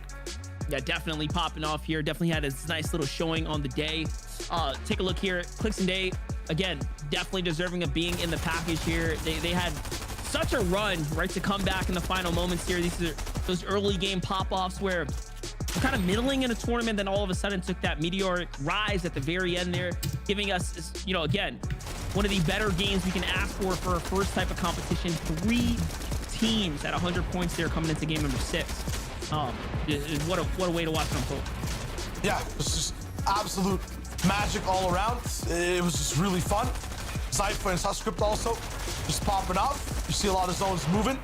For me, I want replays in the future to have drill beats on them. I feel like it'd be a lot more immersive and enticing, and kind of add like a flow to it too while you're watching. I feel like all the kids love drill beat remixes, and remix kind of has the same first 2 letters as replay. So I feel like that's a definite possibility. So I feel like we should have a few producers see what we can do and possibly change the entire game. Yeah, I think that's a great idea, man. Monster, I know you know some producers, you know, on Prac Court over there. I'm not sure if you can implement. Do whatever you want to do. Just let me know. All right. Whatever you want, Poppy. We got it. We'll make it happen. When Monster makes it happen. Unfortunately, Epic Whale and Arcrum not able to make it happen themselves this tournament. Obviously, a decent game number 6. They got maybe top 10, top 15, and overall solid showing from them. Not certainly to that. No, whoa, shout out NA West, of course, though. You know what I'm saying? Yeah, like, facts. they hold it down. Save your best region. career. Best, you know how it goes, you know? Maximum damage. They fix the sword fight issue. NA best? NA best. Shout out That's what to I'm NA talking best. about. Real talk though, you know, Epic and Arkham pick up a victory royale today. Again, one of the 6 few that were able to do it. So gotta put some respect on it. That's insane. On 80. That's true. Absolute facts. Yeah, solid showing from them. Obviously, when all things considered, playing cross server, absolutely. You're used to winning championships, but nonetheless, still a very solid showing. That is for sure. And but really, a big surprise here was one of our qualifier teams. Again, that's what you love about this format. OSP and Revised on high ground. They take this win and were able to really consistently pull out top 3, top 5 finishes. They really performed, Shao. Yeah, I feel like the one thing on my mind at the end of the tournament is how different would it be if wall running was added to the game? I feel like that would really change up the way Miro dives boxes, how the SMG meta works as well. I definitely feel like the results would have been different today if that mechanic was indeed inside the game of Fortnite.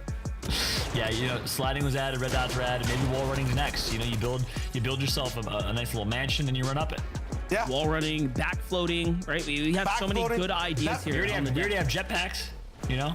Imagine you could throw a ball at another player and capture them, give them a move set, and then use that, use them as like a pocket type of monster you could throw at other people. You know, that'd be That's insane. a totally original idea. I've never started that before. Incredible.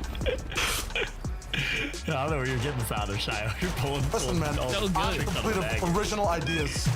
This, by the way, like on a real note, that play from Aegis this entire game just felt like a fever dream. I don't think he should have been allowed to do this. There should be a fine for the man clutching in this way. I think that fine was that elimination. Yeah, that was actually nasty.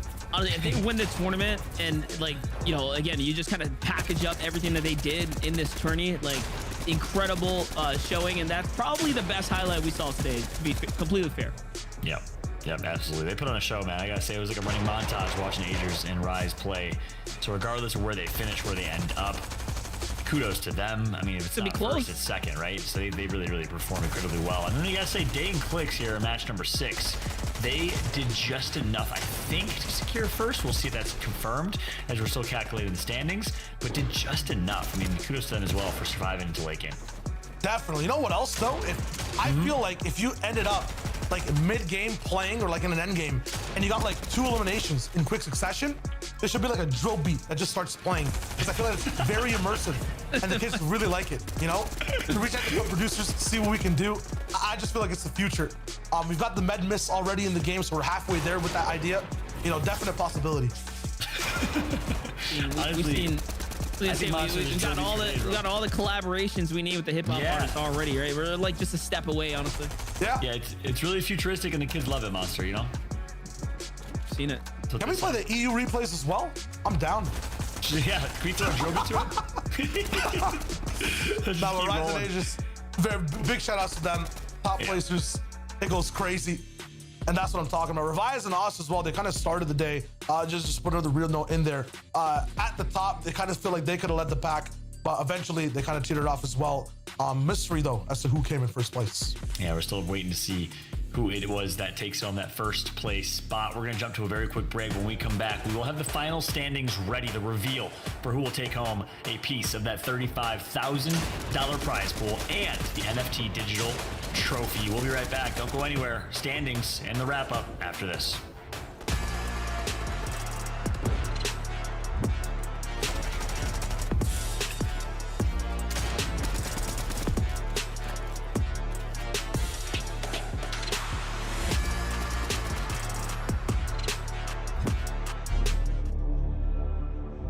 When I'm in an important match, my JBL Quantum 1 headset delivers the 3 things that I need the most: sound precision, communication clarity, and total comfort. I can hear my enemies reload, planting the spike, their footsteps, and even more.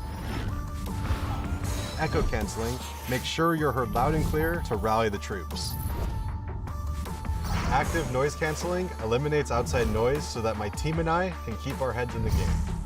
Premium memory foam ear cushions, perfect for intense gaming sessions. JBL Quantum 1. Sound is survival.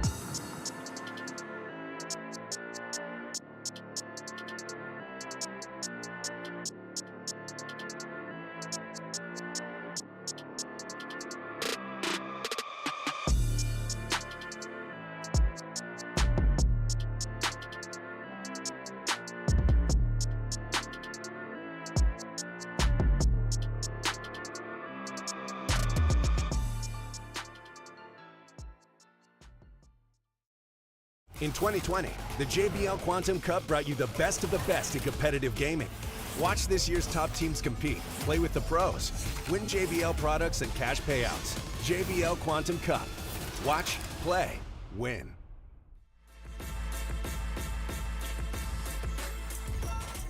Welcome back, everybody, to the JBL Quantum Cup Fortnite North American competition, as we had 6 games completed as part of the overall JBL Quantum Cup. And if you're just tuning in or maybe not familiar, we have 3 titles throughout the weekend. By the way, this is just the beginning. We still got CSGO tonight in Asia and Apex Legends for all of Saturday and all of Sunday. So make sure to check out those broadcasts and competition as well. It's a festival of sorts heading into the holidays. But for now, we're awaiting to see the overall standings and winners. We also had 2 other competitions. We had Asia, or AKA APAC for Fortnite, and Europe. Let's take a look at the highlights to keep you all up to speed on how things unfolded in the APAC region. Monster, walk me through it. Wins taking things home here today, but hey man, the highlights say it all. You know, we had high tier competitive action throughout the week. I think the general consensus for the Fortnite community is if it's big money, big competition, best players, we're all for it. We're here for it. You can see Sorif pops off right here alongside, I believe that was Looter there. So big plays from some of OC's best, honestly. Nah, most definitely. And it just kept going. Skits with the pop off as well. You're seeing a bunch of names in the feed. Vortscope, the eventual winners, just also popping off game to game. Basil, throw that in the cooking pot if you want a little bit more of a earthy vibe to your meal. Vortscope, though, is just, you know, absolutely a demon. And unfortunately for Zaka here in this game, can't build to the reboot van, gives him the power to land that last shot. It's just really nice. Locking also popping off here and there. You know how it goes. Clap in the face. That's what I'm talking about. You love to see that, Lachlan. The SypherPK of Australia, if you will. I don't know if that's a safe assumption or comparison, but nonetheless, shout out to Lachlan nonetheless. As we, of course, saw Lachlan do his thing in the competition. I think he actually plays pretty decently. I think top 15, top 10, something of the likes. But shout out to Lockie. But in the end, in APAC, it was Lego Ninja and Vortscope in first, Sorif and Looter in second, Looter of TNA, former teammates of Speedy and Muzz, Spiker and Raikou in third, and we had Moose and Reckless, then Suns and Skits in fifth. So kudos and congratulations to all of them for placing in the top 5 and taking home part of that prize pool. Let's take a look at the Europe highlights and competition. Shio had a chance to call that action as well. Yeah, I mean, it was not EU whatsoever. It was actually the opposite in terms of a sound. It was like, wow, delicious, lots of fun. And that's because Snipe and Mirza were just popping off silently in the dark until the last game. It was cool to see. Stompy and Chicken were there too. Chicky and Trulex were cool to watch. Kind of give us a sneak peek as to how FNCS might be come the following year. Yeah, definitely. Yeah. Big performance here for the MCES boys as they all showed up and definitely putting a lot of work over the course of the weekend. Bad Sniper clearly ahead of the rest here. Quintels, he was just, again, on a tear. Quintel as well, showing up big time and tries to find his little bit of highlights to OG showing that he still got it. Gets shut down right there. So all in all, though, EU is definitely dope. And I mean, like you said, Shai, you have the front row seats. Yeah, I mean, it was crazy. We actually got to see Bad Sniper play games for the first time. I feel like all throughout last year, this man dropped in Lazy Lake and averaged 20th place. But today, he popped off. And like, he's a really good round 3 player, round 4 player as well. But sometimes in these finals, the man struggles. This time, the map's changed. You can't hold him down. There's no jail cell that holds back Bad Sniper. The snipers themselves in the game are a little bit worse. They're bad snipers, right? So it's kind of in his element overall as well. Yeah, the meta quite literally just gave him a level up or a power up just by playing true to his name. And in the end of EU, Snipe and Mirza win it. Like you said, the MCES boys monster did show up. Jerky and Kinzel in second, Chicky and Trulex in third, Splash and Jamshood in fourth, and Decyptos and also MCES Bad Sniper, speaking of which, in fifth place, taking home a cool $2,000. Now, gotta clear my throat here because guess what? It's time.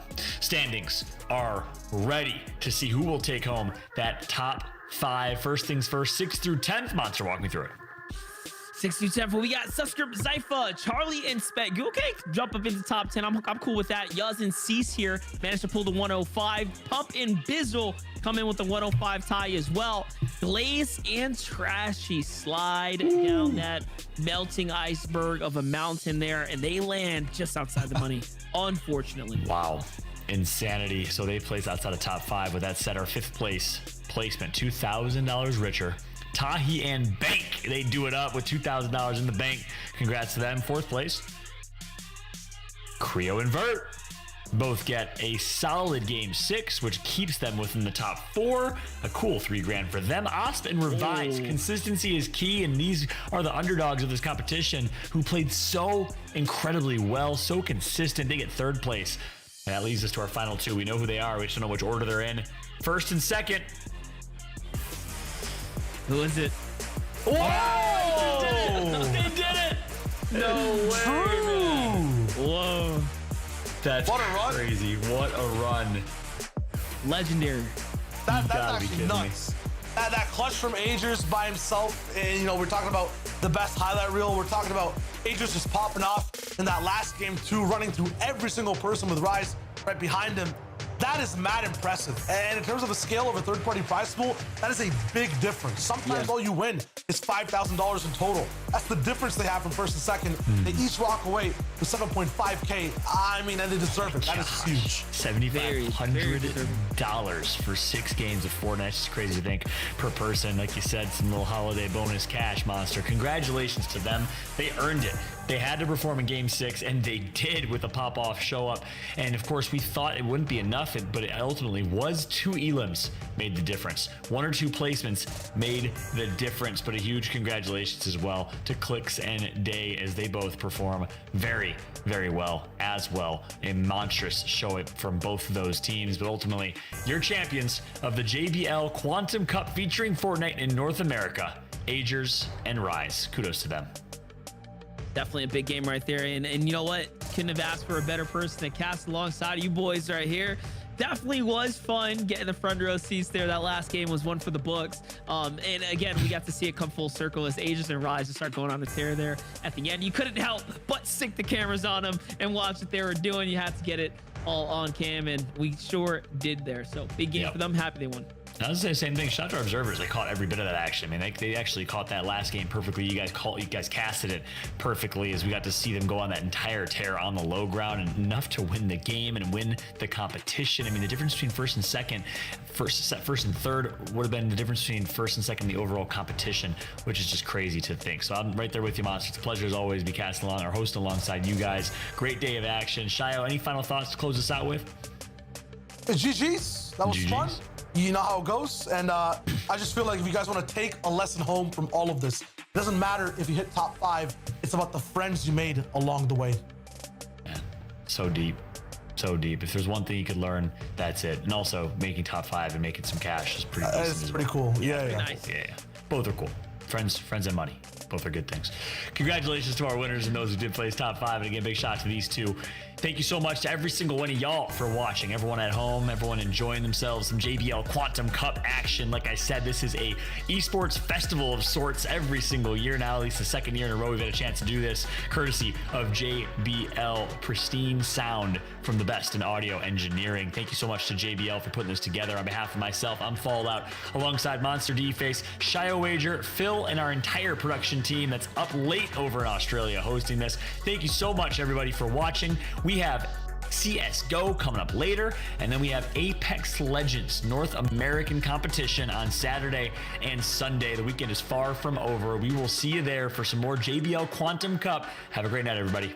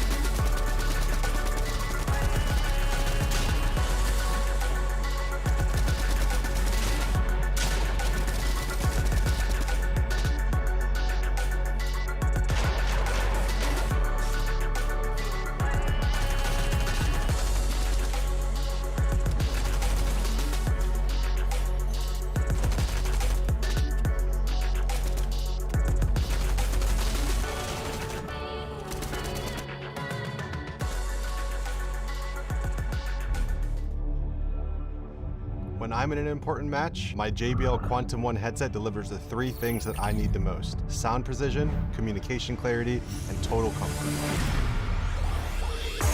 I can hear my enemies reload, planting the spike, their footsteps, and even more. Echo canceling, make sure you're heard loud and clear to rally the troops. Active noise canceling eliminates outside noise so that my team and I can keep our heads in the game. Premium memory foam ear cushions, perfect for intense gaming sessions. JBL Quantum 1, sound is survival.